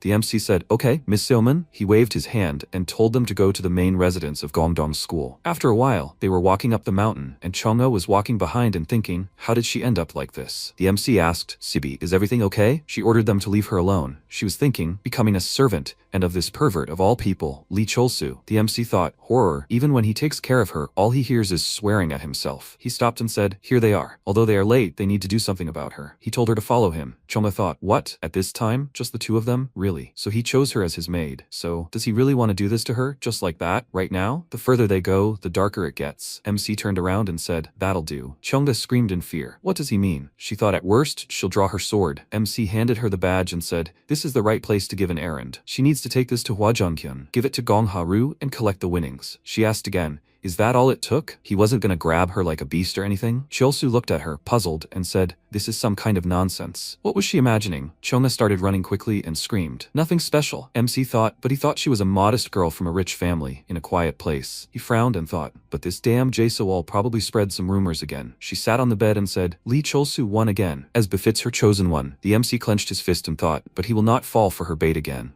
He will arrange a hellish game of love for her until he comes to his senses. After some time, Chonga walked down the street and thought, how did she end up like this? She takes other people's winnings from bets, like a dog. Lee Cholsu, how low do you have to stoop to become a patron of such establishments? After some time, the man asked, and she, young lady, what is your business here? She answered, Mr. Lee Cholsu sent her. She came for the winnings. Gong Haru asked, kid, he couldn't come himself? Chonga asked, yes, is that a problem? Haru answered, no, everything is fine. She needs to go up to the second floor. There she will see a suite and can collect her winnings. She asked again, a suite on the second floor? She thought, what is this anyway? Chonga remembered MC's words that when she comes to Sachonja, she will be invited to the suite. No need to be scared, she just needs to take the money. She thought, so Lee Cholsu was telling the truth? After a while, on the second floor, in the suite, Liu Eshiang introduced herself and said that she was in charge of this place. Miss Soman, she can sit down. Chonga sat down and said, yes, of course. She thought, beautiful. No wonder they call her the first concubine of Sichuan. Yue Xiang frowned and thought, so this is the same girl who caused a commotion after the fight with the gentleman? Chonga thought, why is she looking at her so intently, even though she offered her a seat? Yue Xiang said, she heard. She came to collect her winnings.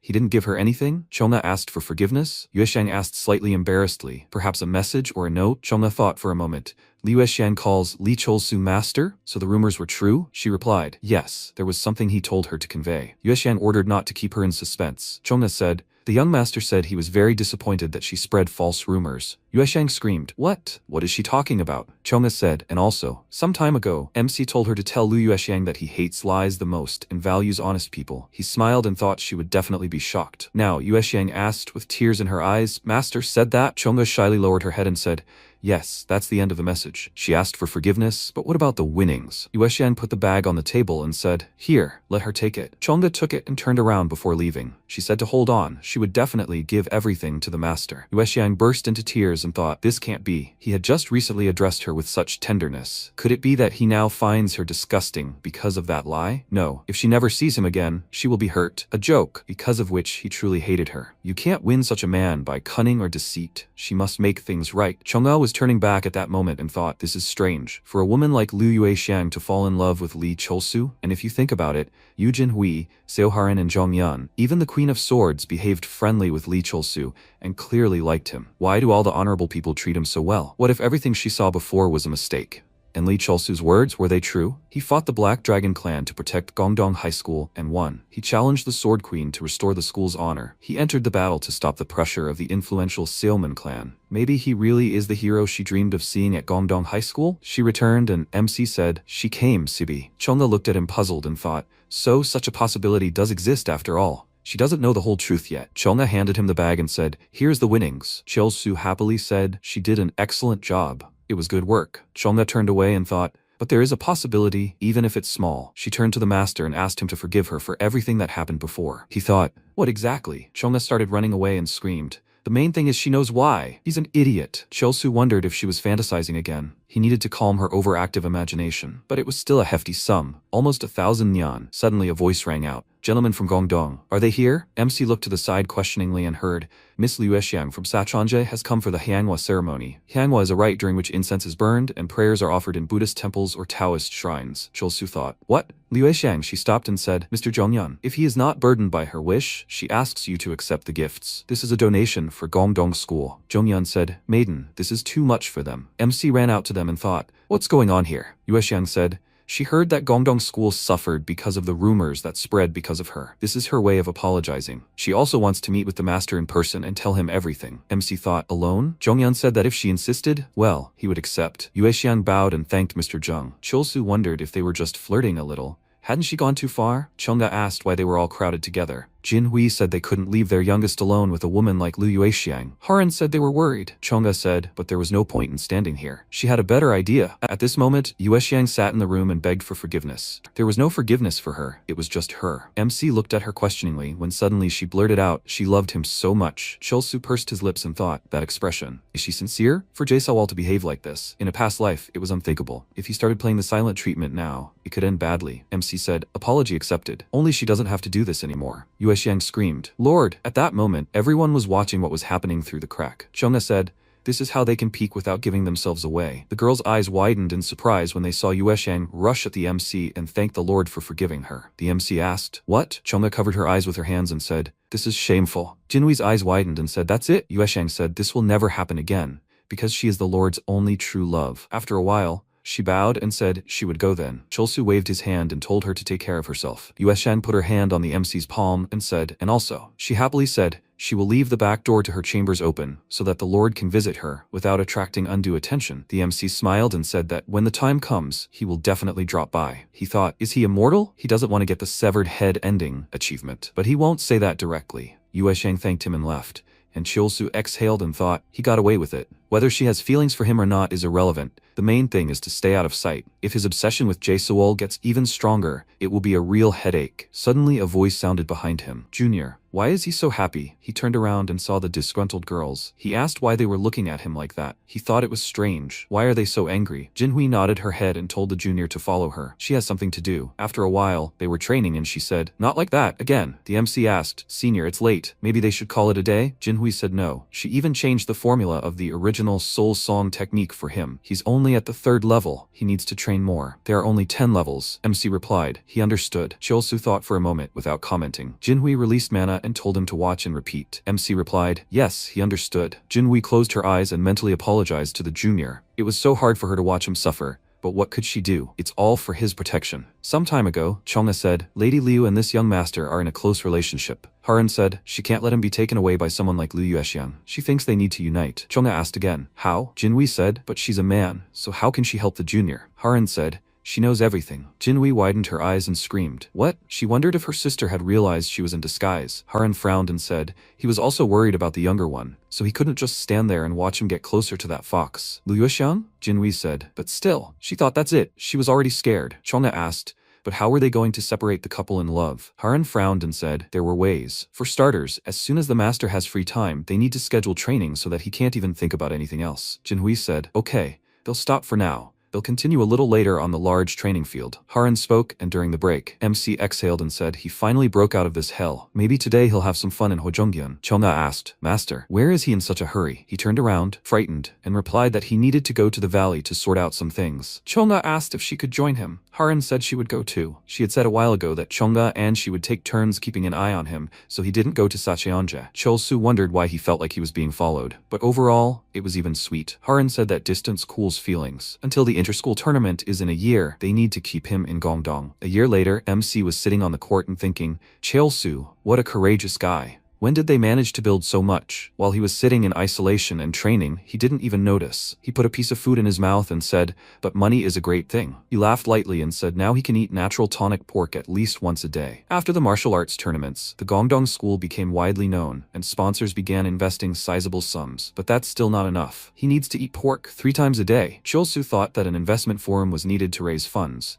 And to attract interested parties, he needed to show results. Jinhui approached him and said, Junior, there he is. Once he eats, he needs to get ready. I can't believe it's already time for the tournament with Hansan. A year has flown by, hasn't it? MC exhaled and said, yes, it's true. He felt as if he'd spent a year in Gongzhong prison. It's all the fault of the rumors about him having an affair with concubine. Really? After a while, Jongyeon asked if everyone was here. The students answered, yes, master. He nodded and said, they worked hard preparing for the tournament. Seeing the students' efforts, he was confident of victory. Jongyeon walked forward and said, it's time for them to go. They will show Hansan that the Gongdong school is alive and well. MC thought it was time to return to Murim again. Finally, freedom, and he would be able to see his first contender for the role of wife. The Queen of Swords, Solan, let her wait for him, his love. After a while, Sobin said she couldn't believe that the tournament with Gongdong was already starting. They dared to come to Hansan? This fact alone spoiled her mood. Solan said, Sobin, let her make sure that nothing interferes with the reception of the guests. The honor of the Hansan school is at stake. Sobin turned away and said, Master, she doesn't understand. Their school is strong enough without the tournament. Why is this even necessary? Seolan smiled and asked, has she already forgotten? The strength of spirit they saw at the Tournament of Justice at Gongdong will be a good incentive for them too. The performance of this young warrior was especially impressive. Sobin bowed and said, she understands, Master. She will do everything in the best possible way. She left the room and thought, the Queen of Swords is smiling, and all because of Lee Chol-su from the Gongdong school? This is incredible. She went out to the students and asked, is everyone gathered? She will convey the instructions from the master. The girls started talking. They can't wait. No need to yell like that. Quiet, you need to listen. Sobin screamed. The master told them to thoroughly prepare for the tournament with Gongdong. Do they understand what she means? This means that they must show the insolent Lee Chol-su and his school who is the boss here. The girls screamed, right, this insolent Lee Chol-su. Sobin screamed, they are like the students of the Hansan school,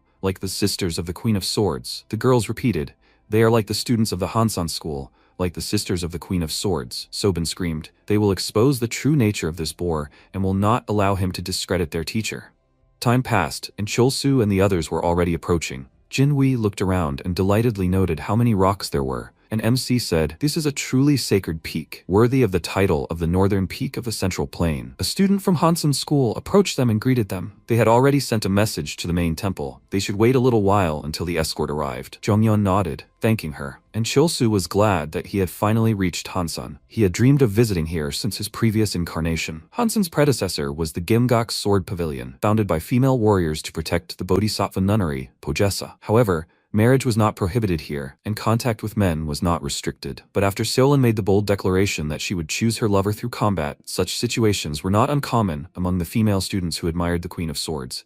They simply rejected all men. From then on, a vow of celibacy became an unspoken rule. Thus, Hansan became a forbidden territory for men and a shrine for lonely female martial artists. Entering territory where men are not allowed sounds very intriguing. Someone noticed his sly smile and called him a pervert, Gongdong, saying that his treacherous gaze had not changed at all. Turning around, he saw a displeased Seobin and indignantly asked, is that all she can say after so many years? She warned him that Hansan is known for her sternness, so he should control himself and not back down. This greatly angered him. She hasn't changed at all. Her character is like that of a wild animal. As they climbed the mountain, MC noticed they were more afraid that the path would be difficult, but in reality, it was easy as pie. She replied that they could not lead guests along the most dangerous paths. By the way, is he really going to challenge her? He told her that as a man, he would not go back on his word, and she again called him a pervert, saying that no one expected him to show valor. He became indignant, and she asked with a smirk, wasn't she right? No one would be surprised if he refused the duel. This made him very angry. He told her that he was determined to win her favor, so she should abandon that thought. Finally, they reached the top of the mountain, and she, approaching the main gate, said, they will see if he can maintain the same insolence in Hansan. He picked his nose in displeasure and thought, as soon as he issued a challenge, everyone pounced on him. Sobin opened the gate, and they were already greeted. The women lined the road leading to the main temple, and Jinhui looked around, saying it was so incredible. He hadn't known such a huge clan existed. Chonga added that this clan couldn't compare to hers, and Cholsu thought it's smaller in scale than the Forbidden City, but the buildings lined up against the sea of clouds create a truly majestic view. Solan emerged from the main temple, greeting them in Hansan, and Jongyeon thanked her for such a warm welcome. Their school would never forget her kindness. She nodded with a smile and replied, it was she who should thank him for accepting Hansan's invitation. They must be tired from the journey, so they could rest in the reception hall. They all thanked her, and MC licked his lips and thought, it seemed Solan had become even more beautiful since their last meeting. She glanced at him, saying they would meet tomorrow for the clan competition, which made him blush slightly and think, interesting how things are going today. Time passed, and having eaten his fill, he left the reception hall and thought, as befits one of the 9 great clans, they were fed the best products to strengthen vital energy: eel, oysters, and horse meat. He glanced at the moon and decided to set out. She made a date with him through an inner voice. The Queen of Swords has such unexpected sides too. When she said goodbye to them, she contacted him through an inner voice and asked him to come to the Wollongot Pavilion in the evening. And now, he doesn't know why, but he feels like he's going on a date. It makes his heart beat faster. Restrained, but capable of unexpected actions, she is truly worthy of becoming his first official servant. He approached the pavilion, didn't see the Sword Queen anywhere, and asked, is she here? A glow appeared on the surface of the water, and what he saw greatly amazed him. Seolan, walking lightly on the surface of the water, looked so striking in the moonlight that he was even embarrassed. As befits the first beauty among the righteous schools, she was especially beautiful. She approached him and said that she had a very delicate matter for him, which is why she called him here in this way. He scratched the back of his head and told her that everything was fine. She wanted to ask him for a favor, as she said before, right? There was no other reason to ask him out. She confirmed this, but before she voiced her request, she decided to start with the bad news. The thing is, Hansan is in a crisis. As he knows, their students are distinguished by a high degree of devotion to her, but a few years ago their admiration grew into a fanatical obsession. They follow her, taking a vow of celibacy, severing all ties outside the clan, and secretly performing rituals praising her. Cheolsu was very surprised and asked, so it's not enough for them to revere her as a master, but they literally worship her as a goddess? This is serious. If this comes to light, they could be accused of cultism. Seolan said that she also believes this is a consequence of the overly closed structure of their clan. Therefore, during the competition, let him try to show their students how wide and diverse the outside world is. He promised her he would do everything. He and his companions would try to establish friendships with Hansan's students, for which she thanked him with a smile. After that, he went back to the reception hall. In his past life, he truly wondered why Hansan barely interacted with the outside world. It turns out that was the reason. He remembered Seobin calling him a pervert.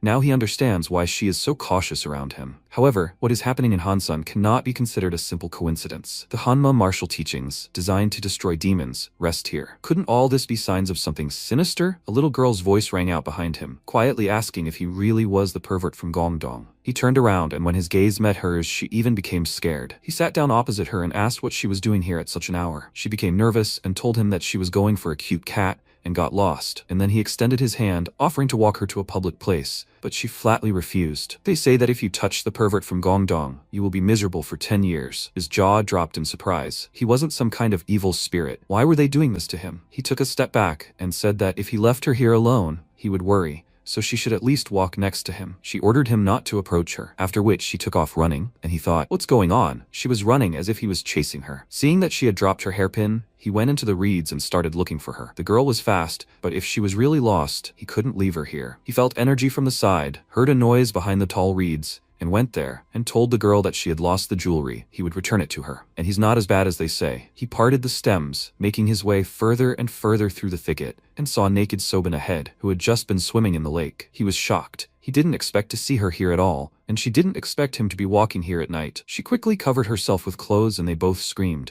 Then she called him a pervert and a crazy idiot, ordering him to get out of there immediately. He closed his eyes and waved his arms, exclaiming that he really didn't know where he was going. The women immediately came running to her screams. They hurried to protect her. He involuntarily backed away, trying to explain to everyone that it was just a misunderstanding, but they were already firmly convinced that he was spying on their young mistress. He tried to explain to them what he did here, and then Sobin came out of the water and told him not to make her laugh. If she hadn't noticed him, would he have continued to spy on her? He apologized to her. He was sorry that everything turned out this way, but she understood everything wrong. She displeasedly said that an apology wouldn't help the matter and exclaimed, "He came here to participate in the inter-school competition.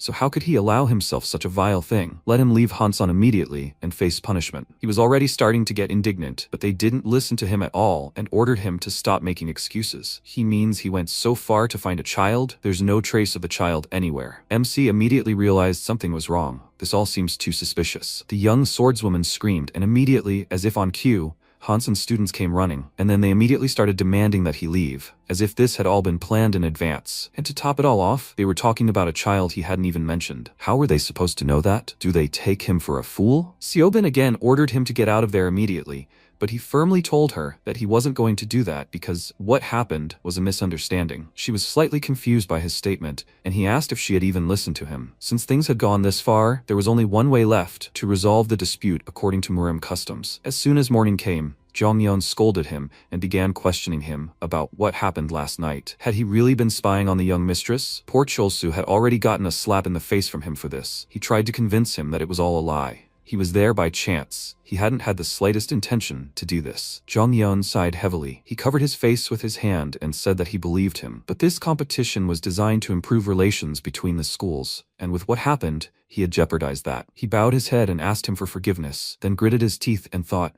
how unfair this is, and he can't even justify himself. Solon got involved. She came up to him and told Master Zhang that they don't know the whole truth yet. They say that an unpleasant incident happened between her student and this young master last night. Jongyeon said he was sorry that it happened on the eve of the competition, but she told him not to apologize. They don't know the whole truth yet, and thought, she wants to believe Sobin, but she is the most obsessed with her. As the young master had said, perhaps there was more to it. She asked Jongyeon, since he himself had proposed resolving the matter according to Murim law, perhaps they should have a duel before the competition began. He smiled and told her that if it would help clarify the situation, their school had no objections, and then MC bowed to her, thanking her for the opportunity. And then the day of the competition arrived. The heads of all the schools gathered to watch. Huncheon said, Hansan is organizing a competition between schools. This is amazing. Monk Yuanji, Blanche, the first man among the sects of the righteous path, laughed and said that there is nothing wrong with improving relationships with others. The man, puzzled, stroked his beard and said that wherever this Cholsu from the Gongdong school appears, trouble always arises. And again, this guy is fighting before the competition begins. The monk remarked that he was still young and ardent, while Cholsu and Seobin entered the arena. He drew his sword and said that if she won,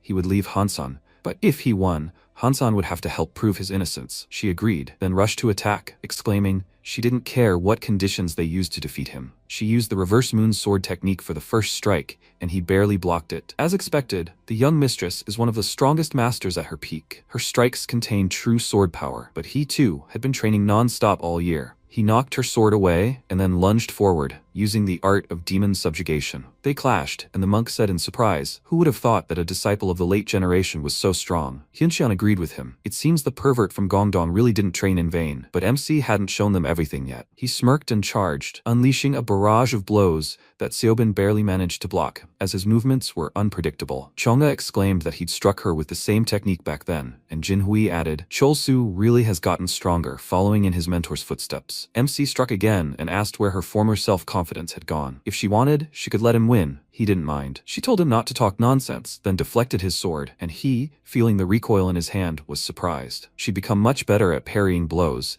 Had she really been hiding her strength all this time? Sobin exclaimed that he had no idea who the Queen of Swords was, and vowing to win, launched into another attack, this time with the moon sword technique. This is the highest art of Hansan. But, succumbing to emotion, she began to attack too sweepingly, and Chiolsu noticed it. This will make it easy for him to dodge. He took a few steps back, dodging each of her attacks, and she, catching her breath, called him slippery like an eel. He said that she had already lost when she lost concentration. It was time for them to finish this fight. He used the art of demon absorption, rushed to attack, and at the moment of impact, a bright flash appeared in the arena, and dust rose. A few seconds later, everyone saw him holding the sword to her neck, which meant he had won. His friends were very happy, he told his opponent that this duel was excellent, but she could not believe that she lost. He went to his friends, rejoicing in his beautiful victory, and at that moment a terrible pain pierced her head, and someone else's voice appeared in her head. She is jealous. This man will take her mentor away from her. She is not going to let him go like this, is she? She gave in to the influence of the voice, slowly stood up and said through clenched teeth that she would never let this happen. She told Cheolsu to stop, and when he turned to her, he saw her running towards him with a sword at full speed and nervously thought,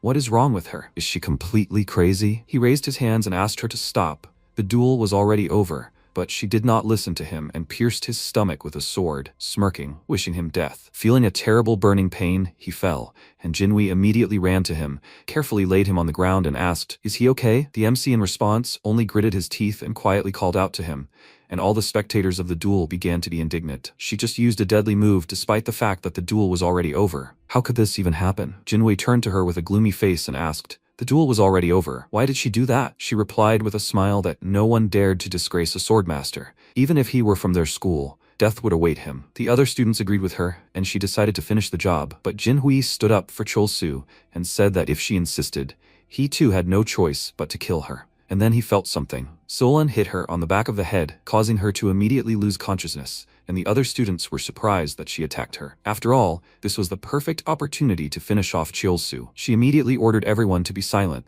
then went to Jinhui and asked if he was okay. He raised his hands, asking her not to approach them, and she regretfully said that she was just worried. Despite this, Jinhui still remained on guard. He could not allow anyone from Hansan to approach his junior. A great monk approached them and asked what kind of mess they had made here. They both immediately bowed to him, and he asked Solan. She understood how serious her offense was, right? She had used a deadly technique in a duel. She asked him for forgiveness. It was her fault. She had failed to properly supervise her disciples. He firmly said that a simple apology would not do. She had to explain how this could have happened. They went to a more secluded place to talk, and she told him how her disciples were madly devoted to her. He asked, is that why they had avoided contact with other schools until now? She confirmed it. It was their dark side, so she could not speak about it openly. Yuanzu quietly laughed and asked, was the obsession with the head of the school led to this incident? Didn't she find it strange? She didn't understand what he meant. And he explained, the very fact of using a deadly technique during a duel. It was a fight between representatives of righteous schools. Someone could have died. She asked, did he mean to say there was more to it than that? He told her that he had noticed something strange in the Hansen students. A subtle but clearly perceptible energy emanated from the young mistress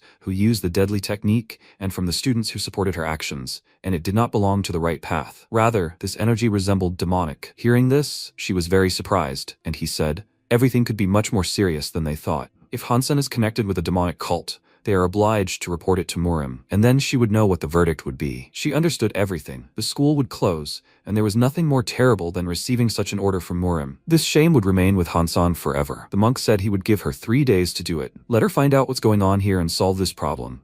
Otherwise, even he won't be able to help her. She merely nodded in response. Meanwhile, Jinhui was furious and told the teacher he couldn't tolerate this. Using a deadly technique during a duel was beyond the pale. Let him fight the young mistress. Zhongyun told him to stop. Did he think it was easy for him as a teacher? If the Queen of Swords hadn't intervened, he would have resorted to force himself. But since she had offered her sincere apologies, there was no point in making a conflict out of this, as quarrels between righteous schools never lead to anything good. Jinhui bowed to him and didn't bring the matter up again, and the teacher said, fortunately, Cheolsu's injuries are not serious. When he recovers, they will return to Mount Gongdong. In this situation, there was no point in continuing this meeting. Haran said she found the whole thing strange. The Hansen disciples, including the young mistress, acted as if Cheolsu, who had challenged them, deserved death. But the Queen of Swords had once acted as a mediator when Gongdong found himself in a difficult situation. Surely she couldn't have instilled such cruelty in her disciples? Zhongyun wondered if there really were some dissatisfied ones among them, but such behavior was beyond comprehension. She suggested that something strange was going on between the Hansen disciples, and he agreed with her. Her words were true. All this time, a little girl had been watching them, eavesdropping on their conversation, chuckling quietly. Through her, the bloody demon observed everything, and it was a pleasure to watch these righteous ones squabble among themselves. He felt a presence behind him. His subordinate had arrived. He bowed in greeting, and the man asked irritably how the preparations were progressing. He answered that the mountains of effort were finally bearing fruit. Everything was almost ready. They mixed a weak dose of demonic energy into the Hansen water springs, cutting off the disciples from the outside world and capturing their minds. Several years have passed, and now that Junior Sword Mistress and the other disciples are under the influence of this energy, they act according to the Overlord's will. The Blood Demon said, fine, but we must not let our guard down until the very end. The Queen of Swords, this woman, might do something unexpected. The man agreed. Her sudden participation in the Gongdong competition was quite an unexpected move. However, thanks to the Overlord's plan, everything turned out in their favor. They subjugated the Hansan disciples and fueled their discontent, and then, at the right moment, provoked Junior Mistress into using a deadly technique. Now that the representatives of the righteous path have witnessed the decay of Hansan with their own eyes, it will be difficult for them to avoid its closure. If all goes according to plan, Hansan will slowly and irrevocably disappear. The bloody demon clenched his fist in victory and said that this was only the beginning. These righteous people would become enemies and then destroy each other. Meanwhile, Zhongyeon went to meet with the Queen of Swords and declared that he wanted to cancel the match with Hansan. She looked down guiltily and said she perfectly understands the seriousness of the incident. But could he reconsider his decision? He frowned and said that she should be grateful that their school did not make a fuss. Solon said that she understood everything, but they did not yet know the whole truth. She did not want to believe it either, but perhaps someone from another organization was acting on Hansan. He asked if she was hinting at a certain school. She confirmed it. Perhaps people from Sanho were involved, or even representatives of a demonic sect. That same night, the disciples gathered in the cave to discuss everything that had happened. The junior sword mistress had done them a great favor. They could have gotten rid of Chilsu forever, but in the end, they took pity on him. The main thing is that Gongdong will soon leave them. Xiaobin entered the cave, saying that she was so thirsty, and she looked truly possessed by a demon. The girls also approached her, inquiring about her health, and she answered them. Her body is fine, she's just tormented by thirst. Do they have some water from the cave? The girl handed her a vessel. She drank it all in one gulp, after which she wiped her mouth with a grin and said that she now feels better. What happened while she was unconscious? One of the girls told her everything. Unfortunately, Chilsu's injuries were not too serious, but because of this incident, Gongdong withdrew from the competition and decided to return to his territory. She asked, "So, they are already leaving Hansan?" She confirmed it and touched her chin in confusion. This cannot be allowed. Where are the representatives of the Gongdong school now? Judging by her smirk, she was up to something very sinister. Right now, MC was resting in the infirmary, and Harin was taking care of him. She dabbed his forehead with a cloth and thought, his whole face is covered in sweat. He was always so cheerful, and now he looks completely exhausted. She always only accepted help from him, and remembering everything he did for her, she begins to feel helpless. After wringing out the cloth, she left the infirmary to go change the water, and thought, she can't just sit idly by. This is her chance to repay him. She will find out why she attacked Chulsu. She came to the lake, pretended to wash clothes, but in fact, she was waiting for someone to appear. She looked around and thought, will no one come? After that incident, she goes to the river quite often. Here's what she noticed. The Hansan students often go along the narrow path by the shore and never come back. And it doesn't matter when it happens, sometimes alone, sometimes in groups, but none of them return. If this path is their secret route, she needs to check it out. She peeked out from behind a rock and immediately caught her eye, a student walking along that path. She ran to the nearest shelter, hid behind a tree trunk and thought, this is her chance. The path turned out to be much longer and more dangerous than she thought. They will have to walk a long time. Where will they lead her? She followed the student at a safe distance, but suddenly something jumped out of the bushes next to her, and she immediately covered her mouth with her hand to stifle a frightened scream. It turned out to be just a fox. But because she was distracted by the animal, she lost sight of the girl and cursed. Suddenly, Sobin's voice was heard behind her, asking who she was following. She turned to her in fear, wondering when she had managed to do so. She hadn't felt her presence at all. The girl immediately hit her on the head, causing her to lose consciousness, and smirked. Soon it started raining, and MC finally woke up. Opening his eyes, he immediately looked around, checking if they were still in Hansan territory, and when he stood up, a pain stabbed his stomach. He remembered what had happened and looked around, wondering why no one was looking after the wounded man. The excited voices of the students were heard outside, one of them shouting for them to search everything around. The rest of them should go north. They absolutely must find the younger sword mistress. Chulsu left the infirmary to check what was going on, and Chongna immediately ran up to him, telling him the reason for the commotion. The thing was, Harin had suddenly disappeared, and this news greatly alarmed him. But that's not all. The younger sword mistress also disappeared along with her, and Hansen is currently conducting a large-scale search to find them. He thought that Sobin and Harin had disappeared at the same time. Judging by her actions, she was not herself. Given all the hatred towards Gongdong, there was a possibility that Sobin could have attacked Harin, and therefore he needed to find her as soon as possible. He quickly looked around, saw a girl hiding behind a rock, and immediately recognized her. She was the one who lured him to the shore where Sobin was. Noticing his gaze, she quickly hid in the bushes, and he decided to follow her. Perhaps that way he could find traces of Harin. He ran after her into the forest, but lost track of her. He thought he had simply missed her by accident last time, but seeing it again, he found it hard to believe that someone so young could move so fast, and even hide her energy so skillfully. They don't rely solely on energy perception, so he'll have to look for even the tiniest traces. A bush moved next to him, and he immediately stopped, saw the girl, and ran after her. As he made his way through the bushes, he told her to stop resisting and just stop, but she kept running, and he called out after her. He doesn't want to hurt her, he just needs to ask her a few questions. He almost caught up with her, reached out his hand to grab her, and then she turned to him and said with a smirk that he wouldn't catch her. He exclaimed, "What the hell is she doing?" She jumped off the cliff, and he couldn't let her get hurt, so he jumped after her. He grabbed her, hugged her, and covered her head with his hand. But because of this, he hit the back of his head on the tree branches. He quickly grabbed one of them and hung there, after which he laughed hysterically. He couldn't believe that he was alive. Having come down from the tree, he lit a fire and began questioning the girl about everything. But what's surprising is that she had absolutely no memory of what had happened to her. She remembers lying down to sleep and then suddenly finding herself here. He asked, "What about that time by the river? They met just a few days ago." She told him that she had never seen anyone from Gongdong's school. MC was surprised. He understood that she was not lying and sincerely believed it. She really doesn't remember anything? Then, as proof, he showed her the jewelry, and she exclaimed in surprise that she had lost it a few days ago. It was a very valuable thing for her. He told her that this confirmed their meeting by the river, and she asked, "Is it true?" He asked her to tell him if she remembered anything, or if she had any guesses, and she clutched the jewelry in her hands, firmly saying her sisters told her not to talk to people from Gongdong School. He smiled irritably and thought, "These little ones." He said that a student from Gong School went missing tonight. She is his younger sister,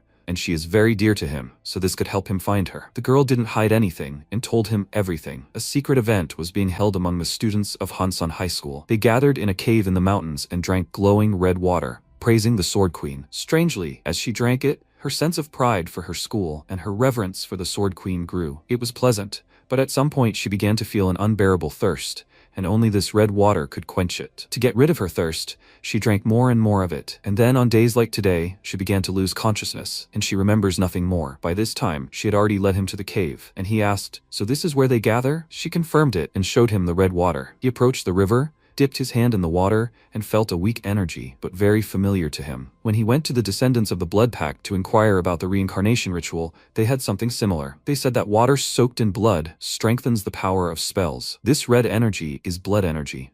It's so small that someone who hasn't reached the level of Hingjung won't even notice. But even this amount, with prolonged exposure, can cause addiction, and in the most extreme cases, the Blood Pact can even possess the body. Things are bad. The Blood Pact has extended its tentacles to the Hansan School. In his past life, a tragic massacre occurred, which went down in history as a conflict between the righteous schools within Hansan. The cause was the very same secret cave of the Sword Queen, where the true legacy of the school was kept. Back then, everything was presented as an ordinary fight over techniques and elixirs, but in fact, anti-demon martial arts were sealed within the cave. When rumors of treasures hidden there spread, warriors began to flock there in droves. In that chaos, the anti-demon martial arts of the Hansan School were lost. That's why the Blood Alliance benefited the most from this. In his past life, they were the ones who orchestrated the conflict between the righteous schools. If they have the same goal again, then they will definitely try to stir up internal conflicts within the Hansan School, which means that the Gongdong School has now become the Blood Alliance's new target. At this time, Jinhui was running through the forest in search of the girl. Her younger brother was injured,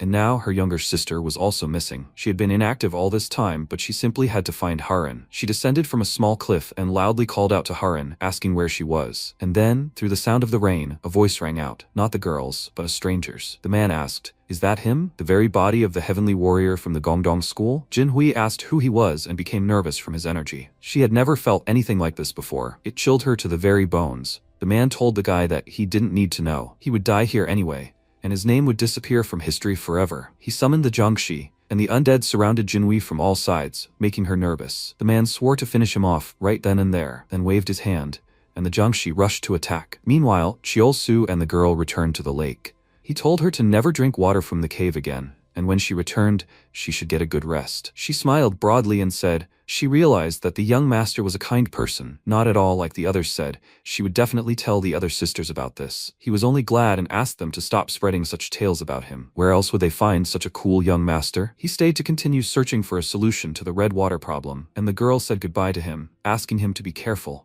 and ran off to school. After that, he sat by the shore and thought. Now he understands why Zhang Sobin was so desperate. Who would have thought that the Hansan School was being manipulated by those idiots from the Blood Alliance? If he wanted to find Haran, he needed to figure out their plan. The only clue was that Sobin had disappeared along with her. The youngest sword mistress had fallen under the control of the Blood Alliance. If only he could figure out what they were planning to do with her. And then he suddenly jumped up from his seat. A thought occurred to him, to open the mechanism at the entrance to the swordswoman's secret vault, He needed a reverse moon sword, and this style was passed down only to the head and successor of the Hansen school. It all fit together. The Blood Alliance had taken over Sobin's body to get into the vault. If they were preparing another civil war among the righteous schools, like in their past life, who knew what they were planning in that vault? He ran to the cave, but when he arrived, he found the vault already open, which shocked him. Seolan's voice rang out behind him, and she asked in surprise what he was doing here. Is he okay? He smiled awkwardly and told her that he had almost recovered. And what was she doing here? She told him that the atmosphere in the school was uneasy, so she went to the reception hall to check on him.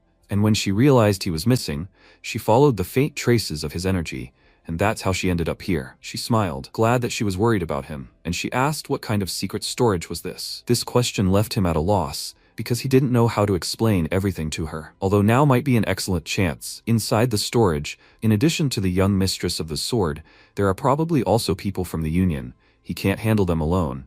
And Solan is still a top-level master. If she helps him, that would be wonderful. The problem is that he needs to come up with how he knows all this without revealing his reincarnation. He needs something plausible. She asked if this could really be the secret storage of the Hansen School swordswoman. He confirmed it, and she asked in surprise how he knew where it was. Until now, no one knew its location. The Hansen School had been looking for it all this time. He approached her and said seriously what he was about to say should remain between them. She was slightly embarrassed by his closeness and answered him. She understood that no matter what he said, she swears on the name of her school that it would go with her to the grave. He stated with a serious face that he was, in fact, the successor of the Hongwan swordmaster, Mugukja. She was very surprised and clarified. The successor of the very first head of the Murim Union, the Hongwan swordmaster? He confirmed it. He really did receive sword techniques from Mugukja's residual will in the Hongwan vault, so, roughly speaking, it was true. He said, as she may know, Swordmaster Hongwan and the first head of the Hansen school, Baek Chusol, were close comrades. Over 300 years ago, at the Battle of Lake Peryang, Swordmasters Hongwan and Baek Chusol united and beheaded the Blood Demon God. Afterwards, Baek Chusol wandered the world in search of the lost martial art of the Hansan school, Hanma Cholhak, and the divine artifact, the Fragrant Heart Sword, but eventually disappeared. After returning with the artifacts, she was attacked by the surviving members of the Blood Alliance, who had been watching her all this time. Seriously wounded, she knew that her end was near, and so she created a secret vault of the Sword Queen, and entrusted its location only to her closest friend, Swordmaster Hongwan. And as his successor, he was given this information. He came here to verify its existence for himself. She was surprised and couldn't believe what she heard. Could the legend really be true? He smirked and thought, the best lie is the one wrapped in truth. There were even rumors that Hongwan and Baek Chusol were in love. Solan thanked him. They had found the swordswoman's secret vault. Now she didn't even know how to repay him. He grinned contentedly, and when she noticed the sword marks, he said, the missing young mistress of the sword most likely used the reverse moon sword style to activate the mechanism and enter the vault. Solan was surprised, because how could Sobin know about this place? He said that it was probably the work of a blood pact. They needed to hurry before something terrible happened. She agreed with him, and they entered the cave. But they went a little further. There was a cliff ahead. MC carefully glanced down and assumed the storage was underground, and Seolan said it was dangerous, but they had no choice but to jump. They both jumped off the cliff. Chilsu frowned and thought it was deeper than he thought, with no end in sight. But he was wrong. The ground was much closer. He was very scared, and Seolan reached out to him and told him to be careful, then used her energy to pull him toward her. Before they could crash, she grabbed him and hovered over the water. She asked if he was okay, and it was obvious he wasn't, being held in the arms of such a woman. He became very embarrassed and began to struggle in her arms, asking her to let him go, but she refused, afraid he might fall. She grabbed him tighter and said she would carry him to safety, so let him lean on her. He was very close to her and prayed that his mushroom wouldn't rise, but it simply couldn't help but do so, and of course, Seolan saw it. He immediately pulled his shirt over his legs, trying to cover his groin, but it was too late. She was so frightened and embarrassed that she flipped the guy over herself and threw him into the water, and he hit the top of his head on the rocks. Even well-developed private parts in a man can cause problems. After that, he bashfully covered his face and asked the Sword Queen for forgiveness. Because of the special martial art of the Gongdong school, based on yang energy, this happens. She interrupted him and said that she understood everything. They needed to get out of the pond quickly. He burst into tears of shame and wondered if he had completely lost his mind. Excessive endurance, as it turned out, was also problematic. Strange rumors were already circulating about him, and now everything would get even worse. Solan, meanwhile, tried to come to her senses. She had never seen anything like this before. Even though he's still young, he's quite strong. These thoughts made her feel even more embarrassed, and MC awkwardly coughed into his fist, saying that his clothes had dried, thanks to his internal energy, so they could go. They walked further, and on the way they came across a narrow passage, and for some reason they climbed into it together. although they could have taken turns. He felt embarrassed and thought that they would have to walk closely the whole time, then glanced at the woman. He had thought she was beautiful before, but now, remembering her wet appearance, he was going crazy. They finally reached the end of the passage, and she said that they had a problem. The bridge was collapsed. It seemed they had deliberately cut the bridge to lose their pursuers. He noted that if they went around, it would take a long time. She could jump to the other side using the light step technique. It would be a little awkward, but would he let her carry him in her arms? He was surprised by her offer. It seemed she was trying to hush up the incident, but he wasn't against it, so he didn't refuse, after which she picked him up and walked away. While she was crossing the chasm, he smiled contentedly. Who would have thought that reconnaissance could be so enjoyable? But he wouldn't survive a second incident. To calm himself, he decided to sing the national anthem. Thank God, nothing happened. When she let him go, he immediately smelled a strange odor and sniffed. He realized it was blood, and Solon saw traces of it on the walls and said they couldn't ignore it. The ground beneath their feet was also covered in blood, and he said, judging by the amount, some kind of ritual was being performed here. Solon found something and asked Chilsu to look at it. She showed him the rope and said it was roughly torn. He immediately understood who the traces belonged to, and she said, "These are bloody zombies, Jungshi, exactly like the ones in their school's records." He remarked that this only confirmed the involvement of the blood cult, and she was confused. She thought they had disappeared, but it seemed they had reappeared. He said that since they were using a technique to control the dead, it meant they were well prepared. The situation was worse than they thought. They needed to be on guard. Right now, Jinhui was fighting them. She struck with her sword, but the dead man's skin was tough, and she was unable to do anything. She decided to use a different technique, hitting the Jungshi on the head, and he immediately fell. The man remarked that such a rough manner of fighting was in the spirit of the Gongdong school. But how long would it last? He waved his hand and more dead people ran towards Jinhui from all sides. She quickly dodged their blows, retreating towards the Jiangshi, whose head she had just decapitated, and suddenly he grabbed her leg and she fell, hitting her head. The man asked, "So this is the renowned body of a heavenly warrior? Is this all he can do? What a disappointment." He ordered the bloody zombies to kill him. The Jiangshi pounced on Jinhui from above, and she held her sword in front of her. The zombies' teeth sank into the steel, and their sword had no effect on them. This made her nervous, and she wondered if this was really where it would end. In that case, she would never see her junior disciple or the other members of the Gongdong school again. Her comrades were in danger, and she was doing nothing. She didn't want to be forever weak and pathetic. She would protect her loved ones with her own hands. She put all her strength into her sword, and the Jiangshi was immediately thrown away from her, flying several meters above the ground, surprising the man. Jinhui swore to cut them all down with her sword, then rushed forward and delivered several sweeping blows. The man was surprised. It was the energy of the sword. His aura became sharper and stronger. He had risen to a new level of martial prowess in such a short time. Finally, she finished off all the zombies, leaving only him. She swung her sword and looked at him confidently, saying, "She will finish him once and for all." He sent new zombies at the warrior and thought, if he were left alive, he would become a serious obstacle in the future. He ordered everyone to attack together to tear him to pieces, and they ran towards her. Jinhui also rushed to the attack. She ran forward, decapitating everyone in her path, and then pointed the blade at the man and said that she would cut him to pieces. He was surprised and thought, he didn't just reach a new level, but freely control the energy of the sword. Did he really have the body of a heavenly warrior? Jinhui ordered him to answer where the young lady was, if he didn't want to die in agony. He asked in response, "Who knows? He's not very kind to those who are about to die." He pierced his palm with a knife and shouted, "Let the blood demon be reborn. The blood cult will rule the world. Oh, supreme blood demon, bestow your power upon this insignificant follower." Jinhui felt the ominous energy sharply intensify, and then the blood demon answered his follower's prayer, saying, he grants him the honor of being part of his rebirth. The boy's body bent unnaturally, the demon's power possessing him, and he told the young warrior that he was unlucky enough to encounter him. Jinhui became nervous. Her instincts told her that something alien had possessed this boy's body. She asked who he was, but he chose not to answer the question and said, he grants him the honor of being part of his rebirth, but death by his hand is also a great honor. He suddenly disappeared from the spot. Jinhui did not immediately understand it, and then a voice rang out above her head. The warrior struck. Fortunately, she managed to dodge, and he ran towards her, telling her to do him a favor and let him entertain him. Jinhui merely parried his attacks and felt each of his blows heavy and swift. He had never fought like this before. The blood demon said that he would like to prolong the pleasure, but they did not have much time. He struck his opponent in the chest with all his might. Jinhui felt terrible pain and was thrown back, hitting her back on the stones. Coughing up blood, she fell to her knees, and he said, "Those with potential must be crushed in the bud." Meanwhile, Solon quickly finished off all the zombies, and MC said, as expected of the Queen of Swords, she is truly amazing. But that's not all. Turning around, he saw 3 more zombies running towards them, and Solon rushed to attack and exclaimed, How dare such a vile monster encroach on her? Even though she had cut off their heads, they were still moving, and she promised to personally kill every last one of them. Meanwhile, the blood demon watched her and wondered if she had really come here personally. But how did she know their location? His subordinate contacted him and reported that all the dead they had brought to the shelter had been destroyed. If this continued, the plan could fail. The blood demon frowned and said that even the heavenly signs he had read had begun to distort. Someone was changing fate. Had they overlooked something in their calculations? His followers swore that even at the cost of his own life, he was ready to contribute to the resurrection of the supreme blood demon. He said that there would still be an opportunity to dispose of the body of the heavenly warrior. He would send reinforcements to him. But for now, the main thing was to complete the plan in the shelter. He promised to give him everything he had, and he said with a grin, if he sacrificed his life and energy,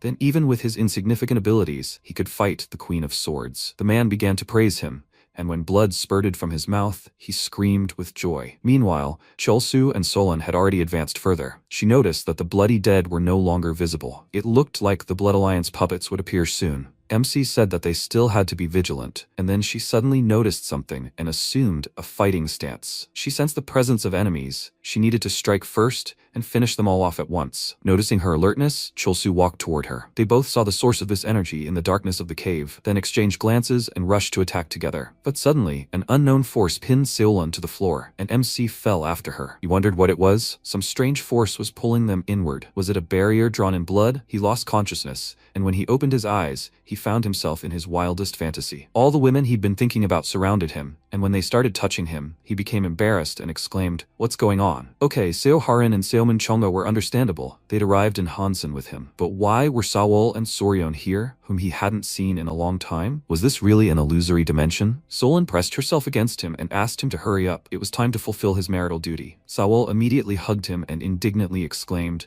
"What nonsense is this?" He'd promised that his first time would be with her. They started tugging at his limbs. No one wanted to give in. And then he ordered them to let him go immediately. They ignored him completely, which angered him.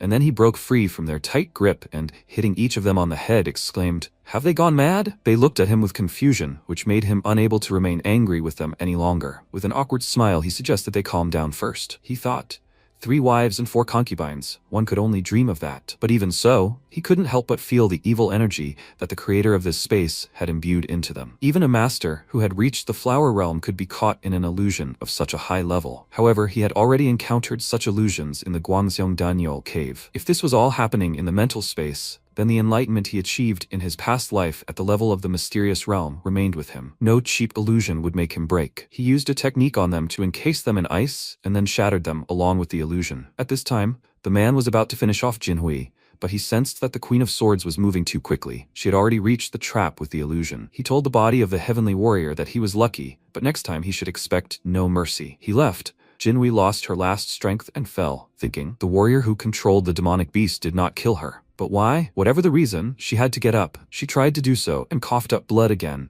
all because he had damaged her internal organs with one blow. She understood that she had to hurry, that she had to save the junior and the Gongdong school. But the strength finally left her body and she fell. Already losing consciousness, she saw the teacher running towards her, accompanied by the Hansen students. And then she closed her eyes. The teacher bent over his student and asked him to come to his senses. Meanwhile, Cholsu came to his senses. He rose and, cursing the idiots from the Blood Alliance, exclaimed that they were using such vile methods. The Sword Queen still hadn't woken up. He ran up to her, flipped her onto her back, and wondered if she was still unconscious. As expected, the illusion was so powerful that even the Flower Realm Master couldn't resist it. To help her escape this trap, he would need medicine. He took out a pill and thought, Sawol is useful at times like this. When she came in the form of Yeryong, she left some medicine. He would try to replenish her energy with it. When the pill touched her lips, she reacted strangely. Her face blushed, and she asked the young master to wait. Cholsu's face also blushed, and he wondered what kind of illusion she was seeing now, to sigh so languidly. She continued to ask him to stop, so he closed his eyes, trying to calm down. It's just treatment. Nothing more. As soon as he threw the pill into her mouth, she opened her eyes and stood up, asking what happened. He told her everything, and she asked worriedly, "Is he okay?" He awkwardly looked away and answered,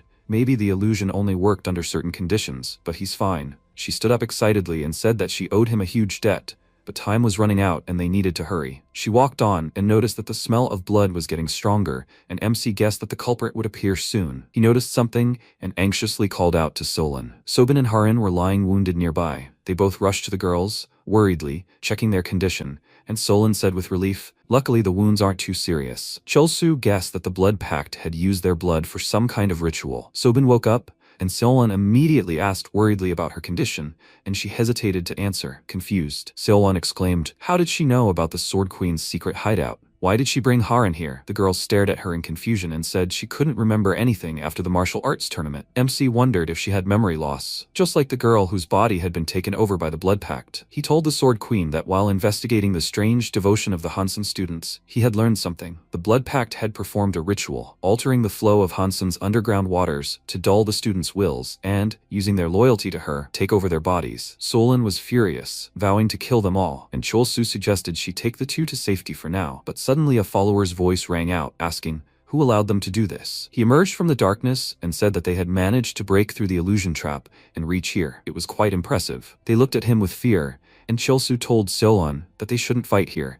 It's better to retreat and take them to a safe place. She agreed with him, and the man asked with a smirk, "Are they planning to run?" He snapped his fingers, and the warrior immediately appeared and apologized to them. None of them would get out of here alive. He missed the chance to destroy the sprout of the owner of the body of a heavenly warrior, but he wouldn't let them go. MC became nervous and thought, what does this mean? Could it be that the elder was fighting a blood warrior? The warrior clasped his hands together, zombies poured in from all sides, and Chulsu cursed because there were too many of them. Solon said that she would take care of the Jiangshi, and he should fight his way to the exit, and he turned to her student, asking if she could move. She nodded, and he handed Haran to her, saying that he would distract the zombies, and she should lead her away. She understood everything, and he ran towards the zombies, thinking that with his current martial arts skills, he wouldn't be able to defeat them, but he could try something else. He cut his palm, thus deciding to attract them with the scent of blood and break through. He was confident in his internal energy technique. The zombies turned and ran after him, and Sobin decided to get away while she had the chance, but the warrior noticed them and attacked, exclaiming, "Where are they going? Such cheap tricks won't work on him." The girl was afraid that this was the end,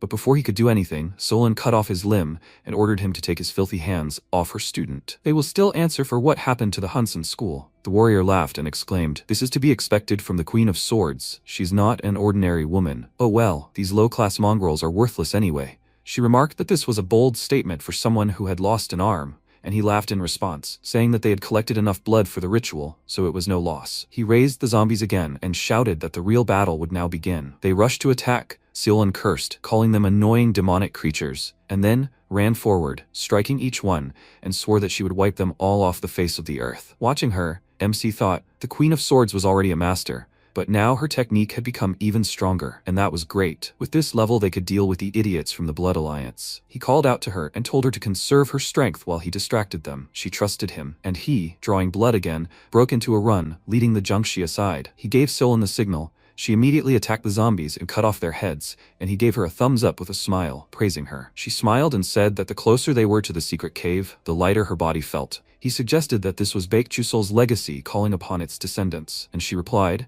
"For the Hansan school, the Sword Queen's secret cave is a sacred place, which is why they cannot allow defilers to escape alive." The warrior called out to her and said that her skills exceeded all expectations, but she should not worry. He would still honor her with a personal fight. He took his severed hand, and she exclaimed in response, "It's funny to hear this from a savage. She warns that if he comes close, she will chop off all his limbs at once." He pressed his hand to the ground and shouted that she would soon understand how pathetic and weak she really is, after which the man grabbed his head and said, "Now that they have collected the pure blood of young men and women, it's time for them to show their true power." They both became nervous, and the guy shouted, "In the name of the blood demon, for the return of the blood demon, he sacrifices his body." He pierced his heart with a dagger. They were very surprised, and his body dissolved, and the man told the blood demon that it was a great honor for him. He gave his life for the sake of his return. The blood demon lent him its power, and his body began to change. Muscles increased sharply, tearing clothes, horns grew on his head, and his nails became sharp. Now he himself looked like a demon. Solon and Chulsu were alarmed. His body was mutating at a monstrous speed,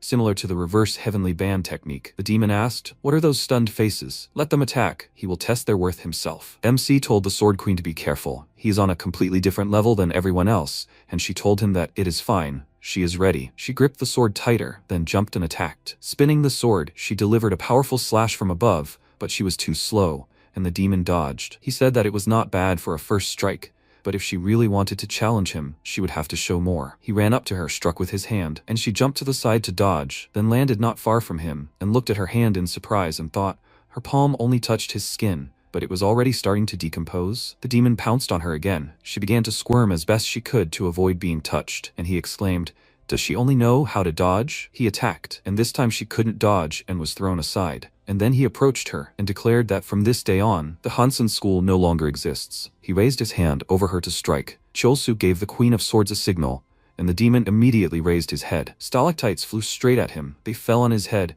and MC exclaimed with a grin, "He may lack fighting strength, but he has excellent navigation." Solon took advantage of the moment and pounced on the demon, used her technique, and struck. This attack was powerful. Chulsu was already glad that it worked. But no, the demon stopped her blade with his bare hand. MC was shocked that even a surprise attack from Solon, a Hwagin-level master, had no effect. The demon hit her on the head, throwing her away, and asked how she knew the location of the cave. He was still surprised how she broke through the illusion trap and got here, but now it was clear to him she was just a variable. He looked up at Chulsu and had an unpleasant feeling as if it could see right through him. The demon decided to start with him. He attacked, and MC was forced to jump to the side. He landed very awkwardly, hit himself, and while he was trying to get up, the demon approached him and said that this was the end. Solon immediately rushed to his aid. She ordered Chulsu to step back and exposed herself to the blow, which made him very afraid for her.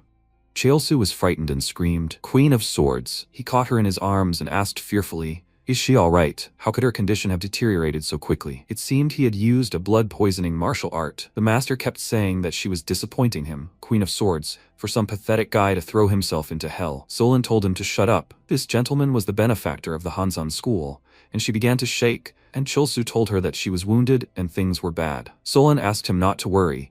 The wound wouldn't spread if she regulated the flow of qi and blood at the site of the wound. She would try to buy time, and he should try to bring reinforcements. At that moment, the monster laughed and said that this was a tear-jerking scene. Solon thought that fighting these bastards while wounded was madness, and Chulsu realized he needed to find a way. The monster told them not to worry, because he would finish them all off. Chulsu was frightened and realized, looking to the side when he saw a hand emerging from the ground. Wait.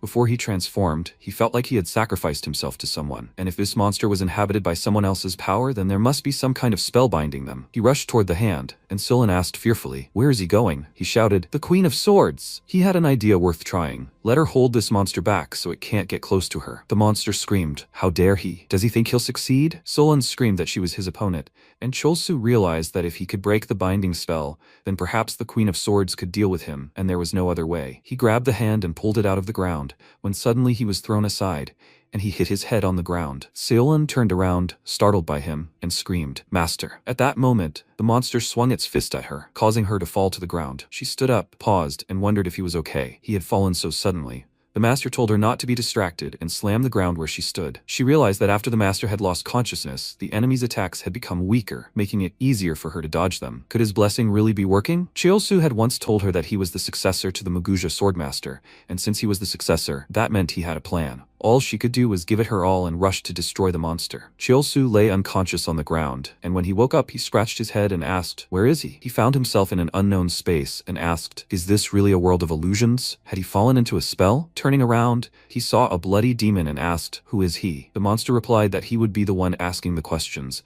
and when he started screaming, a strong wind appeared, and Chulsu, covering his eyes with his hands, shouted, "Damn it. To possess such power in the spirit world is quite difficult." He fell to one knee and crouched, saying he was a funny guy, like a brat. But he himself entered the world of illusion. This was an illusion of a completely new level, not the one the Queen of Swords had entered. Even an elite-level master couldn't guarantee the creation's success. Suddenly, the blood demon asked, "What's going on?" A power defying the heavens emanated from him. He had heard enough of his fate. Chulsu was dumbfounded and realized that in his past life he had used the great spell Rebirth, a secret technique that defies the heavens. One of the spells of the Blood Union. Until now, only the Hongwan sword could recognize his resistance power, meaning he was at least on his level. Among the people of the Blood Union, only one could match him, and that was the highest demon of the Blood Union. But how did he resurrect himself with the great spell of reincarnation? Why would a master of such a high-ranking demon hide in the shadows? The demon asked him to reveal his true identity. Aroma shouted that he wasn't going to tell anyone like him, who cast an illusion. The demon laughed and said that if they met face to face, was he sure he'd survive? Chulsu wondered what it meant that he did exist. If you think about it, unlike him, the blood demon died at the hand of Mugukja's sword, so even after the reincarnation spell, he might not have fully returned. Most likely, he needed to restore his strength now, and then everything would come together. He said that the demon was talking too much for a coward, and the demon began to shout that he wanted to be born as the master himself. The protagonist felt an incredible aura and realized that the enemy was the blood demon himself. a master standing on the brink of life and death, but in the spirit world, he had a chance, because he could use the power from his past life. At that moment, the demon felt a strange sensation and froze. Suddenly, Cholsu realized, damn it, he didn't want to go to this length. He was the best master of the imperial palace, the eunuch Cholsu. If he was going to stick his nose in here, let him do it like a man. The monster asked, what kind of disgusting creature is this? Neither man nor woman. He struck Cholsu with his magical powers, who gathered the same magical powers in his hands and directed them toward the enemy. The demon was dumbfounded, and Cholsu asked again, is he neither man nor woman? Did his corneas grow backwards after reincarnation? Of course he's a man, you freak. Now, let him die. A moment later, Cholsu felt a void in that very spot and was frightened. The demon wondered,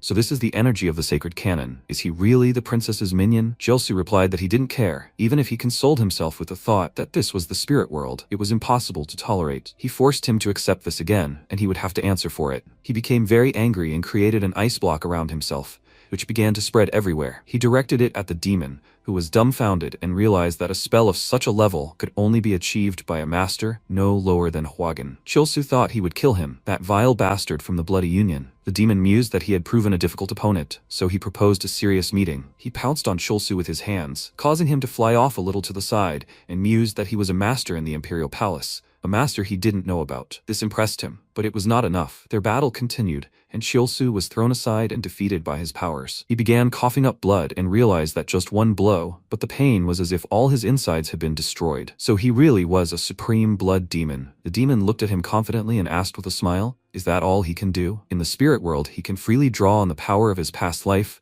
and he partially embodies it through spells, yet he has reached such a level. The master said he wouldn't allow some eunuch to disrupt his plan. Cholsu grew angry and shouted, what, a eunuch? The monster replied, why are you surprised? He personally called a spade a spade. Cholsu yelled at him to shut his filthy mouth. He was a real man. At that moment, the demon struck him in the stomach again, causing Cholsu to cough up blood. The demon said that excessive excitement breeds weakness. Cholsu grabbed his arm and shouted that security also opens a breach, and swung his arms at him. It wasn't to his advantage to drag out this fight. It was better to risk his life and resolve everything quickly. The demon was angry? The freak. So he was pretending to be angry? He replied, no, he was truly furious. When he finds him, he'll tear him apart. He struck the demon's forehead with his palm, causing it to freeze and scream in pain and horror. He hadn't expected him to be a master of such a level, but he was temporarily on his side, and at that moment, many fragments flew everywhere. After a while, silence fell around the cave. Seolin continued to fight the monster and stepped back in surprise. She didn't understand what it was, because the monster had stopped attacking. So the master's plan had worked, and now the monster would end. At that moment, she swung at the creature, but it fell on its own,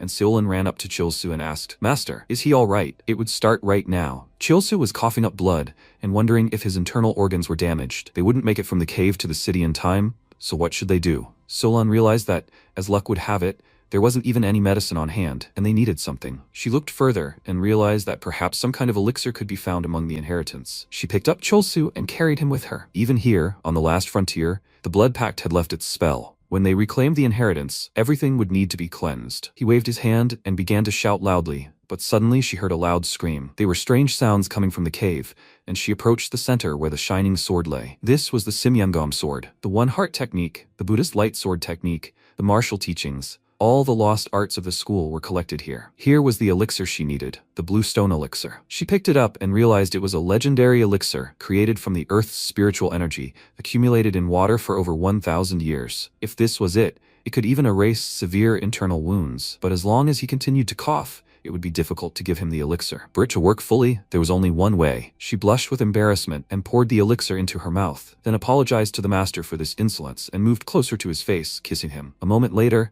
Cholsu woke up and Solon was happy about it. He asked Sword Queen, what happened to that monster? She replied that after he lost consciousness, his power faded, and she managed to defeat it. He understood that his plan had worked, but this place was strange. Solon replied that these were the chambers the master had prudently abandoned. Cholsu answered, I understand, meaning the school's legacy had been returned. He congratulated her. She smiled and said that it was all thanks to him, sir. She read the letter left by her ancestors and was convinced of the truth of his words. That he had defied her and reached the cave was perhaps destined. He asked again, what? She replied that if she had one last wish, she would meet him again, Mugukja. He is the successor to the former Mugukja sword, and she is a descendant of Lady Baek Chusal. He laughed and realized that he thought their mentors would be happy. Perhaps that was why she could not connect her life with another man. Apparently, such was her fate. She asked if from now on, she could call him her benefactor. He asked again, frightened and embarrassed. Benefactor? Seolin said that thanks to him, their school had fulfilled their cherished wish. so the title was well deserved. She did not regret at all that she had used the elixir to save him. Chulsu asked if she'd spent 100 of the priceless elixir on him, but it was Mrs. Baekchusol herself who left it. Seolin replied that if it weren't for him, the blood pact would have claimed the entire legacy. Let him at least accept this elixir, and then her soul would be at peace. Well, it was time to cleanse this place of the blood pact's influence. Chulsu asked again if she'd mastered the Hanma teachings. Solon explained that she'd managed to read the scrolls while waiting for him. Until now, Hansan hadn't even suspected that they'd been playing to the blood pact's tune,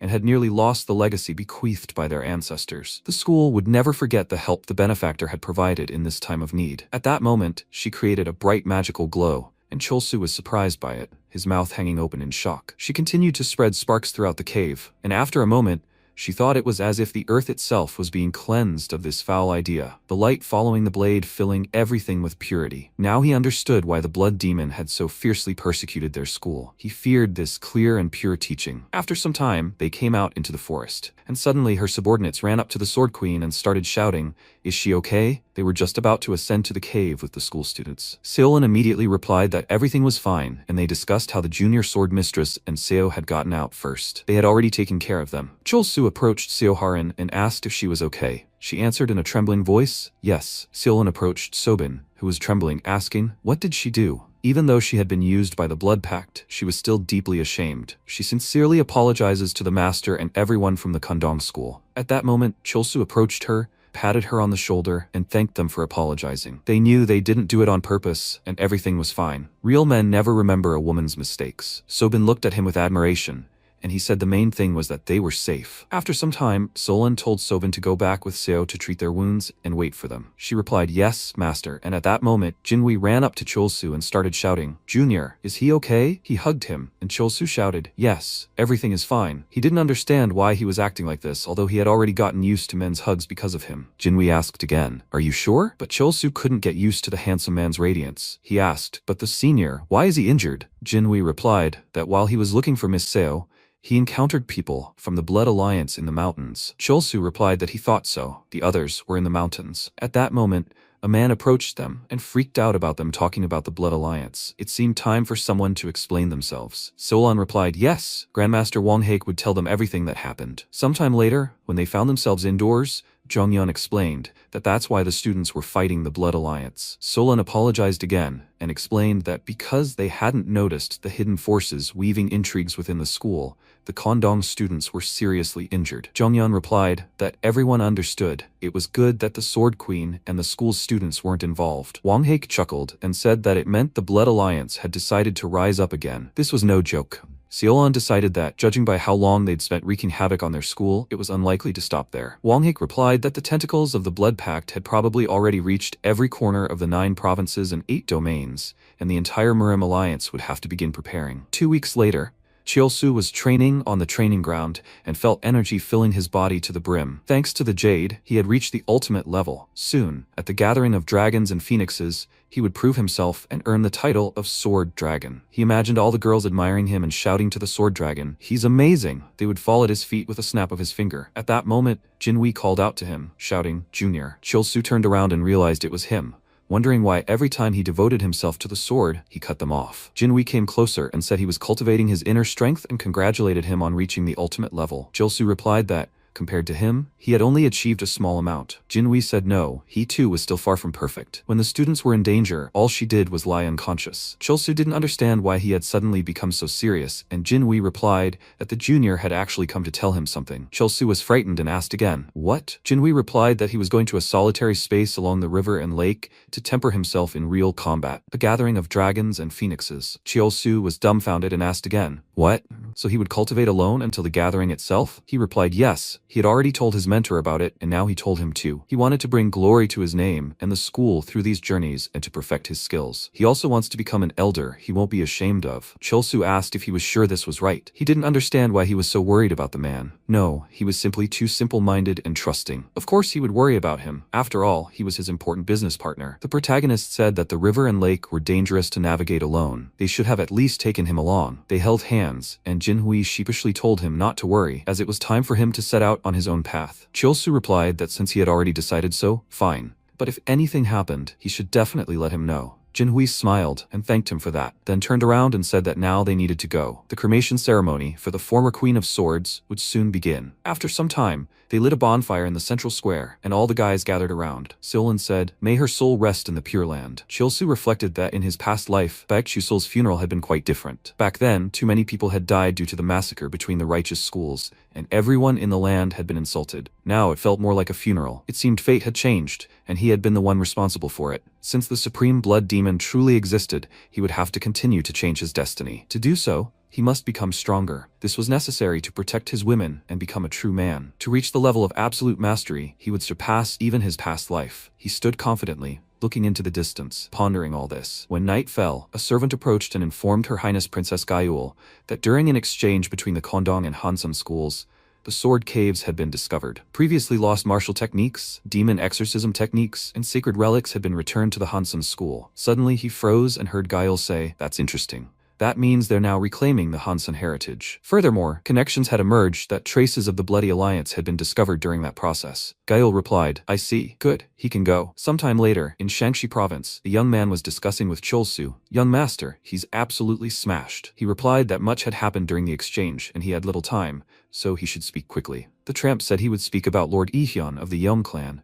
about whom he had asked to inquire. He had long since vanished, as the matter had proven complex. He eventually discovered that the man had hanged himself. In his last note, he confessed to visiting children, castrating them, and selling them to the palace to turn them into eunuchs. Chilsu realized that everything was clear. In all his previous nights, he had known only one other person. So the Empress had also been reincarnated. After some time, it began to rain in the forest, and people cried out for help in terror. Their opponents laughed loudly at these humiliations and took everything they needed from the carriage. The leader of them began shouting, "Have you collected everything you can?" Then they proposed to seize every last one and finish them off. At that moment, a girl approached them and shouted for them to stop. Everyone turned to look at her in surprise, confused. The men started discussing who she was. She said she was robbing innocent people and even taking their lives, and she would never forgive that. She pushed herself up sharply and began beating the bandits until they bled. And when she had finished them all, she rose to her feet and breathed a sigh of relief. She had at least grabbed the bag of stolen money and handed it to the victims. They thanked her for everything, because thanks to her, they were alive. She told them not to thank her, but to hurry and get out of here. The girl watched them go and adjusted her hat, after which she was surprised, wondering how her elder was and if everything was all right. After the competition with Hansan a year later in Hwajeongnam County, many people gathered in the markets and streets of this province. The guys at the table were discussing how this gentleman appeared like a comet from the sky and brought back the legendary demon subjugation technique of the Kondong school, which had previously only been rumored. Together with Mr. Yu He exorcised the Black Dragon Gang. And not only that, he wiped Chonga's face and then saved the Hansen school from disaster. That's what happened. Another guy responded, "Come on, is he really that cool? He hears that his two-color sword or double radiance sword." The guy replies that, whatever the case, one thing is certain, it was thanks to this gentleman that their city remained intact. The other guys confirmed this information was correct. At that moment, a girl entered the room and everyone turned to look at her. It was Seo Harin, who, after greeting her father, asked if he was well. He asked again what brought her here. She replied that she was nearby on business and decided to visit him. He asked again, "How is the young master?" She replied that the young master was also well. He had grown a lot lately. She felt shy when she spoke about it. After a while, Cholsu entered the room and asked, "Yuexiang, is she here?" She was delighted to see him and said welcome. At that moment, they were poured tea, and a year had passed since the elder announced his solitary space in the world of martial arts. Since his elder is the most simple-minded of the simple-minded, she worries about him and receives regular updates on him. News about the emperor is quite difficult to come by, but he thinks that one day they will inevitably meet. Although when the elder's not around, he feels somehow empty. He must have become attached. He recently fought an enemy again, and as always, won. Now he is moving from Sichuan to Henan. Who is she? She keeps appearing in the same places the elder visited. This mysterious swordswoman, Yu He, invariably appears in the places where her elder school friend frequented, and the goods they obtained are distributed among the people, for which she has become famous as a noble heroine. At that moment, Yueshang approached him and said, "Mistress of the same kind and Jin Hui, what if they're lovers?" Cholsu asked in surprise. Lovers? Something was fishy. It felt as if Jin Hui's swordmaster had split into two people in the future. Could the elder one really be dressing up as a woman? He took a closer look and realized they were saying he'd become friends with that strange witch. Yuexiang replied that his expression was somehow gloomy. Did something happen? he asked fearfully. Did something happen? Yes, perhaps there was something. This was the same girl who, in her past life, couldn't forgive him for cutting off his hair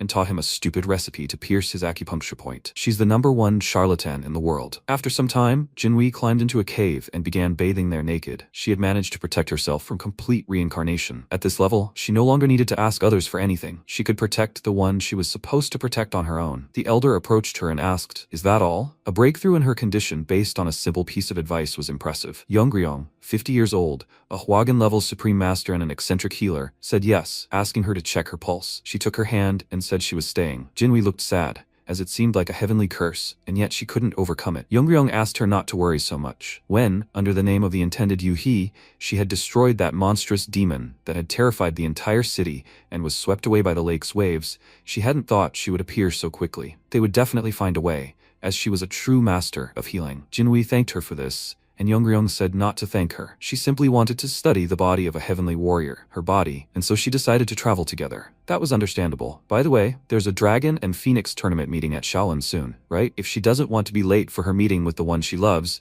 they should get going. At that moment, she froze and exclaimed, "She told you so. It's not what she thinks. He's just a senior at school." Yongryong laughed at her and said, "Okay, she gets it. They need to go." After a while, Chilsu picked up the envelope in the gongwar and realized what it meant. Harin had become friends with that weirdo Yongryong. For a charlatan, she had good taste, you have to admit. Yuesheng said that judging by the fact that both the Union and this Yongryong were heading to Henan Mountain, it looked like they were going to the Dragon and Phoenix tournament. Chulsu responded well, thanking her for the useful information. She really helped him out. The Dragon and Phoenix tournament is coming soon, and they probably won't see each other for a long time. She should keep an eye on Huang Zhongyun in his absence. She replied sheepishly, "Yes, of course." A moment later, the door slammed shut, and Yuesheng looked out the window, watching her master. With each meeting, she begins to love him more and more. She's glad he's been visiting her often this year. Each meeting is very precious. It would be wonderful if he remained even a little closer afterward. She was upset and thought she shouldn't think about it, as it would affect the honor of the most beautiful under heaven. And yet, she still wanted to go to the tournament, but the master had entrusted her with an important task. If she did well, could he do more than just pat her on the head? She imagined it and realized that the Dragon and Phoenix tournament,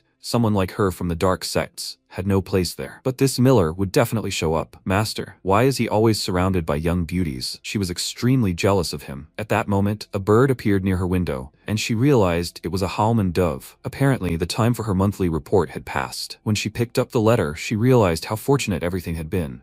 The heavens themselves favored her. After some time, Zhongyun informed her that, as he had said yesterday, this time they would not be the only ones going to this school's tournament. Someday they would have to gain independence and become warriors, so they should consider this training and not lose touch with reality. The guys replied, "Yes, master, they will go." Shaolin is the first school of the righteous path, the indestructible peaks of the Jianghu world. On Mount Songshan stands a 1,000-year-old Shaolin, the first among the 9 great schools of the 6 great clans, the abode of the holy monk who leads the righteous path. Now it is ready to receive guests, and the guys exclaimed in amazement, "Wow, so many people are here." The hype was probably due to the Dragon and Phoenix tournament. Chilsu confirmed that this was true. After all, it was a celebration and all the young people were coming, so it was only natural that there would be a lot of people there. At that moment, people started shouting that this was the hero Kondon, and Chilsu was dumbfounded by the fact that all eyes were on him. They asked, what kind of hero is he? More like a lustful pervert. People were saying that this guy tears everything, even clothes, during women's fights, and then mocks them. Chilsu thought it was a strange sound from the crowd, but he didn't care. His years of humiliation would soon come to an end, they would see. At that moment, Chunga slapped him and said, "Sir," she asked him not to smile like that. "Doesn't he see that people are mocking him?" He asked again, "What's wrong with a real man's laugh? Don't they really like it?" Seo Haran said she liked the older man's smile, and he asked again, "Can he see it?" Even she says she likes everything. At that moment, everyone noticed someone started yelling, "Enough, please stop hanging around already." It was Sobin, yelling at a guy who had approached her, and they were arguing. When Chilsu noticed her, he began to watch what was happening. The guy standing in front of her said, "Madam, why is she acting like this? He's offering to have lunch together at least once." She knows how long Qian has been waiting for this meeting. Chilsu realized who he was, the same womanizer who simply chased after her in life, but in this one, nothing has changed. He remembered how he begged her to marry him. Sobin screamed, "Enough!" She threw her hand away and suddenly turned around and noticed the guys. She exclaimed, "What?" Then Sobin apologized and said that she was being waited for, so she was leaving. She ran up to Chulsu, hugged him and shouted, "Dear God, why did you come so late?" He didn't expect such a reaction at that moment. Cheon got angry at the way she called him. Chongo was also dumbfounded and didn't understand what was happening, just like Seo Haran. Chulsu yelled at her, asking what she was even talking about. She whispered, "Stop chatting, let him help her." That's the only way she could get rid of this clinging feeling. He replied that they realized at the last competition that their feelings were mutual. She didn't have time for more conversations, so please let him go. Cheon begged. Couldn't she see how pure and unchanging his love was?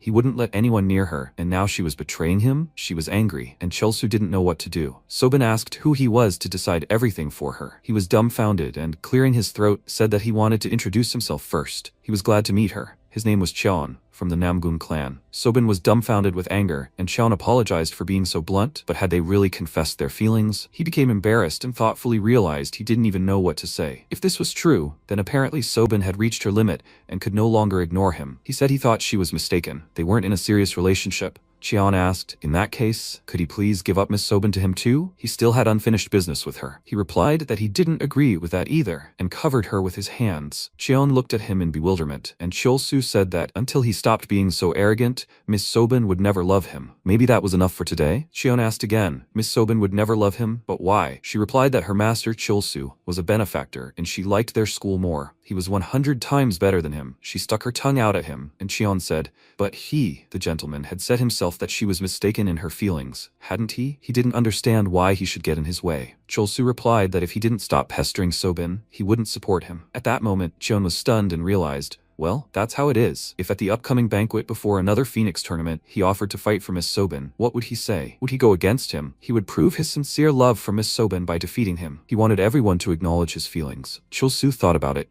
So a duel? He needed a sacrifice to wash away the shameful nickname of a depraved thief. An opponent like the Jade Chilin would be just right. He'd be finished, the freak. Gallant gentleman sounded better. A victory over Junior Master Cheon, whom everyone called a womanizer, would play into his hands. Chulsu said that was great, but if he wins, he shouldn't bother Miss Sobin anymore, okay? Cheon replied, great, and he'll see her at the banquet then. He was happy with this outcome and turned around to walk through the crowd. Sobin blushed and thanked Chulsu for it, when suddenly someone started shouting that it was great, just wonderful. He was behaving as always. It turned out that Youngryung had approached them with Yu He, and Chulsu asked again, is this his senior? Jinhui asked. A fight for Miss Sobin. What's going on here? She was confused and blushed. They were discussing how this was a rare meeting with them, and he was ruining the whole moment. This was really too much. Chulsu was surprised that she called him senior. A man over 50 years old was now calling him senior. Jinhui asked permission to introduce her junior. This is her companion during her travels around the world, the best healer under the heavens, older sister Youngryung. Chulsu bowed and said it was a great honor to meet her. He thought she was from the Dan clan, so why did she follow her senior everywhere? Youngryung asked, wouldn't he like to explain what's going on here? Chulsu chuckled and said, yes, senior, don't let him misunderstand. There was a conflict between Lady Sobin and Cheon, and he found himself drawn into it against his will. Jinhui exclaimed, is that so? And became embarrassed. He hugged him again and cried out that he had missed him very much, Junior. Chulsu felt ashamed but replied, he too. Jinhui whispered that Junior had finally reached the level of Hwagen. He was the first to know. Chulsu was surprised. What, at 17? That's even faster than Yu He. Jinhui announced that he had also perfected the school's techniques and would show him everything later. Chulsu thanked him for this and congratulated him on his great achievement. At that moment, Seolan approached them and said, so there she is, Sobin. They haven't seen each other in a long time, benefactor. At that moment, the subordinates ran up to their teacher, and Seolan saw the elder Youngryung and asked what she was doing here. Youngryung asked again, who is the elder? She's not on that kind of relationship with the Queen of Swords, is she? The elder Jinhui? Jinhui thought for a moment and couldn't answer. When Seolan suddenly said, mistress, she's putting him in an awkward position. Stop joking around like that. Youngryung was upset because everything was wrong anyway. After a while, Seolan approached Chulsu and said, benefactor. She sees that he has also arrived for the gathering of dragons and phoenixes. He confirmed that everything was correct and asked where the Sword Queen was staying. She replied that she was planning to stay in the Shaolin School's guest quarters, and Chulsu was surprised. What? The headmaster doesn't rent her own quarters and stays in the same place as the school's minor? That's quite odd. Although they've been undergoing an internal cleansing since last year, she probably still has a lot of work to do with the monks. He said that they were also planning to stay in the guest quarters. It was an honor for him to be near the Sword Queen. She reciprocated. At that moment, Sobin approached her and asked her to leave. Solon said, "See you at the summit." The benefactor and Chulsu confirmed that they would see each other there. After some time, many people gathered in the square and signed up for the monk's appointment. The monk said he was glad to meet them. Where did they come from? Honored guests. Chulsu replied that they were from the Kondong school. His name was Chulsu. This was his senior from the school, Jin Hui, and junior, Seo Harin. He replied, "Junior senior of the Kondong school, Mr. Chulsu and Mr. Jin Hui, they should wait a little." The elder monk asked him to inform him when the two heroes from Kondong would arrive. He was surprised. Was this really so? At that moment, more monks approached them and said that the Great Master wished to meet them in person. Chulsu was surprised. Great Master Wanghake wants to meet with him and the elder? Divine Monk Wanghake had never met him in his past life. He passed on the title of First Swordsman to Jin Hui, and soon after retired from naval affairs. The monk told the Great Master that he had brought two heroes from the Kondong school, and he allowed everyone to enter. Jin Hui was surprised and asked the junior to take his hand. Chulsu realized he was still a child, and when they held hands, they entered. They were confident in their abilities at that moment, and the monk met them and greeted them. He asked them to pass, two young heroes from the Kondong school. Jin Hui said that they were honored to meet the divine monk Wanghake, a great hero of the true world. His name is Jin Hui. He is from the Kondong school. Chulsu also introduced himself, and the monk explained that Divine Monk was merely a nickname given to him by his fellow martial artists. He was unworthy of such praise from young successors. They should drop the formalities and sit down now. He had grown this tea himself for fun and hoped they would enjoy it. Jin Hui asked why he had called them. He replied that 50 years ago,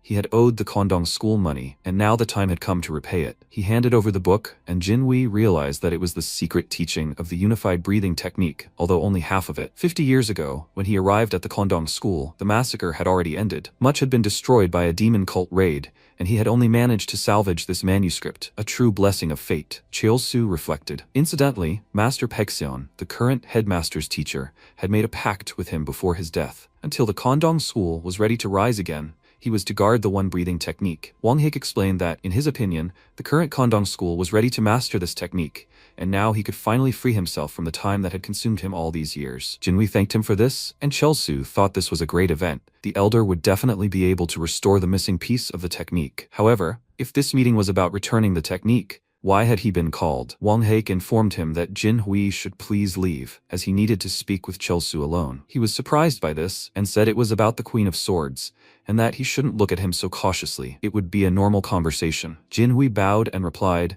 that he understood everything and apologized for being overly cautious. At that moment, he whispered to the younger that if anything happened, he should immediately inform him in his mind. Chulsu thought he was worrying too much, and yet it was pleasant. Wanghake replied, "Lord, the Queen of Swords said he made a huge contribution to the expulsion of the Blood Alliance." Chulsu lost his mind and said, "Oh, what's wrong? He didn't do anything wrong." At that moment, the monk laughed and said, "Is that so? Then maybe he'll tell you who he really is?" Chulsu was stunned and didn't know what to do. Wanghake said that the old monk had clearly seen it with his heavenly eye. An aura resided within his soul that contradicted the will of heaven, so he would ask him to explain himself. "Sir, who is he?" The Heavenly Earth Society is a secret organization of masters who have gathered forces to transcend good and evil, to oppose the Bloody Alliance in the shadows of the martial arts world. Since he had resolved the law with heavenly authority, the monk's caution was understandable, since he was not only the head of the righteous sects, but the leader of the Heavenly Earth Society itself. Chulsu said that he was the heir of the Swordmaster, and the monk asked again, "The heir of the Swordmaster?" He grinned and began to shout.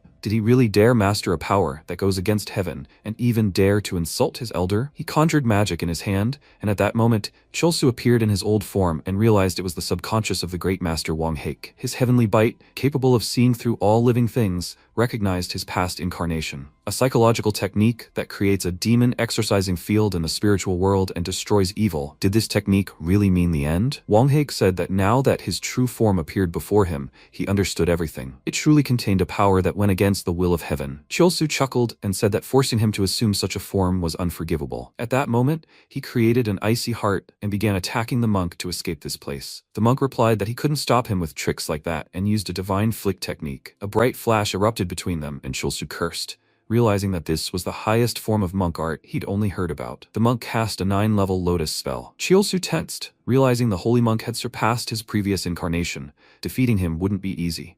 But he wasn't going to simply stand there and take blows, so he cast an ice spell, complete annihilation. When he directed a bright beam of light toward the monk, he screamed, and suddenly there was a powerful explosion. Chiolsu squinted because of the bright light and began coughing up blood. He cursed, realizing he hadn't even had time to do something. Cursed by the hot-tempered monk, he told him to quickly show him his true self and directed magical beams of light at him. Chiolsu wondered if his soul crumbled, he would become a spirit. He needed to think of something. He remembered Mangacap saying, "Okay, then he will show him the highest art and its schools," what he was about to impart to him, Mangacap's path of perfect unity. Could these formulas really be the path of perfect unity? So the swordmaster had drilled this technique into his head? Mangacap asked again, did he understand now? And how did such a man become his heir? Chiolsu screamed in fear when he heard his voice, and the monk exclaimed, "Oni," and at that moment created a bright flash of light. Mangacap sneered at him and said, "Foolish student, let him watch carefully and memorize his movements. He will show him the path he must find in this life." In his hands, he created 2 spells of icy, fiery hue and aimed them directly at the monk. He screamed and coughed up blood, just like Chiolsu, and at that moment, the monk said, "So he really is the swordmaster's heir." He has nothing more to say. Chiolsu trembled with terror, and Wanghake muttered that he had deeply offended him. Chiolsu asked again, "He's not going to leave things as they are, is he?" He replied that he should at least apologize for his haste. How about 1 great elixir of rebirth and 3 lesser elixirs of restoration? Chiolsu considered that the great elixir grants power equal to 90 years of internal practice, while the lesser elixirs grant 10 years each. This was a generous reward, but still not enough. Since he had crossed the line, the Shaolin would now be his personal bank. He explained that, because of the moral act of a holy monk, he, Chiolsu, had suffered severe mental trauma. Physical wounds can be healed, but mental ones cannot. Even gold won't help. Most importantly, the healer before the court had said that mental pain is the most terrible. How could he now act confidently in the world of martial arts? He wouldn't even be able to control his internal energy, and it seemed he would have to tell his teacher everything. The monk said this was truly a grave sin. What more could the Venerable One desire? Chiolsu replied, "Another great one, and an alliance between their school and the Shaolin." The monk spoke, then considered. Chiolsu realized that if the most righteous of all the temples formed an alliance with the Kondon school, their reputation would grow, and no one would dare to despise them anymore. The monk responded well. He would accept his offer, but the anti-heaven energy that rested within his soul still troubled him. Chiolsu replied that Swordmaster Mangacap had told him the following: to oppose the evil star against the heavens, he must use the same anti-law force. The monk paused for thought and prayed intensely, then said that since Master Mangacap had personally chosen him, and he had witnessed the path of perfect unity with his own eyes, he would no longer question him about the past. Chiolsu bowed and thanked him for this, and the monk asked, "Venerable One, what he knew about the Bloody Alliance?" He replied that it was ruled by an absolute master, a bloody demon who, through the slaughter of innocents, seeks to ascend to heaven and desire peace. The monk confirmed this was true. The blood demon had been alive for over 1,000 years. Chosen by fate itself, he avoided his fate by reincarnating again and again with the help of his great art against the heavens. But even he could not escape the heavenly curse for disrupting the flow of time, and with each reincarnation, his soul was increasingly destroyed. Then the blood demon realized that if he conquered the world and ascended to heaven, the curse would disappear. Therefore, to protect the world from his reincarnations, they created a society capable of defending the heavenly realm. Thus, the Heavenly Earth Society was born. Now he understands why they, too, needed power against the heavens. When a soul carrying this energy of learning the path unites in one person, it becomes the chosen one, and he became that person. Chiolsu was dumbfounded when he heard this and was terrified. Afterward, a wall of absolute perfection appeared. He realized this, but only now could he realize that he was walking 2 paths, against heaven and against the Tao, and that he was able to exist between them. Defeating barbarians with barbarians is the true plan of heaven, and he was the one allowed to go against it. The monk congratulated him on his achievement, Venerable One, and Chiolsu thanked him for it. At that moment, they heard a scream, someone shouting, but how much longer could they torture her? When would this finally end? Let that old boar get out of the way. It turned out to be Sewol, and Chiolsu was dumbfounded when he saw her, not understanding what she was doing there. Recently, Yuexiang had received a letter from the congregation of the county congregation, and was dumbfounded when she read it. That's how it is. Before the Dragon Phoenix Alliance meeting, they want to monitor the movements of those people. It's been a long time since the Heavenly Earthly Society has gathered everyone. It seems the heavens themselves are helping her. In that case, even she will be able to attend the Dragon Phoenix Alliance meeting. At that moment, the monk greeted Sewol and said, "She's still as impatient as ever." She replied, "Whoever's talking, damned monk, he's been going on too long." Chiolsu considered what they said. The Heavenly Earthly Society accepts members without dividing them into righteous and wicked, so it seemed she had come to a meeting.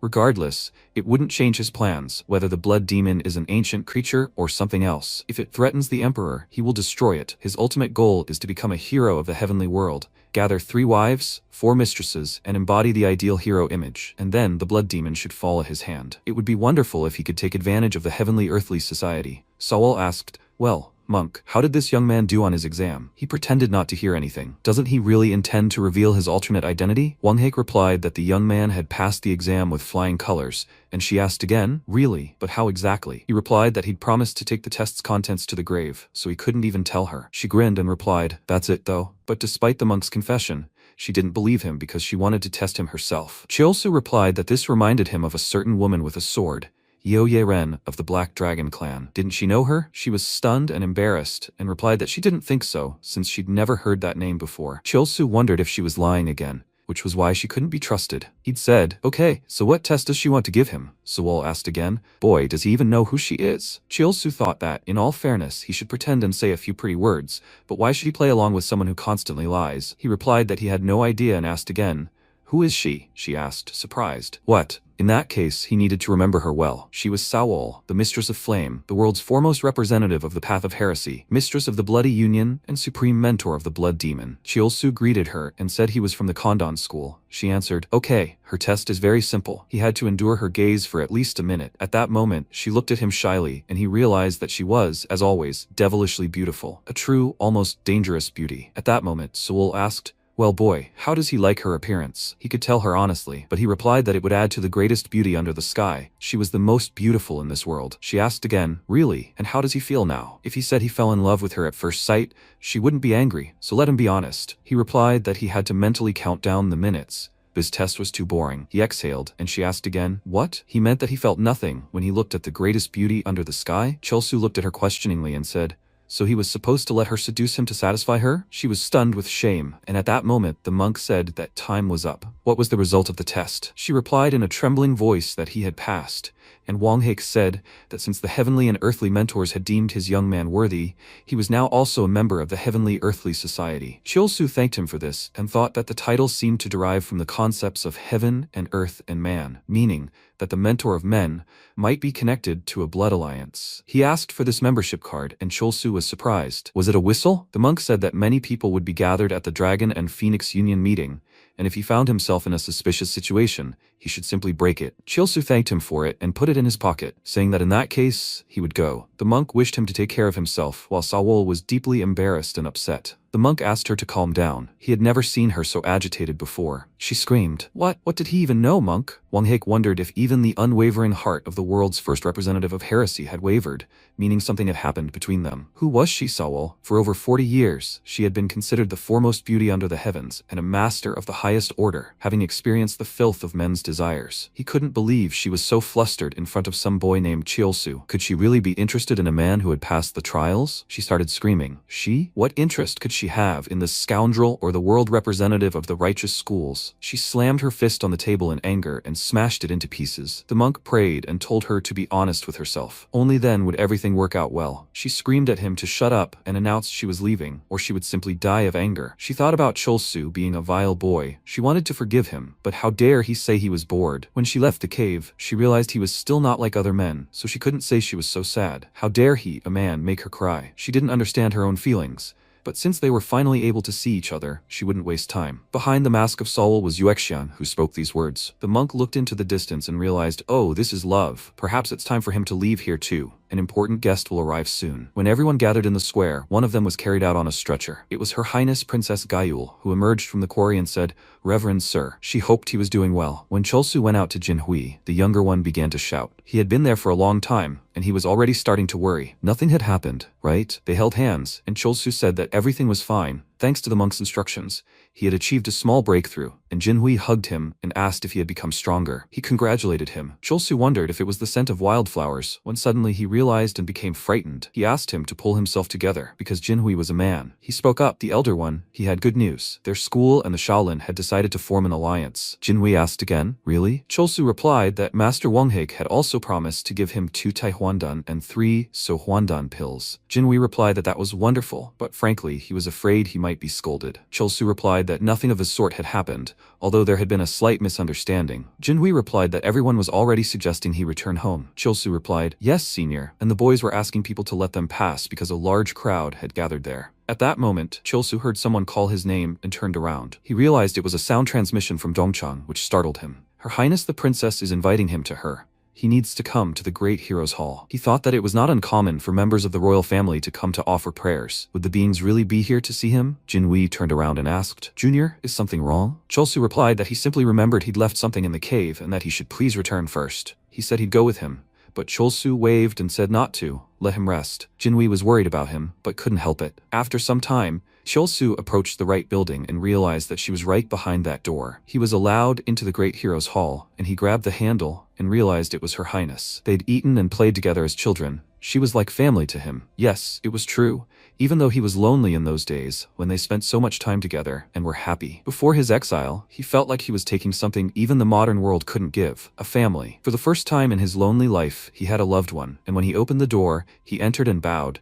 saying that he was from Kondong School and greeting Her Highness the Princess. She turned around and asked, "Is it really him?" She hugged him right then and there, and said he couldn't even imagine how much she'd missed him. She waited, and Chilsu realized she'd really arrived. He replied that he'd missed her too, and hugged her back. After a while, they decided to discuss the news. He asked, "So was he the one who dealt with the scandal orchestrated by Wolhan?" She answered exactly that. She'd done it to ease his burden, at least a little. He felt good at Kondon School. How was his body after regaining his courage? How was he enjoying the pleasures of clouds and rain? Chilsu replied that he'd never shared this feeling with anyone before. And she asked, "Really? That made sense, but why?" He replied that he hadn't even reached adulthood yet. True pleasure between a man and a woman lies in more than just physical solitude. It can only be achieved by connecting hearts. She said, "Well, that's how it is. He's right.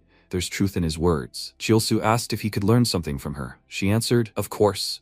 And he asked why she had performed the great reincarnation technique. If this hadn't worked, who knows what would have happened? She replied that after he disappeared, she continued to wait for his return in a new body. Decades passed, and then one day, a catastrophe befell the world. The heavens collapsed, taking countless lives with them. Chilsu asked, "Was it a blood demon?" Wachai replied, "At that moment, she couldn't determine the cause. They weren't prepared for it, so she could only await death. Wanting to see him again, she performed the great technique. Such terrible destruction must never happen again." Chilsu embraced her and said, "Your Highness," and she realized she missed the warmth of his gentle embrace. Couldn't they be together forever? He'd taken such a lowly princess from a concubine like her, replacing not only her father and mother, but also her brother and teacher. How could she not love him? But this young body is still too immature to confess in its overflowing heart. Chilsu asked, "Her Highness, is there something she wants to say?" She blushed and replied, "No. Someday he will become a magnificent beauty, take power in the Taiwa Hall, and proclaim that she loves him more than anyone in this world. Even in death, she will never part with him." As they left, she announced that she planned to stay in this place until the conclusion of the other Phoenixes gathering, perhaps even attending the finals. She replied that everything was clear and,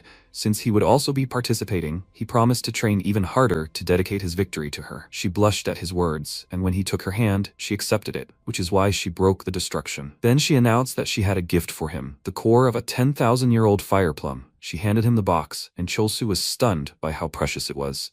Wachai replied to look forward to his accomplishments, and then boarded the carriage. The next day, everyone looked up at the sky. It was the Queen of Swords, Miss Solan. A student was with her. Solan looked around and thought that the master must be very busy. She wanted to see him again, but couldn't find him. She wanted to see an even more charming master. At that moment, Sobin turned to her and asked what was wrong. She replied that nothing had happened, so she suggested they return to the inn. She followed her. But suddenly Solan wondered what that shameless voice was. Was it really coming from her heart? Sobin asked again what was happening to her, and Solan realized she only wanted to see the master. But what were these feelings in her heart? She really wanted to see the beautiful face of Mr. Chilsu and felt embarrassed. Suddenly, she mentally hugged herself and said, "No, enough. Why do these feelings keep coming out?" She needed to behave with dignity. She was the head of the school, after all. Her hands trembled, and she thought that the sight of this young man transforming from a boy to a young man was astonishing. If he could defeat her one day, then marriage would be in the future. But suddenly, her thoughts were interrupted by a noise, and they noticed something. People were shouting for everyone to see that it was Yuexiang. It seemed she had come to support the participants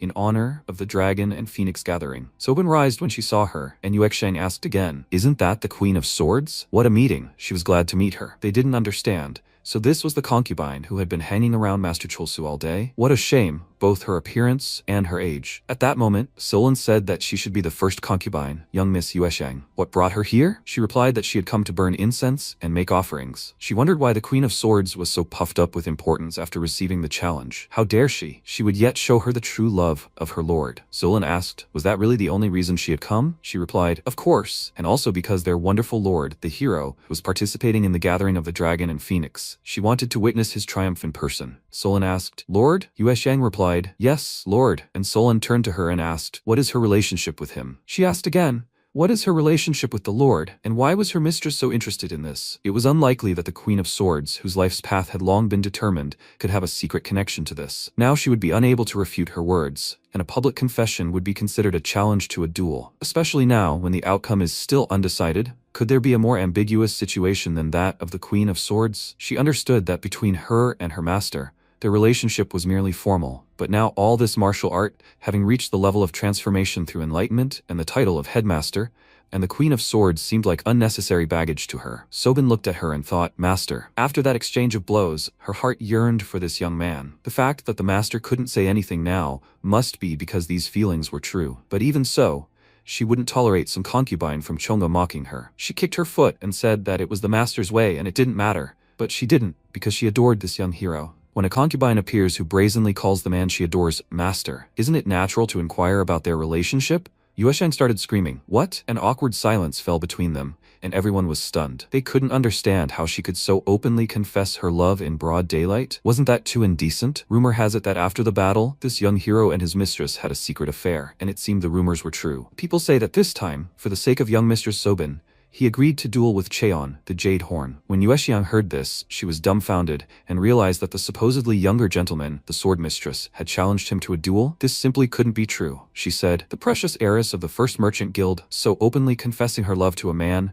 Isn't she afraid of these dirty rumors? Sobin replied that it was her business, and so, what kind of relationship did she have with this young hero? Yuexiang was dumbfounded and thought, she wanted to say he had lovers, but if false rumors started spreading again, only the gentleman would be disappointed. Little brats, how dare they mock her? She wanted to tip, but ended up getting what she deserved. Okay, enough bickering. She has a lot to do. With that, she turned away and walked away. The girls looked after her with displeasure, and Sobin asked, Mistress, did she do well? Solon told her to hurry to their quarters, but she trembled and asked, are they really both in love with the same man? No, that shouldn't happen. When Cholsu arrived in his quarters, Jinhui grabbed his hands and said, he's here. He's been waiting for him. Did he find his things? Cholsu replied yes, and when they sat down at the table, Jinhui said, okay. While he was gone, he'd urgently visited Wang Hake and along with the union's promise, received the spirit pills. Since he had the pills, he would distribute them himself. Cholsu realized he needed to gather everyone, and Jinhui smiled and said, okay. The next day, Seo Harin left the room and asked if Cholsu had called her. No one understood why. Was he really going on another errand? Cholsu handed Yeongryong some pills and told her to take this. She asked if he even knew what these were. He laughed and thanked everyone for being there today, and he wanted to distribute the spirit pills the great monk Wang Hake had given him among them. The elder had long ago taken the pills,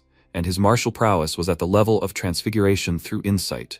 So a pill of instant healing of severe wounds would be useful. Jinhui thanked him for this, and Cholsu handed Chonga another pill. She had eaten the medicine, so the instant healing pill would be suitable for her. Chonga asked why he was giving such a precious thing to a stranger. What, a stupid sir? He asked again. What stranger? She was his personal servant after all. He was responsible for her. She paused and said he'd regret giving her the instant healing pill. Stupid sir. Cholsu turned to Junior Haran, and she asked if he'd called her. He'd said she needed to clear her yin and yang meridians, so she should take the great transformation pill. She thanked him for it, and Cholsu said she can call him when she takes it. She'd need help with her true energy. She blushed and replied, then can she take the great transformation pill right now? He asked, do you want to eat it yet? Chonga was stunned, and Jinhui shouted, Junior, men and women are strictly separated, so help with clearing channels and points can't be done in this format. Seo Haran stood up and asked, isn't Senior Jinhui a man too? Miss Chonga and Elder Yeongryong are outsiders, so they can't trust the help of practically any channels or points. Elder promised to help her accept this, so she'll do it with him. He'll go with her, right?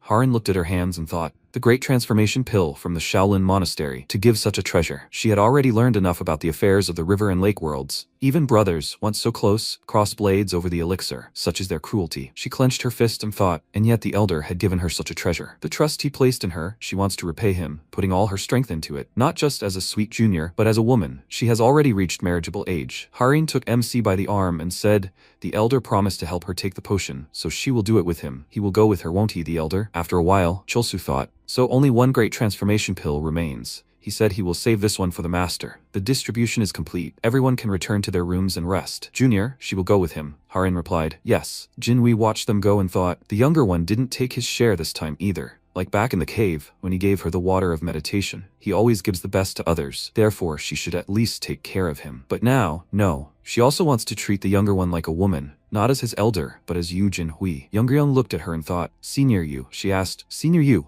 does he want sweets? Jinwei smiled and thanked her for the sweets. Young said, when you're sad, sweets are the best helpers. Chong arose from her seat and said, she'll go too. Let them rest. She left the room and said, how dare they talk about responsibility for the precious daughter of the Silman clan? 100, no, 1,000 years will not be enough. Besides, clearing the channels and points between a man and a woman, she thought, even though it seemed indecent, for some reason, she felt somehow envious. After a while, Harin said, here, Senior. They entered the room, and Chulsu said it was good that Shaolin had provided them with a practice hall. Harin asked if she should now take the great pill and lie down on the floor in the practice hall. Chulsu replied, Junior, does she really want him to cleanse her channels and points? Simply helping with energy circulation would be enough. Harin suggested starting right away. MC fearfully asked the younger one to wait, but she had already taken off her clothes. He turned away abruptly and thought, how unexpected. In a past life, they said that her figure was the best in the Celestial Empire, and it was true. Harin asked, Senior, if maybe he didn't like her appearance. MC answered no. He gave a thumbs up and said she was very cool. Harin lay down on the floor and asked him to begin the cleansing. Chulsu said okay. He sat down next to her and thought, although he wanted to dissuade her, since she had already laid down, nothing could be done. Clearing channels and points. In modern terms, this is a massage of the meridians with qi blowing. In a past life, as an intelligence agent for the Eastern Window, he had studied the art of qi healing to some extent. Since clearing channels and points is a massage for the healing purpose of qi, it naturally requires direct contact with another person's body, touching the skin and applying pressure to the points. He clenched his fist and thought, an ordinary womanizer would probably take advantage of this situation, but harassing a woman under the guise of a massage is not in keeping with the spirit of the path of sensuality he adheres to. A true great master must cast aside lust, fully concentrate on the massage, and give the woman pleasure. MC said, then he begins, Junior. Harin replied, yes. He released his mana into her body and she thought, the touch of a senior. She felt his immense spiritual energy. Chulsu said, he will also conduct circulation. He will direct the spiritual energy of the great pill into her blocked conception vessel. If it hurts, let her endure it, repeating the mantra from the true canon of 3 yins. Harin thrust her chin forward and cried out, Senior, too much. He ordered her to endure. He is directing. Harin closed her eyes and the mana continued to penetrate her body. After a while she coughed and said, body, why? Chulsu said, her conception vessel has just been cleared. It is the accumulated toxins in the body coming out. He will wipe it away. Harin looked at him and asked, Senior, is that all? MC answered, no, I still need help absorbing the rest. He laid her on the floor and said, it will be quick, so she needs to endure it for a little while. She answered, yes. After a while, Chulsu said, that's it. Harin got dressed and thanked the senior. He replied, you're welcome. He waved his hand and said to go. He would see her off. They left the hall and Chulsu said he wiped it off a bit, but there was probably still a lot of residue on her body. When she gets to the room, she should definitely take a bath. Harin replied, she understood, Senior. She held his hand and thought, she showed him how much she had grown. Did he see a woman in her? Senior, he said that she should decide her own destiny. She believes that her destiny is him, the senior. Yueshang walked down the street and recalled Sobin's words. So, what kind of relationship is it? Between her, Madame Liu, and this young hero, she frowned and thought, they are terrible idiots. In 62 years of life, this is the first time she has suffered such a pitiful defeat. They can think whatever they want. In the end, Li Chulsu's heart will be hers. Li Chulsu, he dared to hurt the pride of the first beauty under the sky. In order to wash away this injustice, this time, she will definitely catch him. There is no one in this world who can avoid being detected by the senses of the first beauty,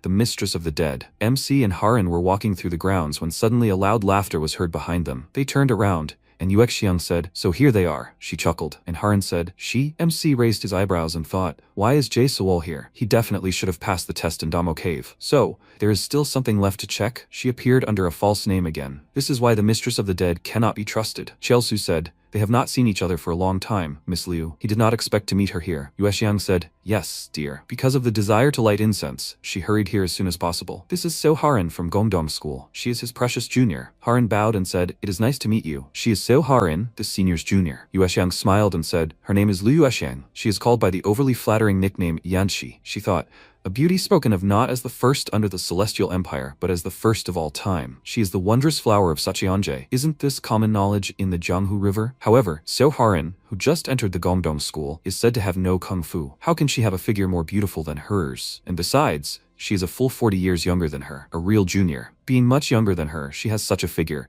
Until now she thought that age was just a number. She thought so until now. Why did she live so carelessly? Such density is beyond her reach. This feeling of inferiority is new to her. Haran smiled and said, she has heard a lot about Mrs. Liu. They say she has an unrequited love for their eldest? Yue Xiang frowned in displeasure and thought, this little brat? She needs to be patient. Shaolin is a school known as the pinnacle of Taishan and the Big Dipper among the orthodox. No matter how evil it is, one cannot act rashly here. She folded her arms and said, well, Miss Seo, she never thought she would dare to engage in such indecent behavior, embracing a man's hand within the main Shaolin monastery. Haran adjusted her hair and said, an outsider, Miss Liu, should not interfere in matters of strengthening friendship between brothers. Yue Xiang frowned and thought, this fool. How dare she behave like this in front of her elders? But if she continues to bicker here, it will damage her dignity. That look, that same expression she saw in Damo Cave. No matter how beautiful her density, in the end, she's just an ordinary extra. MC stood in the middle and said, okay, enough. He introduced them so they could say hello, but why are they arguing? He thought. He was tired. He wanted to quickly return to his dwelling and absorb the 10,000-year-old dragon flower, the wondrous flower of Sachenjie.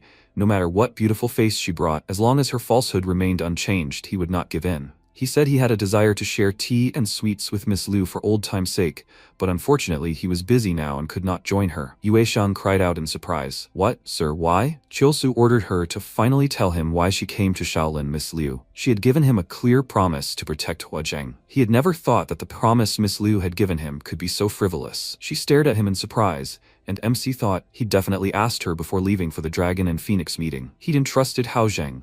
Or rather, he'd asked her to guard the entrance to Gongdong School. The 1,000-year-old demon, ruler of the dead, might not care where she was, but the fiery beauty Lu Yuexiang had no place here, right? He thought they'd gotten close enough, but he didn't expect that she still didn't trust him. Yuexiang said, sir, this. He turned away and said, well, he supposes Miss Liu also had her reasons. He told the junior to go. Yuexiang stretched out her hand and said, sir. She burst into tears and said, no. She fell to the ground and screamed. How can he treat her like this? After a while, Haran said, sir, then she will go wash and get ready. MC waved his hand and said, okay. He told her to sleep peacefully, Junior. He entered the room and released his mana outside. Chulsu thought, fortunately, there is no one around. Finally, the moment has come to absorb this 10,000-year dragon flower. He threw the capsule into his mouth and covered himself in mana. He thought, he can feel it. This is the ultimate yang qi, like burning. What level is this? Is it super perfect? The heads of 9 schools and 6 clans. This is the level of the super perfected. The level that allows one to claim the title of ruler of an entire province. Controlling the extreme yang qi contained in the 10,000-year dragonflower inner pill will be a piece of cake. MC opened his eyes and laughed. He said, this is it. The ultimate vitality.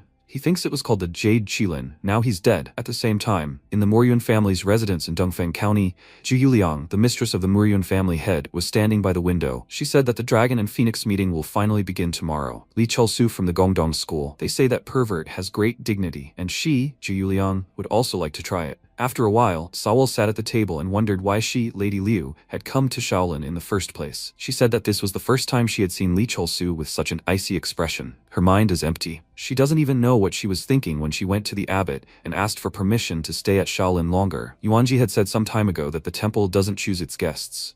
She can stay as long as the donor wishes. Amitabha, he will pray to Buddha. May her heart's desire be fulfilled. Sawol thought, what humiliation right in front of this bald monk. And all because of that scoundrel Li Chelsu. She remembered his words when he folded his arms across his chest and said, she promised him to protect Hua Zhongyan. He never thought that the promise she made to him would turn out to be so worthless. Currently, Sawol clenched her fists and thought, she is asking. Yes, he asked her to protect Hua Zhongyan. But she, Jae Sawol, is the first figure of the demonic path. There's nothing funnier than worrying about some backwater clan like Gongdong. It's not that she's completely abandoned them, but she can't tell him that she's left Baeknya Nangun in her place. That would be the same as admitting that Liu Yuexiang and Jae Sawol are the same person. If she reveals her identity now, she imagined the MC asking discontentedly, so, has she been deceiving him all this time? She thought, he's so cold, because of just Hua Zhonghyun. If something goes wrong, he might never forgive her. Sawol said, it's not time yet. When she completely wins his heart, when he becomes so dependent that he can't live without her embrace, then, even if she confesses everything, it won't be too late. She cried and thought, so, as long as Liu Yuezhang, she will win Li Chelsu's heart at any cost. After a while, Chengna said,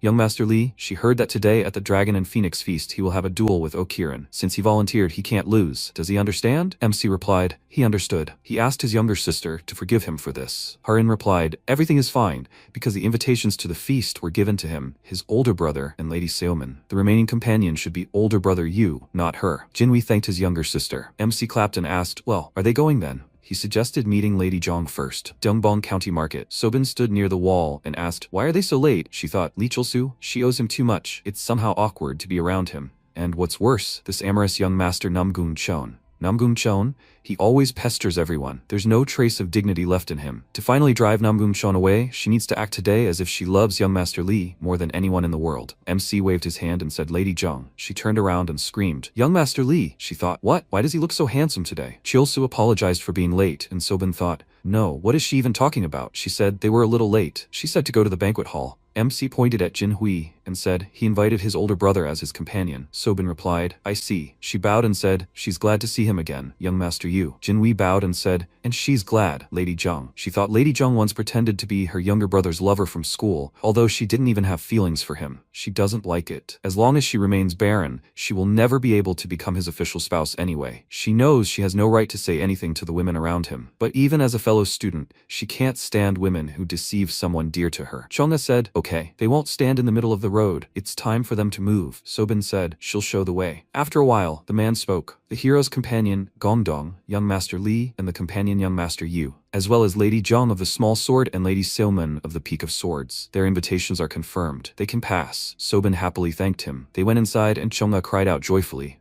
MC said to look, these are the same famous expensive wines, Golden Noble Transparent and Scarlet Daughter. He looked in the other direction and said, "How many people are here?" "They say that many young masters from the 9 great schools and 6 great clans gather at the Feast of the Dragon and the Phoenix. It seems to be true." He walked forward, and the man turned around and asked, "Is this the young master, the hero of Gongdong, Li Cholsu?" The man replied, "Since Lady Zhang of the Small Sword is with him, it must be him. And Lady Salman of the Sword Peak is here too?" He heard that OK Kirin and the hero of Gongdong will have a duel today. He wonders how it will all end. The MC laughed lightly and thought, the crowd's attention is simply ablaze. If he defeats Namgung Chon today, he will instantly rise as a star in the martial arts circles. Cheon saw him and said, "Li Cholsu." He arrived before him. Cholsu turned around and said, "He is." He bowed and thanked young Master Namgung for the invitation. Namgung Chon replied, "No need for thanks." The man looked at them and said, "A meeting of an ardent young master and an amorous young master. They really look alike." MC thought, how can he, the great master of the arts of pleasure, be compared to some reckless fool? Chon smiled and approached Sobin.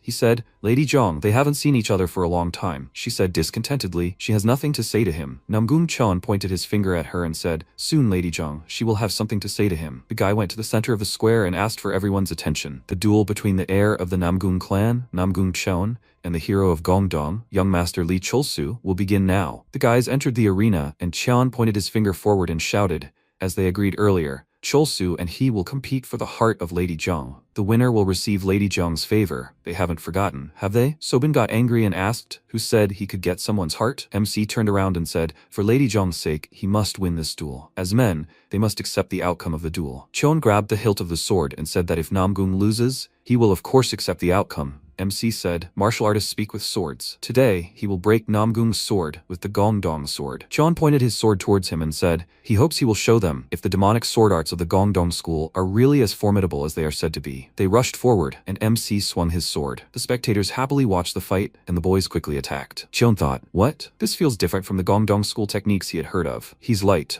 Cholsu knocked him back with his strike. Chon asked, "Li Cholsu, that sword strike just now, was that his full power?" MC chuckled and asked, "Who knows?" Cheon said mockingly, he underestimated him. Cholsu stuck out his tongue, thinking, he's got a scratch, his cute little springboard. Cheon swung his boundless sky sword and released mana forward. MC dodged and thought, the Namgung clan's supreme art, containing the infinity of heavens in a single blade. His unique formless chi was now binding his legs. A newcomer would have been defeated instantly. Ever since he met the young divine monk, he'd broken through the barrier and achieved enlightenment. If he revealed his true power, he could easily defeat Namgung Chon, who was still at the peak level. But the problem was, he couldn't reveal his true power now. He needed to finish this using power no higher than the peak level. As long as the blood demon was watching the central plains, he didn't need to arouse unnecessary suspicion. MC rushed forward and attacked Cheon, who clenched his jaw and thought, he broke free from the shackles of the boundless sky sword so quickly? So he was holding back earlier to test him. They continued to fight, but MC quickly pushed his opponent back. Cheon thought, he's being pressed. Why him? He challenged this youth because he believed he could win. The level of the young sword prince is only first class.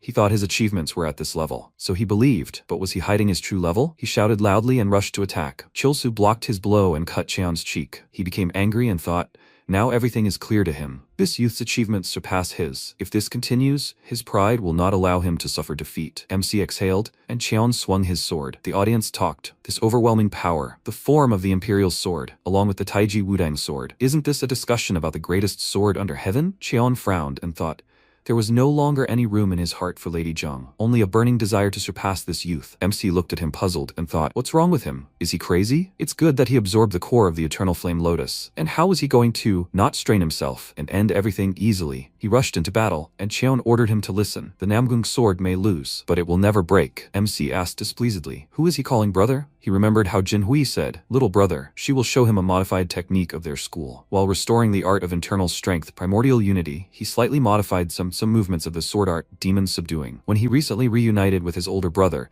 he was shocked to hear about this derived sword technique. A new supreme art created by a genius, the likes of which had not been seen for centuries, the new peak of the Gongdong school. The nine-heaven demon taming sword. Cholsu released his mana and rushed to attack. Jian tried to block it and thought, what is this? Did the Gongdong school really have a technique like this? People cried out. What a furious exchange of blows. Neither of them is giving in. Qian tensed and thought, good. He parried the last shadow sword. Next, he looked ahead in surprise, where he did not notice MC and froze. Cholsu snuck up on him from behind and put his sword to his neck. He said, victory is his. Qian turned around, puzzled, and thought he took advantage of the moment while he was focused on his sword forms. He lost. People continued talking. They could not imagine that the Gongdong demon taming art was so powerful. This is a completely new supreme art. To defeat OK Kirin head-on, perhaps the winner of the Dragon and Phoenix Gathering will return to Gongdong. The man said, perhaps today the mad hero of Gongdong, Li Cholsu, will wash away his shame. Qian bowed and said, his fighting prowess surpasses all rumors. The MC said it was an enjoyable duel. Qian looked questioningly at his clothes and asked,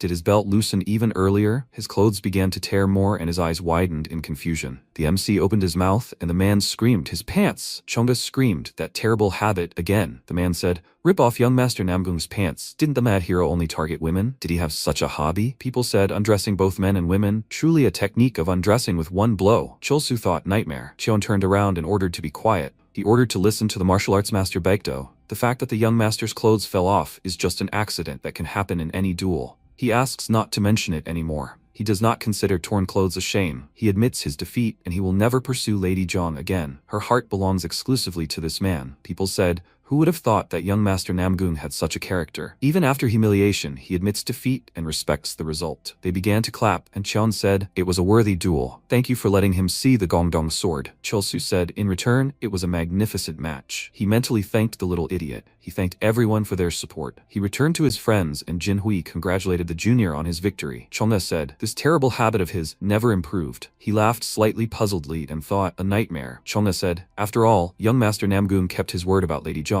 She looked away slightly embarrassed, and the MC asked, he tried so hard, and how does she react? Sobin looked away and said, he didn't have to try so hard. Everything would be fine. Everyone stared at her in surprise, and she said, she felt awkward, but she just wanted to get out of a difficult situation. In fact, she was just using him, so why would he? The MC interrupted her and said, she said that she doesn't love Namgung Chon. Sobin looked up at him embarrassedly, and the MC said as a man, he can stand up to help a woman in trouble. Why think about it so much? Sobin stood up and said, she needs to step out for a minute. Thank him so much for today. Cholsu asked, what was that? Lady Xiaoman, let her follow Lady Zhang. What's with her reaction? Chonga said, this young lady, she's such a fool. MC asked, what's wrong with her now? Jinhui put her hand on his shoulder and said, a woman's heart is truly difficult to understand. A man approached them and said, congratulations to the mad hero Gongdong Li Cholsu on his victory. MC looked at him and asked, who is he? The man sighed and said, he didn't introduce himself. He was Muyan V of the Muyan clan. He heard he was a great connoisseur of the fine arts. Let him tell me, maybe he'd be interested in attending the Chongdae meeting. MC thought, he's the first son of the Muyan clan, Muyan V. He was the same behind-the-scenes puppeteer who secretly took over the right-wing Muram alliance and the one who so zealously tried to eliminate Yu Jinhui. His vile and dark nature hadn't changed at all. He had undermined 4 prominent masters from Manhwa, the Namgung clan, the Chongsong sect, and the Jiancheng sect. And he set that very trap at the martial arts review where they attacked his older brother, trying to claim the title of strongest under heaven. Jinhui said, Junior, she has a bad feeling. MC said, it's fine, senior. He thought, if the future mastermind of the right Muram himself deigned to pay a personal visit, then he truly made an impression on him. He said it was a tempting offer. May he ask what kind of feast this gathering in Chongdae was? Muranwi answered, of course. Only men with broad ambitions and refined taste are invited to this gathering. such as the young master who won the duel today, he thought, and for a young hero like him who captured the heart of Gansu's best concubine, Lady Yun, shouldn't even greater pleasures be in store for him? MC's eyes widened and he thought, great pleasures? The more he heard, the more this sounded like a truly indecent party. By the way, something big happened at the Cheongdae meeting in his past life. MC bowed and said, great, if this is exactly the kind of meeting, he will be happy to come anytime. Muyunvi thanked him for agreeing so quickly. He will hand over the invitation right now. The Cheongdae meeting will take place right after the Feast of the Dragon and Phoenix. A man and a woman must arrive as a couple. Let him keep that in mind. Then he takes his leave. He handed over the letter, waved his hand and left. Jinwei asked, Junior, does he really agree to this? MC exhaled and replied, yes, Senior. Senior, can you make time for him later? He has something he wants to ask him for. Sobin was walking down the street at that moment and thought, Lee Cholsu, is he stupid? He knew she was using him for her own purposes, but he still stood up for her. She had been nothing but a burden to him all this time. He doesn't have to be like this. She sat down by the pond and asked why he was acting like he was ready to throw away everything she hated. This made her expect even more. She thought, this young master, he was the only one her mentor had romantic feelings for, and he even proposed to her publicly. This fluttering in her heart was probably just because some pervert was trying to take her mentor away. Chonga waved her hand and said, Miss Jong, she doesn't look well. Is she okay? Sobin looked up at her and asked why she came looking for her. Chonga replied, she only came because the young master sent her. If she wasn't sick, they should go back. Sobin wondered if he was worried about her. Every time she thought about Lee Cholsu, her heart got so confused. But at least she couldn't lie to herself about this. Lee Cholsu was really cool today. After a while, they saw the MC at the table and said, the banquet has already started. MC turned around and asked, is she here? Let her come in. Choma quickly ran forward and screamed. Cheon held out the teapot and said, Brother Lee, we need a drink. He replied thoughtfully, he'll pass. He doesn't like drinking. Cheon laughed and asked, then tea will do, right, Brother Lee? MC thought with displeasure. Why on earth was he suddenly calling him brother? Cheon replied, because he was a man approved by OK Kirin Namgun Cheon, of course. Cholsu sighed and asked, okay, did he also receive an invitation to Cheongdam? Cheon replied, of course, Brother Lee, he did too. He laughed and said, as expected, men with such exquisite taste as they and him. MC ordered him not to go. Cheon widened his eyes at him in confusion and asked again, not to go? So suddenly? Cholsu replied, he can believe him or not, it's his choice. But he has a bad feeling. Cheon answered thoughtfully, he understood. It's not that difficult. In return, the next time he, Namgun Cheon, hosts a feast, he is obliged to come. Brother Lee. MC said they agreed. He turned and asked, Senior, can they talk? Jinwei asked, is this about what they discussed earlier? MC nodded and said, yes. The Cheongdam gathering requires a couple, a man and a woman. He already has a companion in mind. It's a game of one sword, meaning he'll take the elder in female form with him. In his previous life, the Cheongdam gathering turned into more than just a party. It degenerated into something far worse, tainted with all sorts of aphrodisiacs. First of all, the aphrodisiac Muryan V used was supplied by Lady Ju, the concubine of the current head of the Muryun clan. Considering the Hengshan sect nearly collapsed because of Choljio, they can't simply ignore suspicious substance trafficking. MC said, Elder brother, about inviting young Master Mo, doesn't he find it suspicious? Jinwei said so she wasn't the only one who thought so. Cholsu put his hand to his lips and said, because of this, he has an urgent request. She cried out, let him just say it, Junior. MC asked, a game of one sword, it's him, Senior, right? Jinwei asked in surprise, how is he? She thought, did he really find out that she is a woman? MC said, well, after he went on his lonely journey, he was worried and found out something. He really did everything to hide his identity. He dressed up as a woman, right? Jinwei thought about it or not? She said fearfully, no, he's right. A game of one sword, it's a fake identity she created following his advice. MC said, he did well, Senior brother, it will be faster this way. The meeting in Cheongdam, it smells of suspicion, but refusing the invitation is also impolite. He can't take his younger sister to such a dubious event, and Senior Seoman or Senior Tan, they are outsiders, so it's also inconvenient. Besides his older brother, he had no one else to ask. Jinhui clenched her fist and thought sheepishly. Her younger brother, he needs her. The image of the one-sword game was created for safe travels in the river world, but in reality, it was also her selfish desire. At least once, as a woman, she wanted to stay by her younger brother's side. She said she would do it. Cholsu looked at her happily, and she said if it was his request, she would do anything. After a while, Chonga asked, is the young master leaving? MC said the feast in Cheongdam will start right after this. He was invited, as they can see. They should all return to the quarters first. Cholsu said, Lady Zhang, let her also go in peace. Sobin said, they don't have to pretend to be a couple anymore. He understands. MC waved and said they'll see each other later. Chonga wished him a safe journey. Jinhui thought, it looks like they don't have much time to get ready. After a while, MC thought, the elder is taking a long time to get ready. Well, he needs to avoid prying eyes to change. At that moment, voices were heard from the side. Isn't this a game of one sword, Miss Jin? Where? MC turned around and saw Jinhui running towards him and shouting, Junior! She apologized. She was late. Chiosu was slightly embarrassed and then thought, what, did he just have a waist and hip line? He turned pale and thought, what's wrong with him, guy? After a while, someone said, "It's always a pleasure to meet the most famous concubine of Gansu province, Liu Exiang. Could it be that she too has come to light incense and lay flowers on this young master?" Liu Exiang? What a beautiful heart, devoted to the one she loves. Sawol thought that men were usually able to recognize this lady's beauty just by her presence and aura, but Li Chol-su found it so inexplicably difficult. She couldn't disappoint Chol-su any longer. She was the one who broke her promise to protect Huazhong County, so this time she would properly repent and offer prayers with sincerity. She usually doesn't indulge in such pleasures, but as a lover, she prays for Chol-su's victory. At the Feast of the Dragon and Phoenix, it's only fitting. A cry rang out. The Sword Queen of the Hansan sect has arrived. Sawol turned around and thought, "What, Seolan?" Solan entered the room, and Sawol looked at her and asked if she was the head of the great anti-Hansan sect, the Sword Queen Un. Liu Eishan bowed to her. Solan nodded and said they hadn't seen each other for a long time. Did she also come to light incense and lay flowers? Sawol replied, yes. For Chol-su's sake, she couldn't miss today. Apparently, the silver heroine Un, Solan, was also laying flowers. What feelings did she put into her offering? Solan replied that she was only praying for the success of the Dragon and Phoenix feast. Or maybe something was wrong with her? A disgruntled spark passed between them,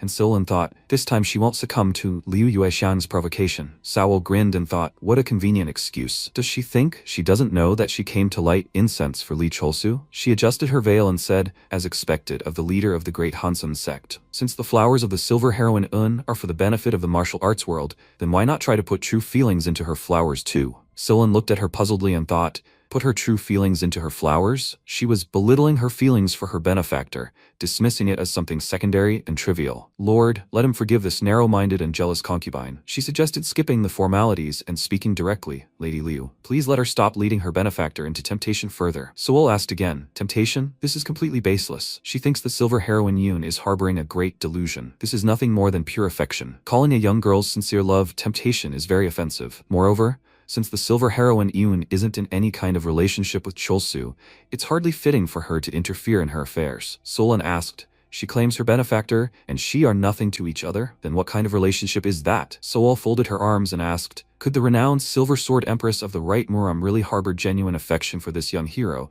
30 years her junior? Solan stared at her in surprise, and Sewol thought, for the right sect, validity and reputation are as important as life itself. No matter how exceptional she is, the Sword Empress can't admit her sincere love for a young fledgling. Solan wondered if she envied Liu Exiang's youth, which allowed her to so freely adore her benefactor. But she had something to say too. She recalled a few moments with MC and then thanked Lady Liu for her concern. However, no matter how she felt, the fact that her benefactor had summoned her remained unchanged, and as always, she would accept this challenge, without a trace of lies. Then she bowed. Sawol looked after her and thought, without a trace of lies? She says? She spat in displeasure. Seolin left the temple and replayed Sawol's words in her head. She closed her eyes and thought, these are Lady Liu's words. She will never be able to refute them. After a while, people were walking along the bustling streets of Dongbong County. The concubine of a head of the Muryun clan, Ju Yuliang, was sitting indoors and looking at the potion. She said, he has arrived, young master. Muryun said, yes, Lady Ju. She asked, did he convey the invitation to the eccentric hero from Gongdong as instructed? He replied, yes. Yuliang said, great, then she will give him the reward. Now let him bring the eccentric hero from Gongdong to her. He said, yes. Yuliang looked up and thought,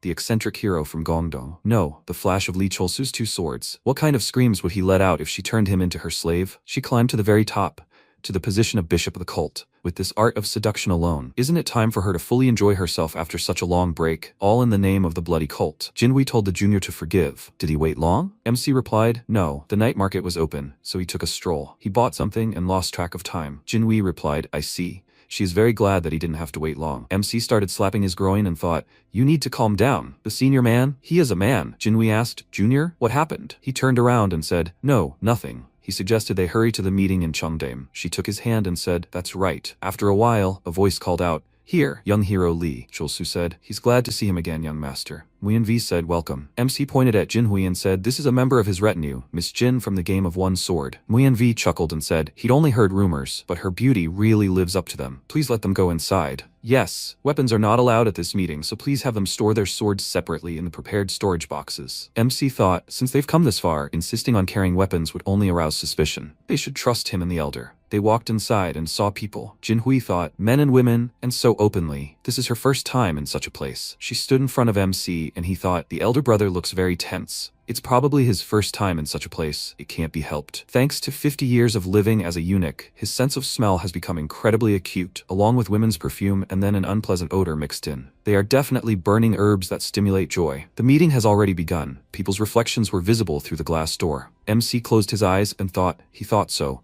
but seeing it with his own eyes, everything is worse than he imagined. Jinhui said, she will protect him, Junior. She thought, who should protect whom? Marunvi asked. What will he say, young hero? Not only women, but also medicinal tinctures have been prepared for their esteemed guests. So he asks that you do not hesitate to contact him at any time. If the women get boring, midons have also been prepared. MC thought, midons? Yes, this guy is completely crazy. He answered, I understand. And where is Miss Ju? Marunvi replied, Miss Ju is waiting on the top floor of this pavilion. Please have them follow him. Cholsu turned around and said, Senior, as soon as he gives a hand signal, he must immediately and with all his strength immobilize Miss Ju. Before coming here, he meticulously recalled everything he remembered about the Cheongdam meeting. Even in the previous cycle, information about the early days of the Cheongdam meeting was barely preserved, even in the archives of the Eastern Bureau. It was later revealed that the organizer, Marungvi, not only dallied with countless women using aphrodisiacs, but even arranged offerings, which exposed him as a notorious womanizer. But back then, their priority was gathering incriminating evidence, so they didn't dig deeper. However, at this stage, he can't dismiss the suspicions of the blood cult's involvement. The blood cult has made significant advances in pharmaceutical capabilities, developing special elixirs for creating jiangshi. Even the production of substances alone would be a sufficient source of funding for them. If the blood demon used Lord Ju to manipulate Murongvi, then the incident where Murongvi incited 4 prominent masters of the right-wing sects to kill his superior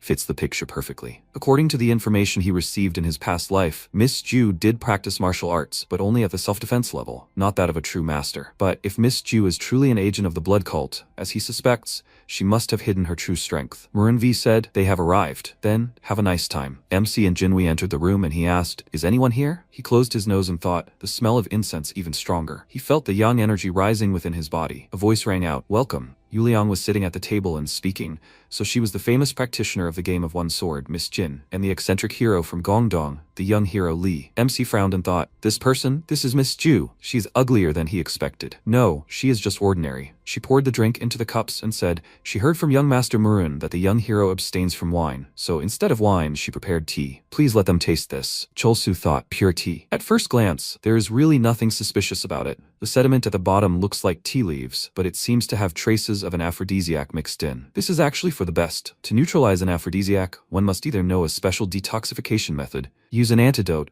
or neutralize it through the intercourse of yin and yang. As an agent of the Eastern Bureau, he studied the detoxification of aphrodisiacs for field operations. But his senior? No. They cannot refuse for operational reasons, so he has no choice but to expel the impurities and absorb only the medicinal effect. MC conveyed his thoughts to Jinhui. The senior, it seems, has a substance been added to the tea, so he will drink it. He must refuse. Jinhui said, frightened, Junior. MC drank the tea and said, the tea is very good. Lady Jin should start fasting now, so he'll finish the rest. Yuliang said, both he and Lady Jin are exceptionally beautiful. They are truly the perfect couple of man and woman. MC sipped his tea from the cup and said, thank you. Yuliang said, she heard that this young hero claims to be the greatest connoisseur of pleasures under the sky. And in matters of grace, feminine beauty cannot be ruled out, right? MC said, the joy of clouds and rain is both the beginning and the end of refined pleasure, one might say. He wiped his mouth and thought, what is this? He felt nauseous. This doesn't seem like an ordinary aphrodisiac. Yuliang said, what he said was certainly true. Then how about the 3 of them, she, he, and Lady Jin, enjoy the joy of clouds and rain together from now on? Jinhui turned to the junior and asked when she should give the signal. She saw his poor condition and cried out, young master. Yuliang said happily, it looks like the medicine has finally worked. MC asked discontentedly, what exactly did she put in the tea? Yuliang replied, she thought long and hard about which substance would suit him best,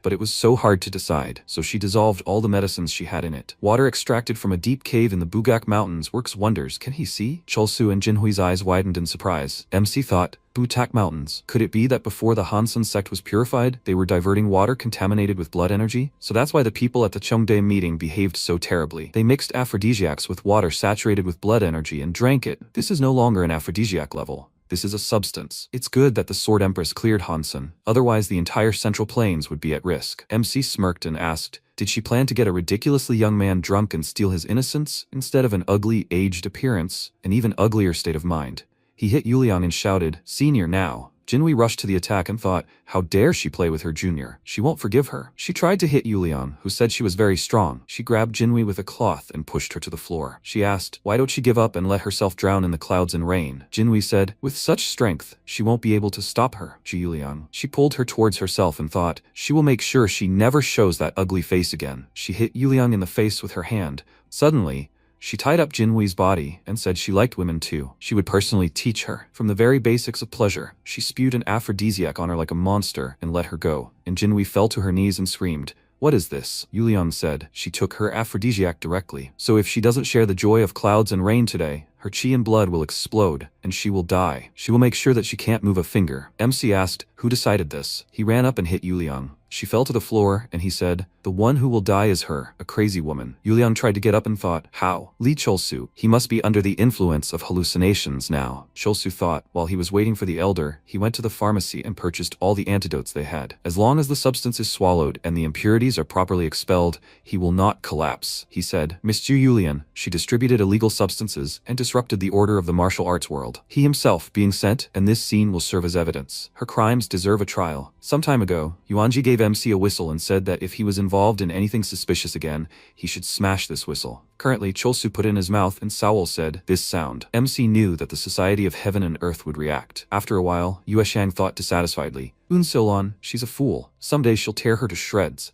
A guy ran into the room and shouted, "Miss Liu Yuexiang, she's here." She turned around and the young man handed her a letter and said, "The Grandmaster ordered that if he sees her, Lady Liu Yuexiang, he must definitely give him this letter." Yuexiang wondered if the letter was from Monk Yuanzi to her. Was it about the Qianji Association? They had finished dealing with the Sword Consort Cave incident that occurred in the Hansan sect. However, there was one troubling detail, so he had a favor to ask. Just before the Sword Consort Cave incident, it seemed 2 carts of water had been removed under the pretext of medical needs. The quantity is small, but they can't be sure what problems it might cause. It's best to thoroughly comb the taverns where various feasts are held. Yuexiang clutched the letter and thought, "Terrible idiots from the blood cult." At this time, MC brought charges against Yuliang, and she screamed, "Trial?" She released her mana and ran towards him. She screamed, "If he can do it, let him try." MC ordered the elder to go. They dodged Yuliang's attack and attacked her. She fell to the floor, and they continued to strike her. Yuliang said, "That can't be true." She clearly heard that his martial arts level wasn't that high. MC said he left her alive, so if they interrogated her through the Chonji Association,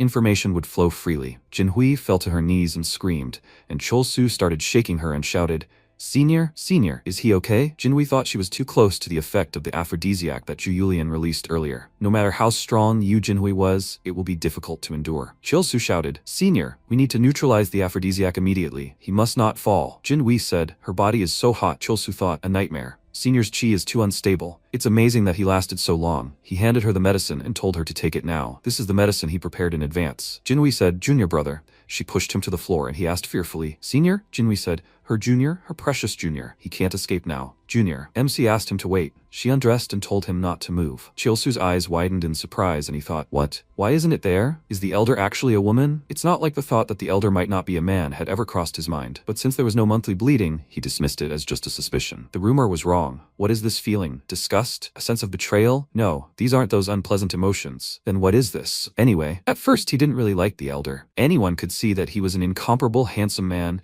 and his popularity with women was sky high, so he thought he would become a hindrance to his grand 10-year plan to win the hearts of the ladies. But the position of the younger brother of the strongest in the world was absolutely essential to his plan. And so it was, but there was the scent of wildflowers. Currently, MC ordered Li Cholsu to pull himself together, and the elder, and he is now out of his mind because of the aphrodisiac. He grabbed Jinhui by the clothes and told the elder to calm down. She needs to expel the substance from her body as soon as possible. She thought, why does she want to do this to the younger? She needs to do it quickly. Cholsu asked, "Elder?" Jinhui thought, "Younger brother, he's an idiot." She kissed him, and he widened his eyes in surprise and thought, "This is a nightmare. If this continues, so will he." Jinhui said, "Younger, he's downstairs now." At that moment, the door swung open and Sawol screamed, "Li Cholsu, is he there?" She saw the MC with Jinhui, and he screamed in fear. Jae Sawol. She froze at what she saw, and Young Ryung followed her and said, "Brother Li, Sister Yu, are they okay?" She froze at what she saw, and Sawol said, "Right now. What kind of indecent behavior is this?" The MC said, "Jae Sawol, the situation is urgent. Please let her hurry up and neutralize the aphrodisiac." Jinhui grabbed his chin and said, "Li Cholsu, please look at the young lady." She quickly kissed him, and the MC pulled her away and asked her to stop right now. She looked at Sawol with displeasure and thought, if that woman hadn't entered, they wouldn't have been interrupted. These emotions, this trembling, this breathing, perhaps Jae Sawol really does have feelings for the younger one. How dare a temptress from the demonic faction lust after her junior? She is a barren woman. She can never become a wife, but she can still be more than enough as an illicit partner. Sawol thought, she shouldn't have come at all. Why is she rushing here like this? But she couldn't ignore the sound of that alarm whistle. If something happens to Li Cholsu, it will be a headache. That's all. It's not that she doesn't harbor a grudge against Li Cholsu,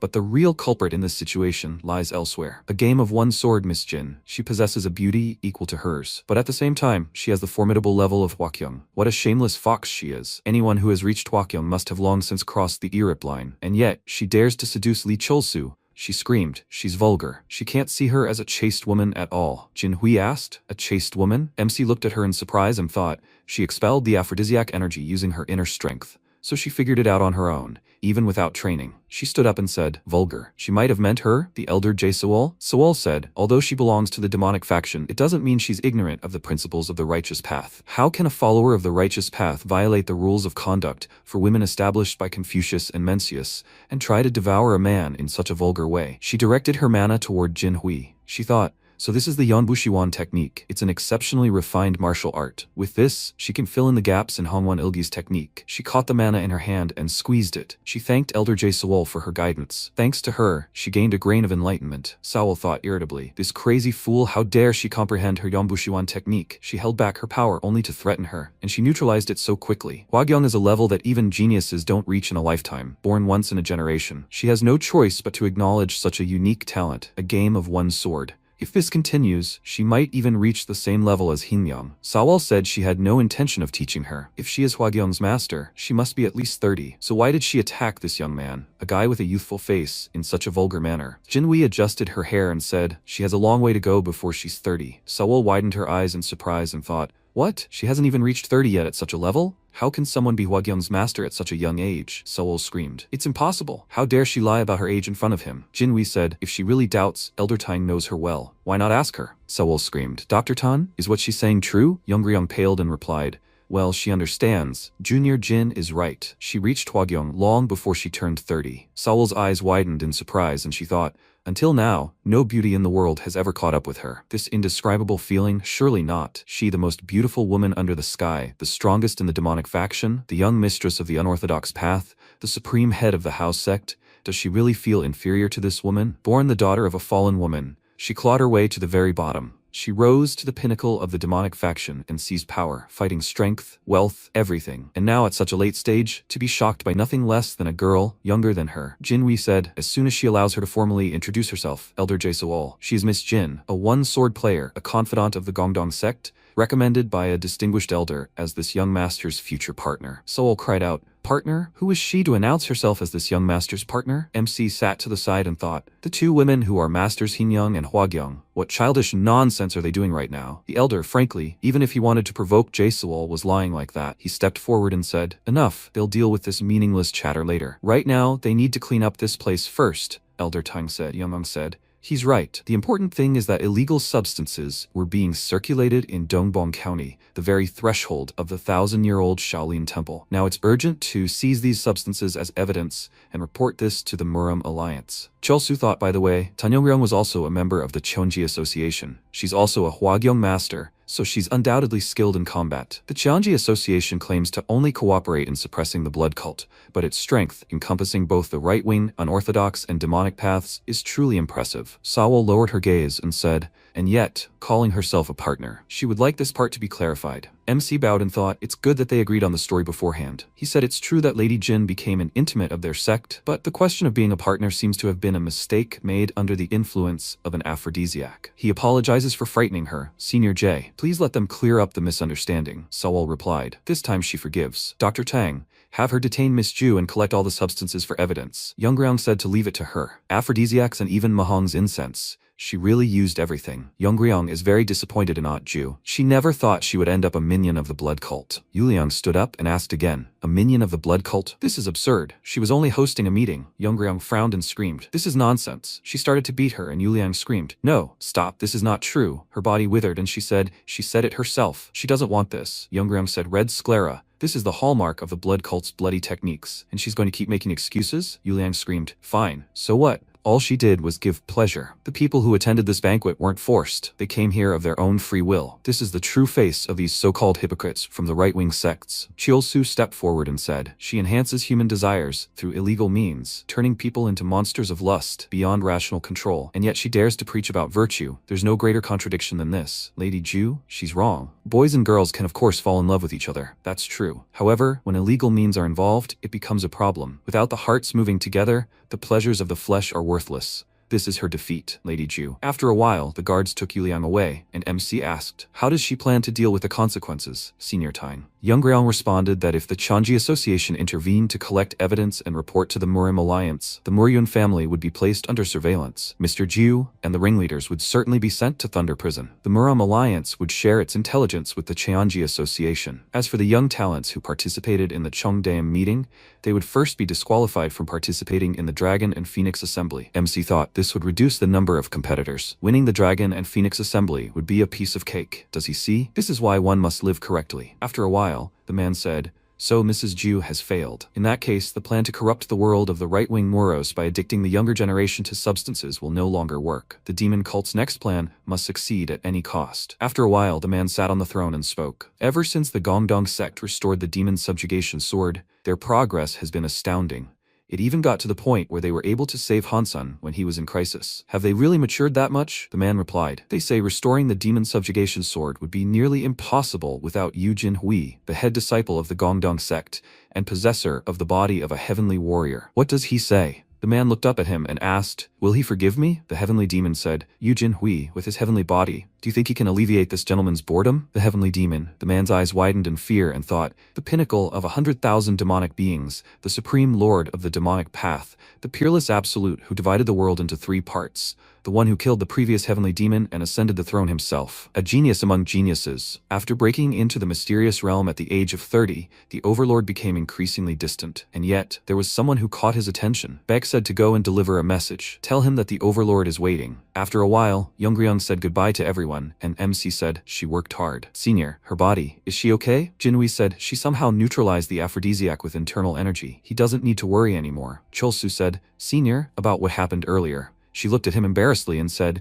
it was done while intoxicated. She didn't mean that. Chilsu thought it was awkward. He can't stop thinking about what happened. Maybe he should call her big sister from now on, he said. Then he won't dwell on it either. Jinhui said, that's right, Junior. She had completed the Hongwan Ilgi technique earlier. MC asked, did she complete it right there? She replied, that woman's level was incredibly high. She drew inspiration from that technique. After a while, MC said in surprise, then, Hongwan Gong will now serve as the introductory martial art for the Hongwan Ilgi technique. He would remember the technique well. He thought the Hongwan Ilgi technique that the elder sister had restored no longer required Hongwan's sun energy or Hongchon's ray energy and had become much easier to understand. Is this what it means to possess the body of a great master-level celestial warrior? Jinhui apologized for hiding the fact that she was a woman all this time. MC said, no, it's really fine. He thought, only momentarily confused by the fact that the elder sister was a woman. It was shocking that the information about his fellow disciple was incorrect, but given the task of reviving the sect, hiding his gender must have been an advantage. He asked, elder sister, does she plan to tell others in the sect about this? Jinhui replied, Master already knows. She couldn't tell Lady Xiaoman since she was an outsider, but she would tell their younger sister herself. Cholsu replied. He understood. He then suggested that they go up and meet the younger sister first. Jinhui thought, she's a stone maiden. She can't become his wife. But if they just meet secretly, then maybe. Now, even if that's all she wants to stay by his side. At that moment, Sowal screamed, this lady didn't stay in Shaolin to clean up after those devout fools. Someday she'll scalp that old monk. She sat down at the table and thought, she understands, at least logically, that preventing the destruction caused by the bloody cult is necessary. But her heart can't accept it so easily. What's urgent for her now isn't the bloody cult at all, but winning Li Cholsu's heart. She changed her appearance and thought, damn Miss Jin. Ever since she met that woman, her world has practically collapsed. She looked up and said, she's here. Seolin said, it's been a while since they've seen each other, Miss Liu. How unusual that she summoned her. Sewol said, she'll get straight to the point, Miss Yun. Doesn't she want to join forces with her? Seolin looked at her questioningly and thought, she mocked her for her age, and now she wants to team up? Seolin said, she of all people should know how absurd that sounds. Sewol said, today, while strolling through Dongbong County, this young lady happened to see Mr. Yu accompanying Miss Jin, the wanderer of a certain sword. Her beauty rivals even Jae Sawol, a true beauty capable of crushing a kingdom. Lady Jin said that the young master had chosen her as his future spouse. Solon wondered if Brother Yu had introduced the woman to her benefactor. Soal frowned and said that if she didn't trust her words, she could see for herself and come back later. Seolin lowered her gaze and disappeared a second later. She ran across the rooftops and thought she didn't want to believe it. She and he definitely had mutual feelings too. These feelings she couldn't deny. She looked down and screamed. Seolin wondered, is it really just the two of them? Wait, that direction? Isn't this the inn area? Jinhui turned around and said, eldest sword queen. She didn't expect to see her in such a place. Seolin's eyes widened in surprise and she thought, the sword wanderer isn't just at the peak of excellence, but a master of the flower realm. Jinhui asked to be allowed to introduce herself. By arrangement with Master Yu, she would soon be a guest of the Gongdong sect. He, Miss Jin. Solon thought how awkward this was. A master who had reached the flower realm was lying about his age and fawningly clinging to Master Un. Jinhui adjusted her hair and asked, she's lying about her age? Everyone seemed completely unimaginative. She was a young mistress, and she was still far from 30. Only someone at this level was worthy of becoming this young master's consort. Wouldn't she agree? Seolon thought, this realm, and she hadn't even reached 30 yet? Impossible. This girl dares to wag her tail in front of her benefactor. Jinhui turned and thought, then she will look forward to meeting again. Elder Queen of Swords. Seolon thought, now that she had seen it with her own eyes, she understood why Liu Yuesheng had offered to join forces with her. She came back and Seol asked, is she back? Seolon said, her proposal she accepts. MC and Jinhui walked forward and she happily thought, she won. MC asked, did something good happen, eldest? She replied, she just thought everyone would be very surprised. She thought, she will protect the younger one forever, and only she. Cholsu asked the older one to wait, he would bring his sister. Jinhui replied, okay. MC knocked on the door and asked, little sister, is she here? Haran came out and asked, what's the matter, older brother? He asked to forgive him for coming so late at night. He heard she had something important. Haran said, it's okay. She hadn't slept anyway. They returned very late, like a simple meeting in Cheongdam. MC answered thoughtfully. Something happened during the feast, but thanks to Big Brother, everything was resolved safely. He pointed his finger forward and told her to look there. Jinhui turned around and said, little sister. She's Big Brother Yu? Does she recognize her? Haran's eyes widened in surprise and wondered if Big Brother Yu was a woman. Jinhui said, she really regretted deceiving her. For the sake of rebuilding their sect, she lived hidden as a man. She thought it would be wrong to hide it forever, so only now is she revealing her secret, little sister. She's truly sorry. Haran thought, so that's why Big Brother Yu was so obsessed with Big Brother Lee. Big Brother Yu was never a man to begin with. Maybe it's even a relief. She said, she's a little surprised, but it's okay. She carried such a great secret all alone. Thank you for trusting her enough to tell her now, Big Brother. To this young miss, she's still her big brother. No need to feel guilty. Jinhui hugged her and said, thank you, little sister. Haran thought it was practically the same as gaining a powerful new rival in love, but to her, they were both like family. She has no intention of giving up either her family or her feelings. Big Brother Yu and she, they will both become Big Brother Lee's companions. The day of the Dragon and Phoenix Assembly. The men were sitting on the bench and talking. Did he hear? Quite a few promising disciples from prestigious right-wing sects were disqualified after being caught in that aphrodisiac incident. Because of this, it seems young Master Lee Cholsu of the Gongdong sect skipped the preliminaries and went straight to the main competition. Mujin entered the arena and shouted, so he is that strange hero from Gongdong, Lee Cholsu. He is Peng Mujin of the Peng clan of Heibuk. He is looking forward to this fight. Someone asked, the difference in physique is so huge. Can the hero from Gongdong really defeat the tyrannical blade? The guy answered, indeed. The hero from Gongdong looks like he is about to fall. MC thought, what? They said he is skinny? He took off his clothes and said, he is Lee Cholsu of the Gongdong sect. Nice to meet you. The man whispered, with a body like a stick of taffy. It doesn't look like he can last even one exchange. Chiolsu thought, even after consuming rare tonics, he is still short in stature. It is difficult for him to overcome his innate physique. A cry rang out, Her Highness the Princess is arriving. The guy asked, is the princess attending the Dragon and Phoenix Assembly? Did she really come to see the hero from Gongdong? The man replied, he had heard it was very rare, but apparently, the hero from Gongdong must be famous. Hua Che entered the courtyard and sat on a chair, and Dongrip said, it is an honor to meet Her Highness here. The leader of the alliance, Blade Emperor Lim Dongrip, clasped his hands together and said, it seems the Imperial Court has a great interest in the world of martial arts. Hua Che smiled and said, the Imperial Court is watching all the people. MC looked at her and thought, the Dragon and Phoenix Assembly is usually not a place for such distinguished guests as a princess or the leader of the alliance. Hua Che smiled and thought, let him hold on. She believes he won't lose. MC smiled and thought, so she came all this way to support him. Okay, then he will show Her Highness his growth. Mujin rushed into battle and shouted, now is not the time to be distracted. Let him show him the true form that defeated the heavenly unicorn Nam Gung. MC jumped back and said, he only uses his sword against those who recognize its true value. Mujin asked irritably, what did he say? The guy said, what a blatantly arrogant statement. The man blurted out, no matter how great the hero from Gongdong is, if he refuses to use a sword against a peak master, defeat is inevitable. Chunga screamed, What nonsense is this idiot talking about? Jinhui said, it's fine. With the junior skill, he can definitely win. Solon thought, he won't draw his sword unless he meets a true swordsman. Then maybe he'll draw it for her? She thought, her lord. This is so cool. Wache looked at the girls and thought, these are women whom MC intends to take as concubines. The most attractive of them, Yu Jinhui. The current holy sword is strikingly different from the one in her past life. After Chilsu's death, the state of the martial arts world became unstable. When she communicated with him through the Eastern and Western governments, the atmosphere was completely different. Yu Jinhui of the previous cycle was a monster, incapable of empathizing with others' emotions or thoughts. If she had been raised not by sect leader Zhongyun but by the demonic path, she would have become a murderous star, threatening the world. So, the variable is Chilsu after all. The playful sword didn't exist in her past life. Judging by the circumstances, the holy sword must also be a woman. Well, that doesn't matter. For now, she'll enjoy the protagonist's performance. Mujin shouted. He dared to meet the blade of the Peng clan without a sword. What blatant arrogance, hero of Gongdong. Today, he will correct his insolence with the blade of the Peng clan. He swung his sword and shouted, using 5 tigers, cutting the blade. MC blocked his punch with his hand and Mujin asked, puzzled, what is this? Chilsu thought, in the joy of clouds and rain, foreplay is as important as the penetration itself.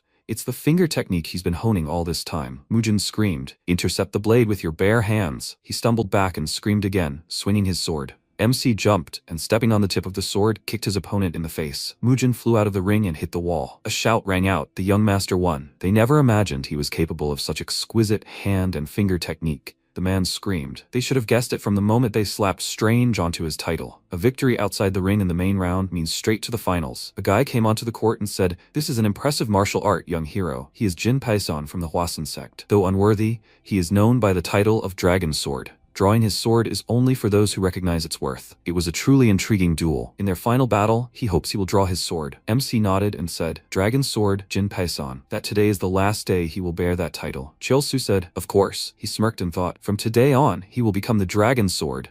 The crowd was eager to see the fight begin. Jinhui called out to her junior and told him not to panic, and thought, this guy, Jin Paison. She met him when she was just starting her lonely journey through the world of martial arts. He suddenly challenged her to a duel, although it was not even planned, which put her in a very difficult position. He then called out to her and asked, is he that guy? The divine hero from Gongdong? Incredible, to meet him here, of all places. Since fate brought them together like this, would he not honor him with a duel? She then quickly dealt with him and ran away. For the sake of safety in her travels, her junior advised her to prepare a false identity. Only then did she truly understand that if her junior was like this, he would definitely defeat the Dragon Sword. At this time, MC pointed the blade at his opponent and thought, he knows what end awaited Jin Paseon in his past life. He was a pillar of talent, destined to carry the future of the Hwasun sect. A true genius carrying the hopes of the righteous martial arts world. But never able to achieve the title of the world's greatest swordsman, he always harbored an inferiority complex towards the holy sword Jinhui. In the end, he fell into the net of Murun Wei and Zhu Yuliang's intrigues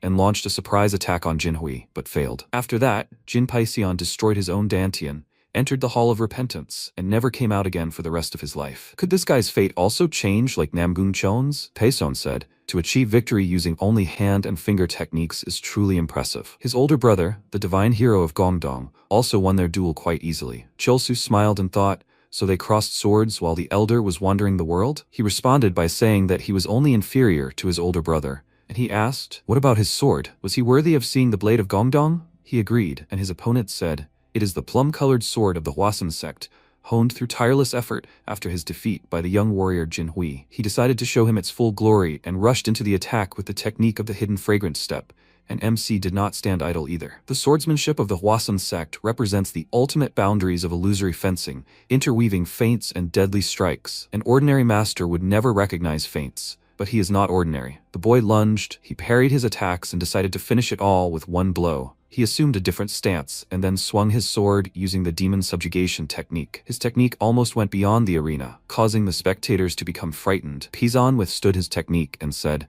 what a terrifying power. So this is the final technique of the restored demon subjugation sword. Demon subjugation. He almost got caught. This technique cut all his clothes and now he was completely naked, causing everyone to be shocked and exclaim that the strange hero from Gongdong finally revealed himself to the world with just a sword. Chulsu himself did not expect this outcome, but his opponent did not care at all that he was naked. He laughed loudly and exclaimed that this was truly an entertaining duel. Let him entertain him even more. MC shuddered and thought, whoever gave this idiot the title Dragon Sword, is he blind in one eye? He looks more like a mad dragon. Paisian smiled broadly and silently wondered if he knew who he was. He was the greatest genius in the history of Hwasan, whose very existence elevated the prestige of the sect. Having lost to Jinhui after a single duel, he lived only to crush that sword blow. He renounced his beloved arts and wine, even turning down young Master Maroon's invitation to the Cheongdae meeting, tempering himself again and again, and today he met Jinhui's younger brother. He exclaimed that he had met another one who could defeat him. Even if his clothes were torn off and his naked body revealed to the world, so what? On the contrary, freed from the shackles of clothing, at this very moment, standing naked,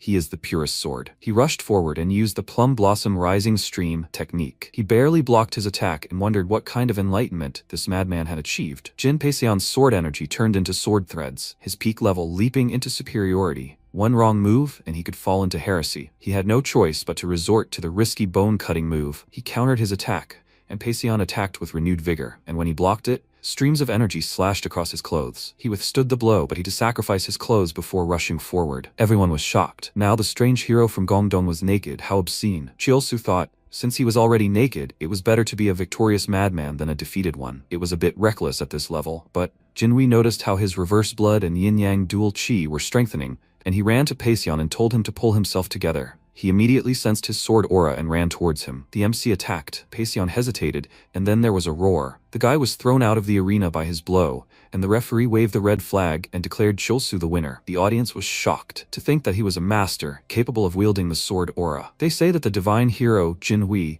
also completed his lonely journey without a single defeat. What an incredible pair of fellow disciples. Jinhui entered the arena and joyfully ran to Chiolsu, telling him that he worked hard. She gave him clothes, for which he awkwardly thanked her, and everyone began to discuss what title would suit him, since he won the Dragon and Phoenix Assembly. There is only one title befitting the strange hero from Gongdong, Strange Dragon. Jinhui let out a chuckle, and the MC asked in shock, Strange Dragon? Not a dragon sword? The princess also quietly laughed. This is what she expected from him. She waved her hand to her servant, and he loudly called out to Chiolsu and said, Her Highness the Princess will honor him with a personal audience, and deign to bestow a reward on the winner. He should tidy himself up and wait. They both bowed to the princess and thanked her, and MC thought, it got a little awkward in the middle, but victory is victory. He will go and present the victory he promised to Her Majesty. While he was in the tent and preparing for the meeting, Paisen came to him and apologized to him for disturbing him while he was getting dressed. He wanted to congratulate him on his victory. Chiolsu thanked him for this, and he said, thanks to him, he gained new understanding and reached a higher level. This can be considered his gratitude. From now on, he wants to call him Brother Lee. MC wondered why there were so many men here who insisted on calling him brother. He didn't refuse, and Pashan thanked him,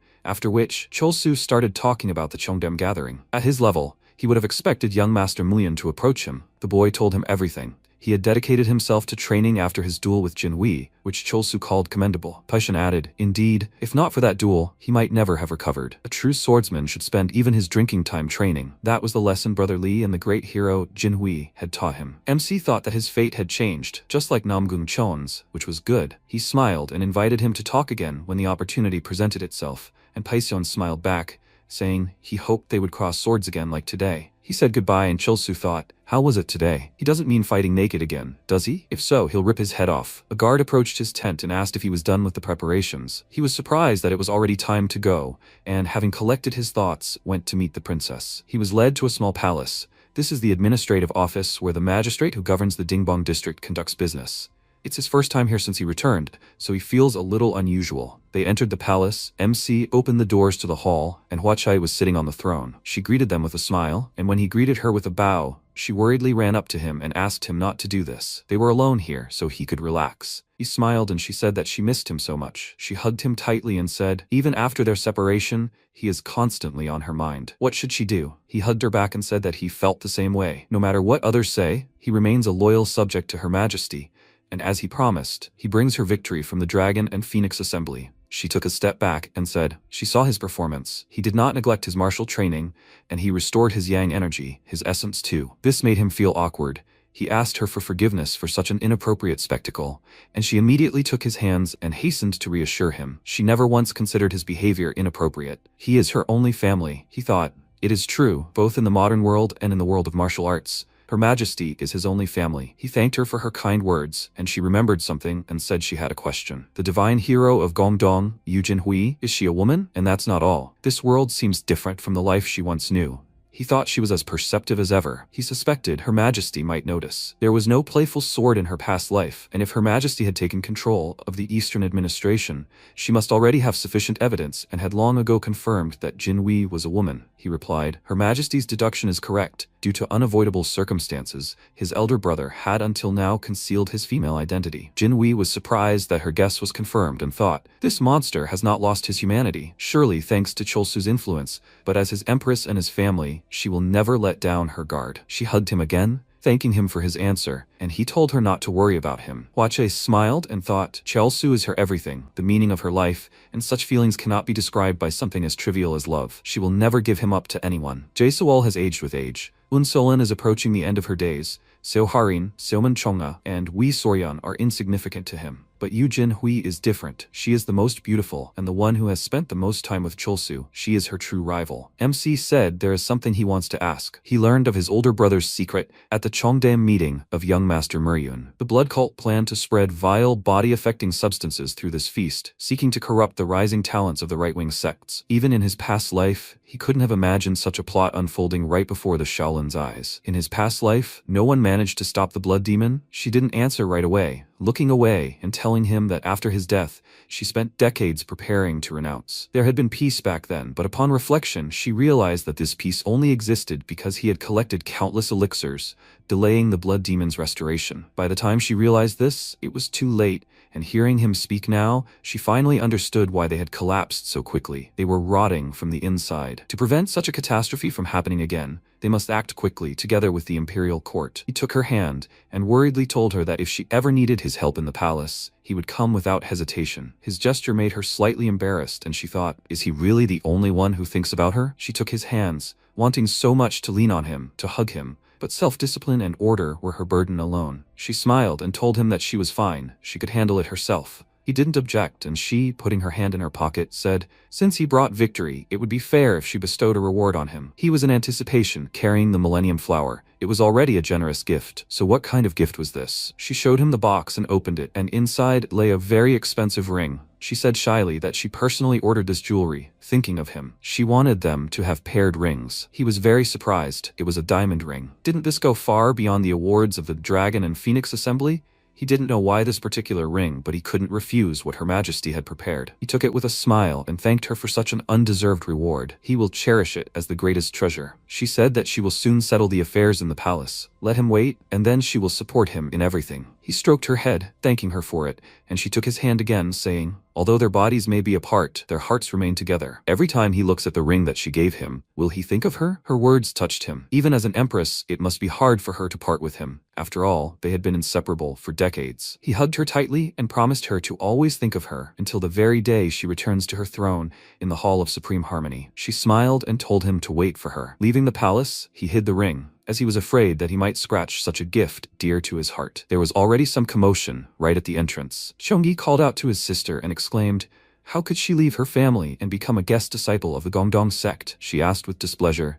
Who gave him permission to call her sister? He wasn't giving her orders. She decided for herself what to do. Cholsu approached Jinhui and said he heard the eldest Tang had become a guest disciple of the Gongdong sect. But what was all the fuss about? She was delighted to see him and asked how the meeting with the princess had gone, and he whispered, why was the eldest Tang suddenly acting like this? She replied, she's been saying for a long time that she likes him and wants to be with him. Chongyi fell to his knees before Youngryong and said that traveling the world was fine. But why did it have to be Gongdong? If she had decided to settle down, she should return to her family. She was fed up with him, so she threw the notebook into his hands and ordered him to just take it and leave. He opened the notebook in surprise, and she winked at him, saying, these are her notes on medicine and poisons. And if he continues to pester her, he knows how it will end, right? He nervously confirmed this, but still said that he will miss her, and asked her to drop by her home. She immediately pressed herself against Cholsu and said that she didn't care. From now on, she would always be by her man's side. He was shocked by such a statement, and when she pressed her face into his clothes, he asked her to stop. Chongyi was so upset and angry at the same time that he burst into tears and called Cholsu a scoundrel. How dare he take his little sister? This made him feel uneasy, and a poisonous needle in his back was not far away tonight. Chongyi cleared his throat and, pretending nothing had happened, greeted him respectfully. He is the head of the Tang family, Tang Chongyi. Some call him by the modest title, the righteous man of poison. He'll retreat now, but if he makes his little sister shed a tear even once, he'll make his life worse than hell itself. He was extremely nervous,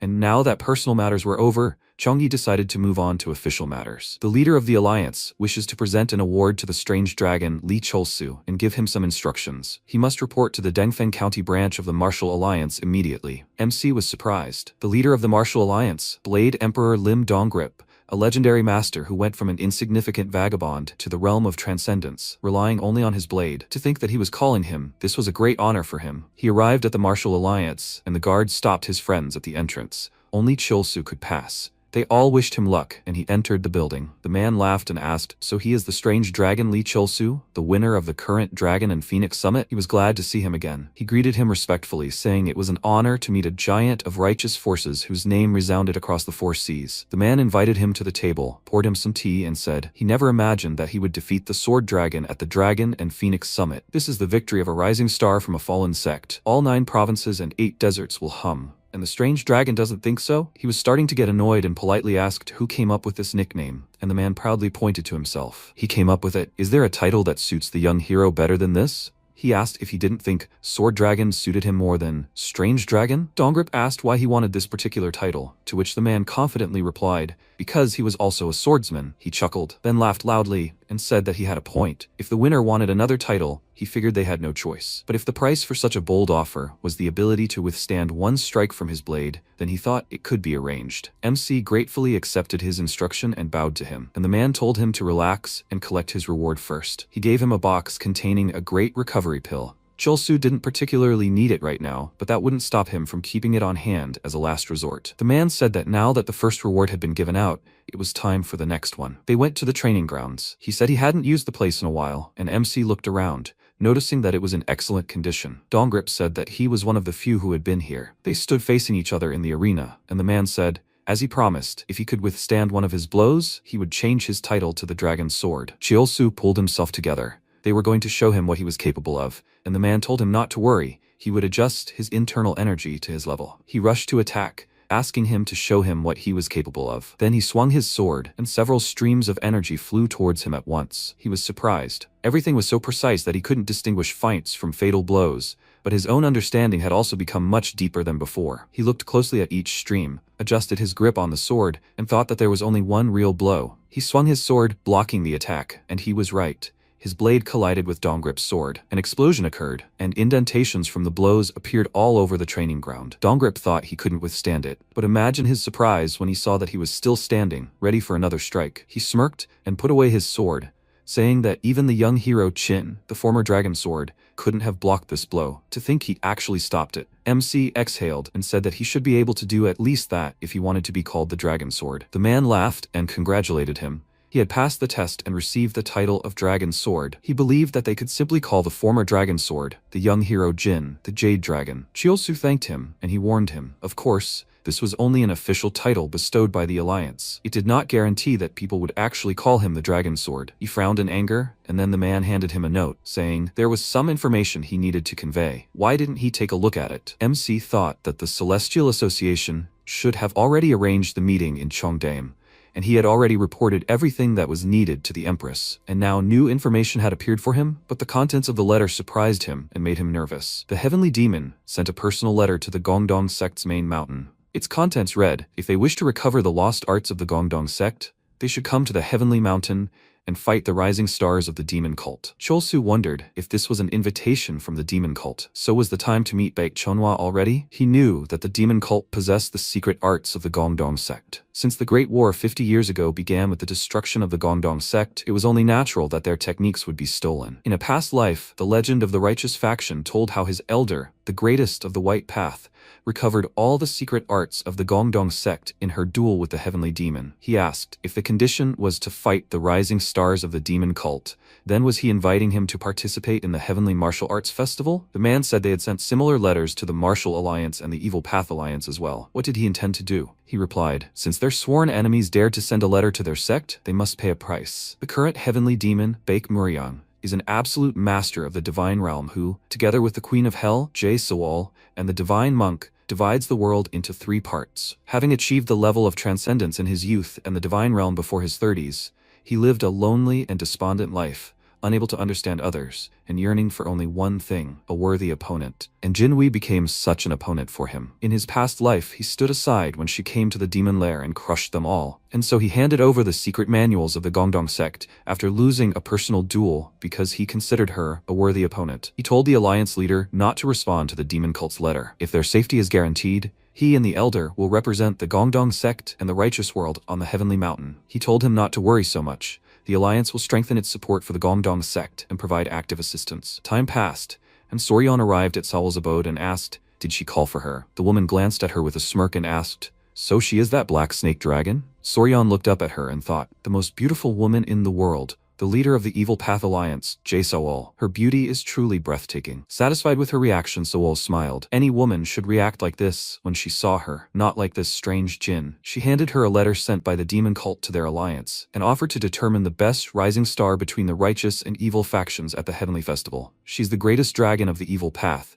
She will represent the alliance and go to the Heavenly Mountain. Let her go there and find out what the demonic cult is up to, and gather information on the dragon sword, Lee Cholsu. At the mention of his name, she immediately blushed. Ever since they lost the war between the righteous and evil factions and went their separate ways in Gansu province, she couldn't meet him even if she wanted to. She gritted her teeth and wondered what these feelings were. Just thinking about Cholsu made her angry, but at the same time, her heart fluttered. When she didn't hear an answer, Sawol asked if she would go there, and her heart began to beat faster. She decided to meet him and find out what these feelings were. Her heart was fluttering with anticipation of meeting him. She told Sawol that she would go there, and she wondered if she should play the role of a young rising star for the first time in a long time. On the Heavenly Mountain, where neither Jin Susu nor the Sword Queen exist, she will return to her youth and capture Chelsu's heart. Time passed, and MC came to meet the great monk, who asked if he was going to the Heavenly Mountain. He replied that it had not yet been decided, and he said, if it was the current heavenly demon, he would agree to his proposal for safety. Chelsu added with a smile, and if not, no problem. He needed to visit there sooner or later anyway. The monk gave him a notebook. He immediately leafed through it, and he said,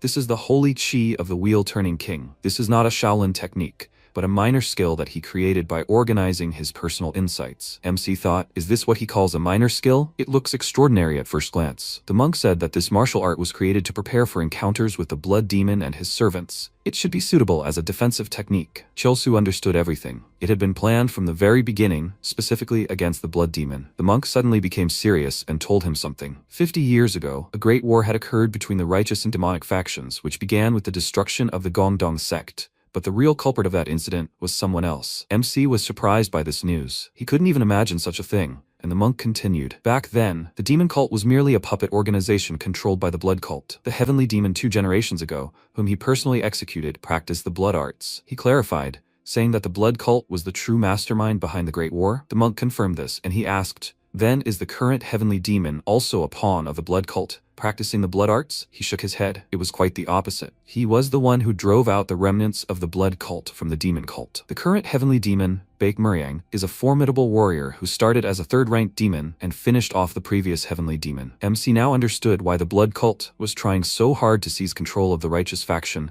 through the meeting in Cheongdae. It was because their influence over the demon cult had weakened. The monk gave him a keychain, from which he sensed a fate energy and told him to smash it in case of danger. The Cheonji Association would watch over him wherever he went. Chelsu clenched the keychain in his fist, firmly saying that he understood, and the monk asked him to be careful. Even if the current heavenly demon drove out the blood cult, it was no different from walking straight into the enemy's jaws. After that, they all set off and finally arrived at the mountain where their school, Gongdong, was located. Youngryong was very happy to finally see the place where he lived with Jinhui, and MC told her that they still had a long way to go. They reached the gate. He opened it and, seeing the teacher, greeted him with a smile. He was very glad that they were finally home, approached Chelsu and put his hands on his shoulders, saying, he heard that he raised the reputation of their sect by winning the Dragon and Phoenix Assembly. He worked hard. Then he turned to the others and said that they had a long journey. Let them rest well today. He also heard news about Senior Tang. Let her settle in. For some reason, she flinched and then indignantly exclaimed that she was not the senior. Let him not call her that. While they were resting, Jongyeon decided to have tea alone with his student and discuss everything. He learned everything about the assembly from his sources. He heard that he fought the young hero Jin naked in the final. The MC nearly choked, saying it was an accident during the fight,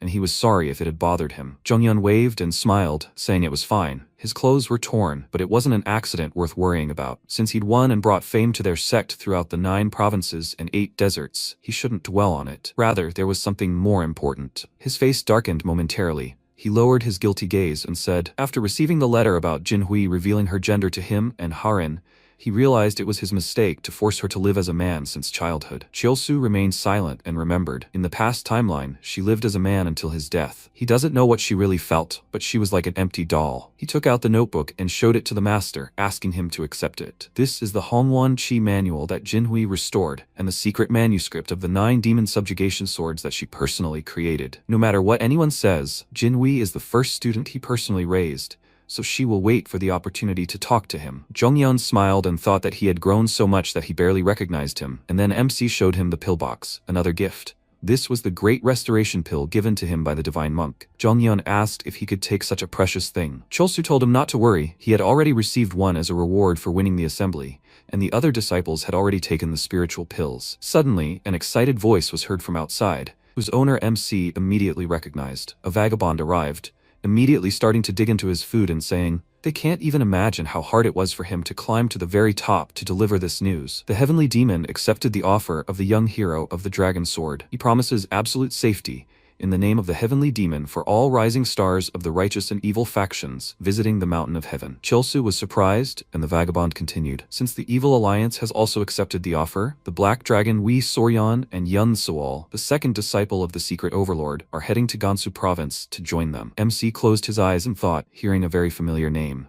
He immediately realized he was talking about Jay Sewol, and he felt uneasy. He covered his face with his hand in resignation, and his teacher asked, is everything okay? He answered that everything was fine, and he thoughtfully said, usually working with these evil idiots would be unthinkable, but since this is a special case, he will meet them at the main mountain. Several days passed. Chulsu trained in the forest. Quite a while had passed since Hongchige visited. During this time, the mentor, having taken the Great Restoration Pill, reached the peak level. Now only Soryan and Sawol remained. Yun Sawol, the second disciple of the secret overlord Mei Zhirong, her true identity is the third persona, Jay Sawol. His head was already spinning from this. There was a crunch of branches behind him. 2 girls approached him, and Soryan noted with displeasure. His external preparation was still just as consistent. He turned to her, saying that they hadn't seen each other for a long time, and asked if she had forgotten about their promise. After all, she agreed to call him Big Brother. She immediately became embarrassed and began to get indignant, and Sewol, almost laughing, asked why she was so shy. She answered that she didn't feel that way at all, and the girl asked, then is it okay if she calls the young hero brother? While they were chatting, MC glanced at Sewol and wondered if this is how a person well over 60 should act. But after all the bickering, Soryan finally sheepishly called him Big Brother, and he liked it. He patted her head, saying that she should have done that right away, which made her even more embarrassed. He said he heard that a rising star from the evil faction was accompanying Soryan on this journey to the demonic cult. She was the second disciple of the secret overlord, right? She was glad that he noticed her and introduced herself to him, after which, with her eyes shining with delight, she exclaimed she had been in love with him since the great war between the factions. He was simply shocked by her behavior, but she, on the contrary, thought that he liked it. She did the right thing by pretending to be a rising star. It seems that the rumors that men like younger women are true. He was so embarrassed by her sudden confession, but that's not surprising. She pressed herself against him, declaring that she would definitely become his woman, and then looked up at him and asked, will he accept her heart? Soryan was also shocked, and at the same time perplexed. How can she do this without a drop of doubt? Any fool would notice that she had a loving face. Is this what it means to be feminine? Chilsu demurely thanked the girl for her feelings, and then she grabbed his hand and said she was serious. His swordsmanship was so aggressive and bold that people called it a sword of 2 colors, and she simply fell in love with it. MC almost winced at her creepy manner of speaking. Was she really acting like this at her age? Sighing heavily, he decided to accompany them to the sect. They settled into the reception hall, and Chunga made tea. Soryan looked around with interest and asked, is this the guest hall? The place was unrecognizable now. Chunga, displeased and quite loud, placed a cup of tea in front of her and said, the Gongdong sect she remembered is different from today's. Chiolsu was glad that she was finally on his side and said, they'll hear more from his mentor soon, but that the dates and participants for the journey to the demon cult have already been decided. First, they will rest for a week on the main mountain of Gongdong, and then, Sawol interrupted him and asked, does this mean she can spend a whole week with her beloved young hero? She is so excited. Chongo was very surprised by her words and exclaimed indignantly, they only met today. How can she say such a thing? MC decided to set the boundaries and told Sawol that they met for the first time today, he would be grateful if she refrained from such statements. She puffed out her cheeks with offense and asked, "What significance does a first meeting have?" She admired him since the Great War, and having met him today, she fell in love at first sight. Even Soryeon was awkward, but she still liked how a beautiful woman was honest about her feelings. Because of this, she also felt uneasy. Since her youth, she lived her whole life as a man to become the head of the Black Dragon. The first time she hesitated was when she found a brother for the first time in her life. That's when it all began. For the past 2 years, even though she knew he wouldn't come looking for her, she'd become curious about what it was like to be a younger sister. Even more so, she'd become curious about everything about being a woman. That's why Sewol had shocked her so much. A woman who was so much more feminine, beautiful, and charming than her. What if he fell in love with her? Of course, she knew he wouldn't, but she was still worried. Gathering all her resolve, she shyly called out to Cholsu and said, "What Sewol says isn't important right now. If he has anything else to tell the demon cult about his journey, let him speak." Sewol indignantly asked, "It doesn't matter. Who decides that?" MC told her to stop. What was important now was the information about the demon cult. Soryeon sheepishly asked the girl, "She heard that, right? She should put her feelings aside for later." Jonghyun finally arrived, thanking everyone for their patience with a smile. He would now begin his explanation of the demon cult's journey. But when he entered the reception hall, he immediately felt a strange atmosphere. And now, it was finally time to set out. Xinjiang is a harsh land ruled by the demon cult, known as the Western Edge since the Old Tang dynasty. Cholsu and Jinhui represent the right-wing faction, while Soryeon and Sewol represent the evil one. They are traveling together to participate in the Heavenly Martial Arts Festival. Tan Youngryung's medical skills are like those of a charlatan, but since her combat power is at the level of the Transcendence realm, she will be useful in times of danger. Hearing footsteps, Jinhui immediately stepped forward and told her junior that someone was coming. It was the master. A man approached them and asked, "So, that's what they are like, brats from the righteous and evil factions?" Cholsu was wary. This was one of the 5 masters supporting the demon cult under the heavenly demon. This was a demon sword, one of the 5. The man introduced himself and said that the supreme demon had tasked him with leading them to the mountain of heaven, and Jinhui introduced herself in return. He chuckled, noticing that the boy from the righteous faction had quite a decent aura, and those next to him must be the black dragon serpent and the phoenix. Then Cholsu caught his eye, pointed at him, and asked, "So this is the strange dragon Lee Cholsu, who won the Dragon and Phoenix Assembly?" He corrected him. He was a dragon sword, not a strange dragon. Demon Sword laughed and said that rumors of his strangeness had even reached here. Even the demon of lust from their cult was impressed by the news about him. How could he be a dragon sword? MC wondered why the demon of lust, this peerless master, was interested in him. Jinhui came to his defense and firmly stated he would not tolerate any insults directed at his junior. Sword Demon said he would gladly draw his sword right now, but fighting was impossible here. The blizzard cleared, and they finally saw that they had already reached the Heavenly Demon Palace. Sword Demon entered the palace first. He knelt before the Heavenly Demon and greeted him, saying, "A group of rising stars from the righteous and evil factions have arrived at the Heavenly Demon Palace." He ordered him to let them in. The gates opened, and the 4 of them entered. Marianne glanced around. "This is a strange dragon, this is a black serpent dragon, and this girl is not Yeon Sewol." Using a sound transmission technique, he asked the Queen of Hell, "Why did she come here? Has she completely lost her mind?" She smirked and said, "As expected, the Heavenly Demon lives up to his name. She would be disappointed if he didn't acknowledge her strength." He said that he heard she was already over 60. He didn't invite an old woman pretending to be a rising star here. She hasn't gone insane yet, has she? This made her very angry, and she exclaimed, "Just think, someone so much younger than her was talking about insanity, and he himself was already 45. Long past his prime. If she was bothering him so much, then he should request a personal audience." He promised her he would do so, then turned his gaze to Jinhui and smiled. Just think, he had already reached the transcendental realm. This guy exceeded his expectations. Cholsu felt an incredible pressure emanating from him. It seemed the Heavenly Demon was really strong. In his past life, the Heavenly Demon realized that Jinhui was his equal and became obsessed with him. He is a dangerous person. He called out to Jinhui worriedly. And then the Heavenly Demon suddenly released his energy and it covered them in a heavy wave. Sewol asked displeasedly, did he really forget about his safety guarantees? He replied that this was just a test. He had no intention of harm, so she should back off. He looked at Jinhui again. This youth's eyes possessed incredible talent in a fragile world filled with such emptiness. He really liked the look of this monster. They were both of the same breed. She thought at this time, is this another test? The pinnacle of traditional demonic arts is the divine art of the Heavenly Demon, the power of crushing heaven that defies convention and surpasses demonic nature. Even if this is just a test, the killing intent in the Heavenly Demon's aura is real. She took a few steps towards his aura and MC called out to her worriedly, asking, is she really going to accept the challenge of the Heavenly Demon? She only nodded with a smile in response and thought, if she wants to protect him, she must be able to face the likes of the Heavenly Demon alone. She sped up. Cholsu glanced after her and cursed through clenched teeth. and then ran after her and thought, why is each of them so obsessed with the desire to test her? Is she some kind of guinea pig? She had already started to create a formation when he grabbed her hand and she turned to him in surprise, asking the reason. He replied with a smile that he should also contribute and mentally contacted her, offering to use the shared information. She nodded at him with a smile,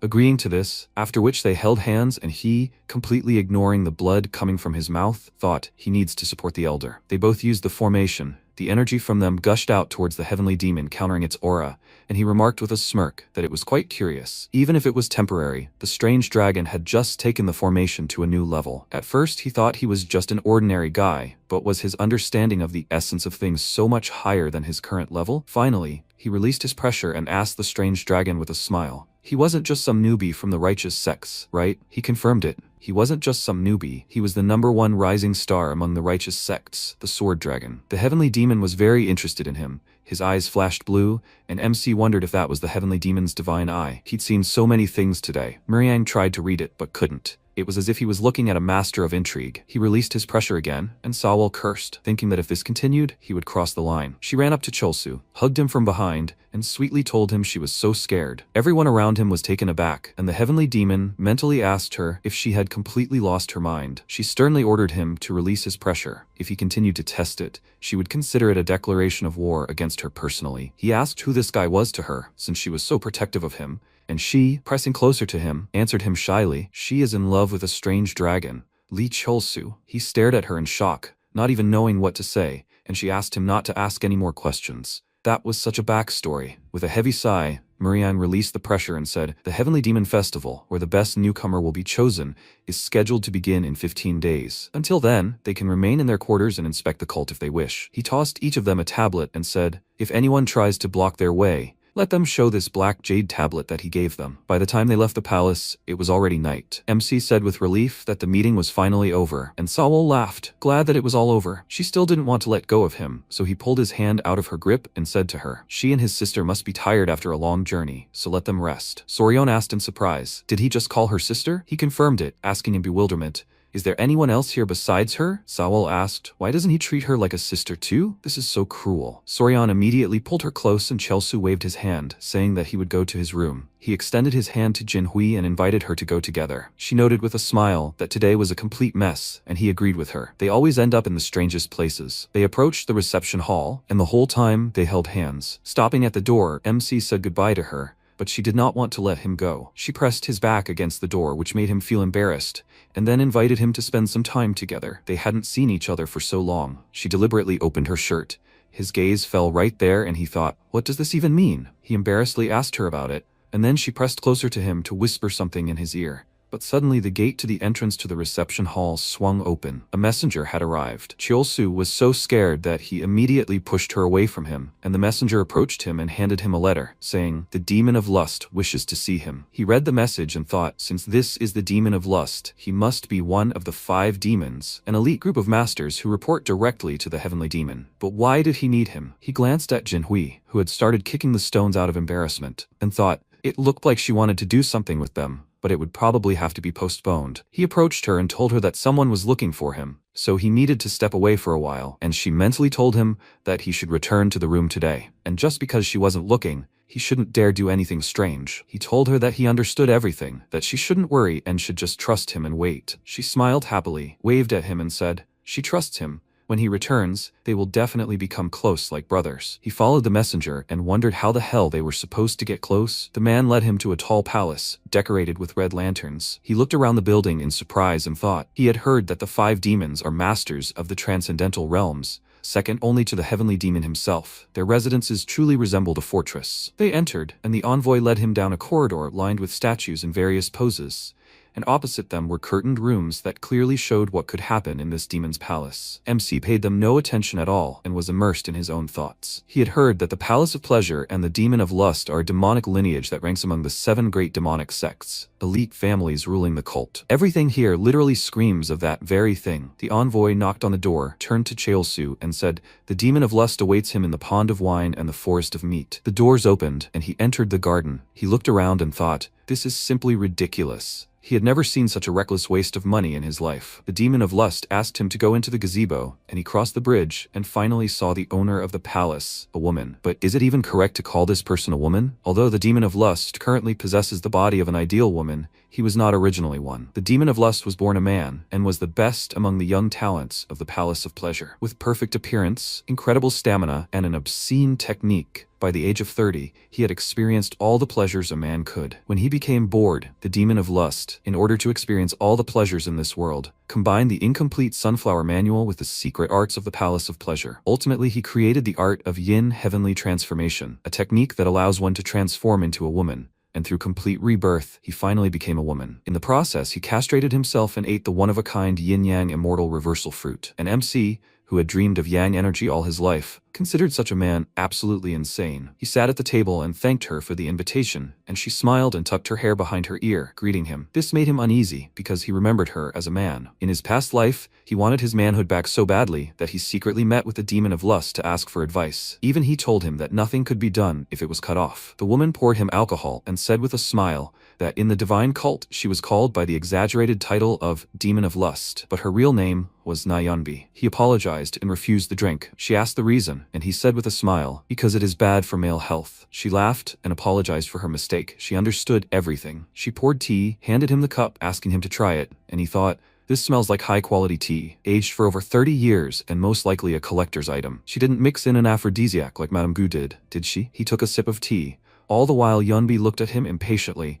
awaiting his reaction. When he said the taste was quite good, she was delighted. After all, she had brewed it herself. He placed the cup on the table, and in a serious tone, invited her to get down to business. Why did she want to see him? She answered him with a smile that she always listened attentively to the conversations of those around her here in Xinjiang, to hear rumors about the dragon sword causing a stir in the Central Plains. They said he had stolen the hearts of countless girls from the righteous factions, and that he changed women in bed every night. She removed her hands, revealing her charms to him, and said, he not only captivated the bodies and souls of noble concubines, but even captured the heart of such an aged beauty as the Sword Queen. He looked away, thinking it was too much, and she said that's why she wanted to see with her own eyes what kind of incredible man this was. He asked, does she really believe this nonsense? He hasn't spent the night with anyone yet. She winked at him and told him not to be modest. He doesn't need to wear a mask of hypocrisy here in the divine cult. He smiled and asked, now that she saw him, what does she think of him? She licked her lips, threw all the food off the table and climbed on him, then lifted the young man's face by the chin and said, the rumors she heard don't do him justice. She wants to be with him right now. What will he say? Wouldn't he like to join her and enjoy the morning clouds and the evening rain in a pond of wine or a forest of meat? He stared at her in shock and thought, right here, right now. She wants this? He waved her hand away and said seriously,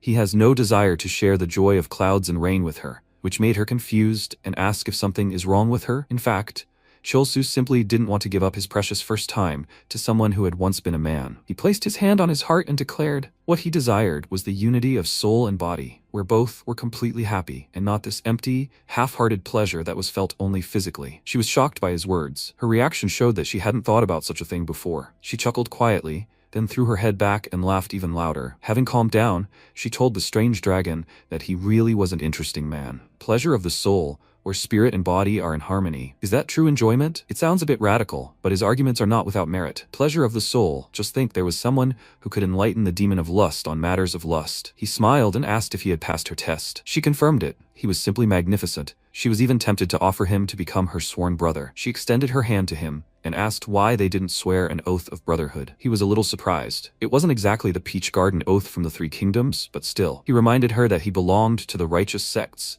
and she was on the path of demons. So how could they do that? She told him that the labels of righteousness and demonism could not sever the bonds between brothers, and he thought her resolve was strong. He agreed, but set a condition. He would do so only if she taught him the art of heavenly yin transformation. She clarified, this is the same art that turned a man into a woman? Since her dear brother was asking for it, then so be it. But first, let him tell her why he needs this technique, and then she will teach it to him. MC remembered the elder. Perhaps this technique will be the key to correcting her cold nature and help her achieve a breakthrough in her feminine essence. He answered the lust demon that he simply wanted to better understand women. She liked his answer and offered him a drink. They clinked cups and she said, even though she and the strange dragon were born on different days, from now on, they will cherish each other like brothers and vow to die on the same day and at the same hour. Chilsu took a sip, but immediately felt a terrible bitterness in his mouth, and Yunbi said, "In 8 days, the first princess intends to invite the rising stars of the righteous and dark sects to the heavenly demons' banquet." He was surprised and thought, the same first princess? Baekchonhwa, the daughter of the heavenly demon Baek Murian, personally inviting them. Meanwhile,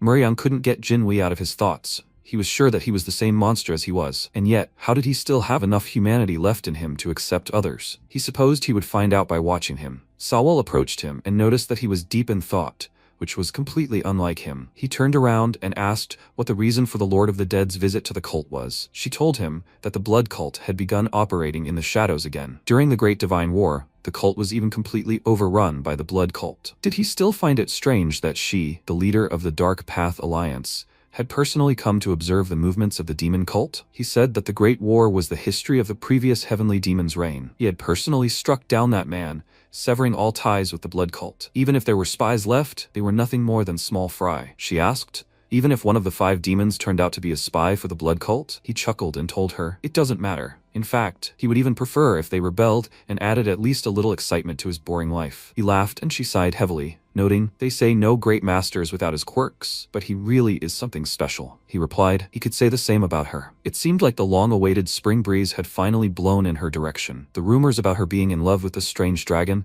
and how she defended him during that meeting, were still vivid in his memory. It didn't seem like a pretense to him. Could she really have feelings for the strange dragon as a woman? She immediately began to deny it, saying it was just ridiculous. And he said, to anyone who saw her, she seemed in love. This made her deeply embarrassed and thought, how could such words even come from the lips of a heavenly demon? Seoul hadn't yet given her heart to Cheolsu, even if the hearts of her other personalities felt differently. Her mother's abandonment, her teacher's attempt to do this to her, all of it was because of this incomparable beauty. For her to be able to truly trust and love someone now is simply impossible. She replied to the heavenly demon that Cheolsu was also a member of the Heavenly Association, and love was just a screen to protect him. Murian realized that she still hadn't realized the truth of her own heart. What made her like this? So this is what emotions are? From childhood until now, he had lived a life almost completely devoid of feelings. Even his 7 wives and natural children held no interest for him. His only interest was in the masters who aroused his curiosity. Seoul smiled awkwardly and asked, now does he understand? Let him stop making senseless assumptions. He called her words just a pathetic excuse, causing her to immediately become enraged and flare up. She waved her hand, shouting that she had no ulterior motives towards Cheolsu, and he responded by releasing his energy and calmly saying, her words are not false, but regardless, her face, her heartbeat speak the truth. She simply followed the boy she loves to the divine cult. He is curious about something. To think that a master of the divine realm could become so reckless because of her love for a boy whose level is far below her own. Is this what they call feelings? Sawol involuntarily took a step back, and he told her to open her true heart. She became nervous and wondered why she couldn't stand up to the heavenly demon now. She remembered the monk's words. It would be better if she was herself. Only then would everything go as planned. And how was she supposed to be honest? She was always the one who got hurt. So what was so bad about wearing a mask? Muriang said that she had lost her composure. Her current behavior already spoke the truth to him more eloquently than any words. Was she, an experienced master of the martial arts world who had lived for 60 years, really going to act like some girl who was not even 20? Sawol remained silent. She remembered all the moments spent with Chulsu. He told her that she was like a peony without a scent. She was so ashamed of this that she spread rumors and said nasty things about him. But even then she waited for him to approach her. He was her first. He was the first person who treated her like an ordinary woman, not paying attention to her unearthly beauty. That's right, she had been in love with him from the very first time they met. She just hadn't admitted it until now. She took off her mask and tearfully admitted that she really loved Cheolsu. She didn't want to say it, but that's how it was. So what's the problem? He laughed, glad that she finally admitted her feelings, and she asked, so what was the point of this useless dialogue? He promised her to keep the fact that she fell in love with this boy a secret. But if she doesn't want the strange dragon to miss her feelings, then she'd better hide them deeper. She grinned and asked if he, who is alien to ordinary human emotions and who is incapable of love, thinks he has the right to lecture her. She felt sorry for him, even for his wives and children. These words offended him and he asked, is love really that important? She smiled and asked what he thinks is the essence of this interest that he has been searching for so long. Does he still believe that martial arts are all a person needs? He remained silent, unsure of what to say, and she headed for the exit, telling him to forget about it. Discussing human feelings with him was like talking to a wall. She left, and he sat on his throne and thought about her words. He remembered his daughter bringing him a wreath of flowers to please him, but he ignored her. Now he realized there was some truth in her words. Could the interest he sought in this emptiness actually be emotions? Meanwhile, Sewol walked to the reception hall, thinking she had lost her temper because of that idiot of a heavenly demon, But thanks to him, she was able to clearly look into her own heart. From now on, her heart would belong only to Cholsu. She opened the door to the room, where Soryan was drinking tea. Seeing her, she immediately stood up, and Sewol approached her with a smile, asking if she had been waiting for her. She denied it and then showed them the invitation. She read the letter, and happily said that the heavenly demon banquet had finally arrived, and Soryan awkwardly said she would like to talk to her about it. Could she do her a favor? Every time she sees the women surrounding Cholsu, she only sees her own shortcomings. Unlike normal women, she looks like a tomboy. What kind of man could love someone like her? She awkwardly pulled Sewol by the belt and said that she also wanted to look more feminine at this banquet, which made her face darken for a moment. She did not refuse her, but she had a condition. Soryan said that she never thought that she would help her for free. What does she want? The girl smiled and thought, now that she admitted her feelings for Cholsu, she will definitely become his first wife. And part of the duties of the first wife is to manage the concubines. From now on, all the candidates for her husband's concubines will be under her control. She took Soryan's hands and said with a smile, when they were together, she would have to take her side no matter what happened. She agreed to this without hesitation, after which Sewol pulled her into the room to dress her up. Meanwhile, the MC was already returning to the room. Jinwei immediately ran out to meet him, hugged him and was glad that he finally returned. She sniffed him and said that he did not smell like a woman, but definitely smelled of alcohol. Did he drink with the demon of lust? She pouted in offense, and he, sniffing his clothes, said,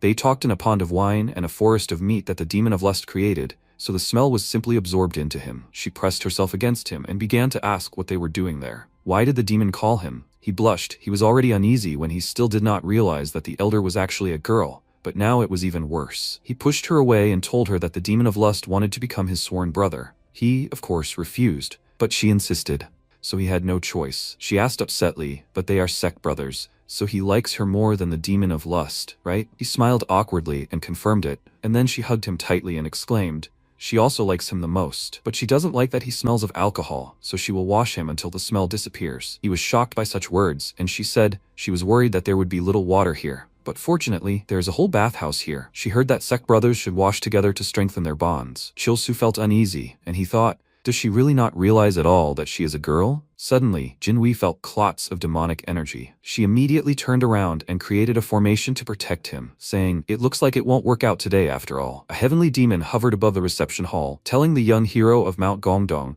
not to be so afraid of him and to let him remove his aura. Jinwei asked what brought him here so late at night, and he descended to them and said, he has something he wants to ask the strange dragon.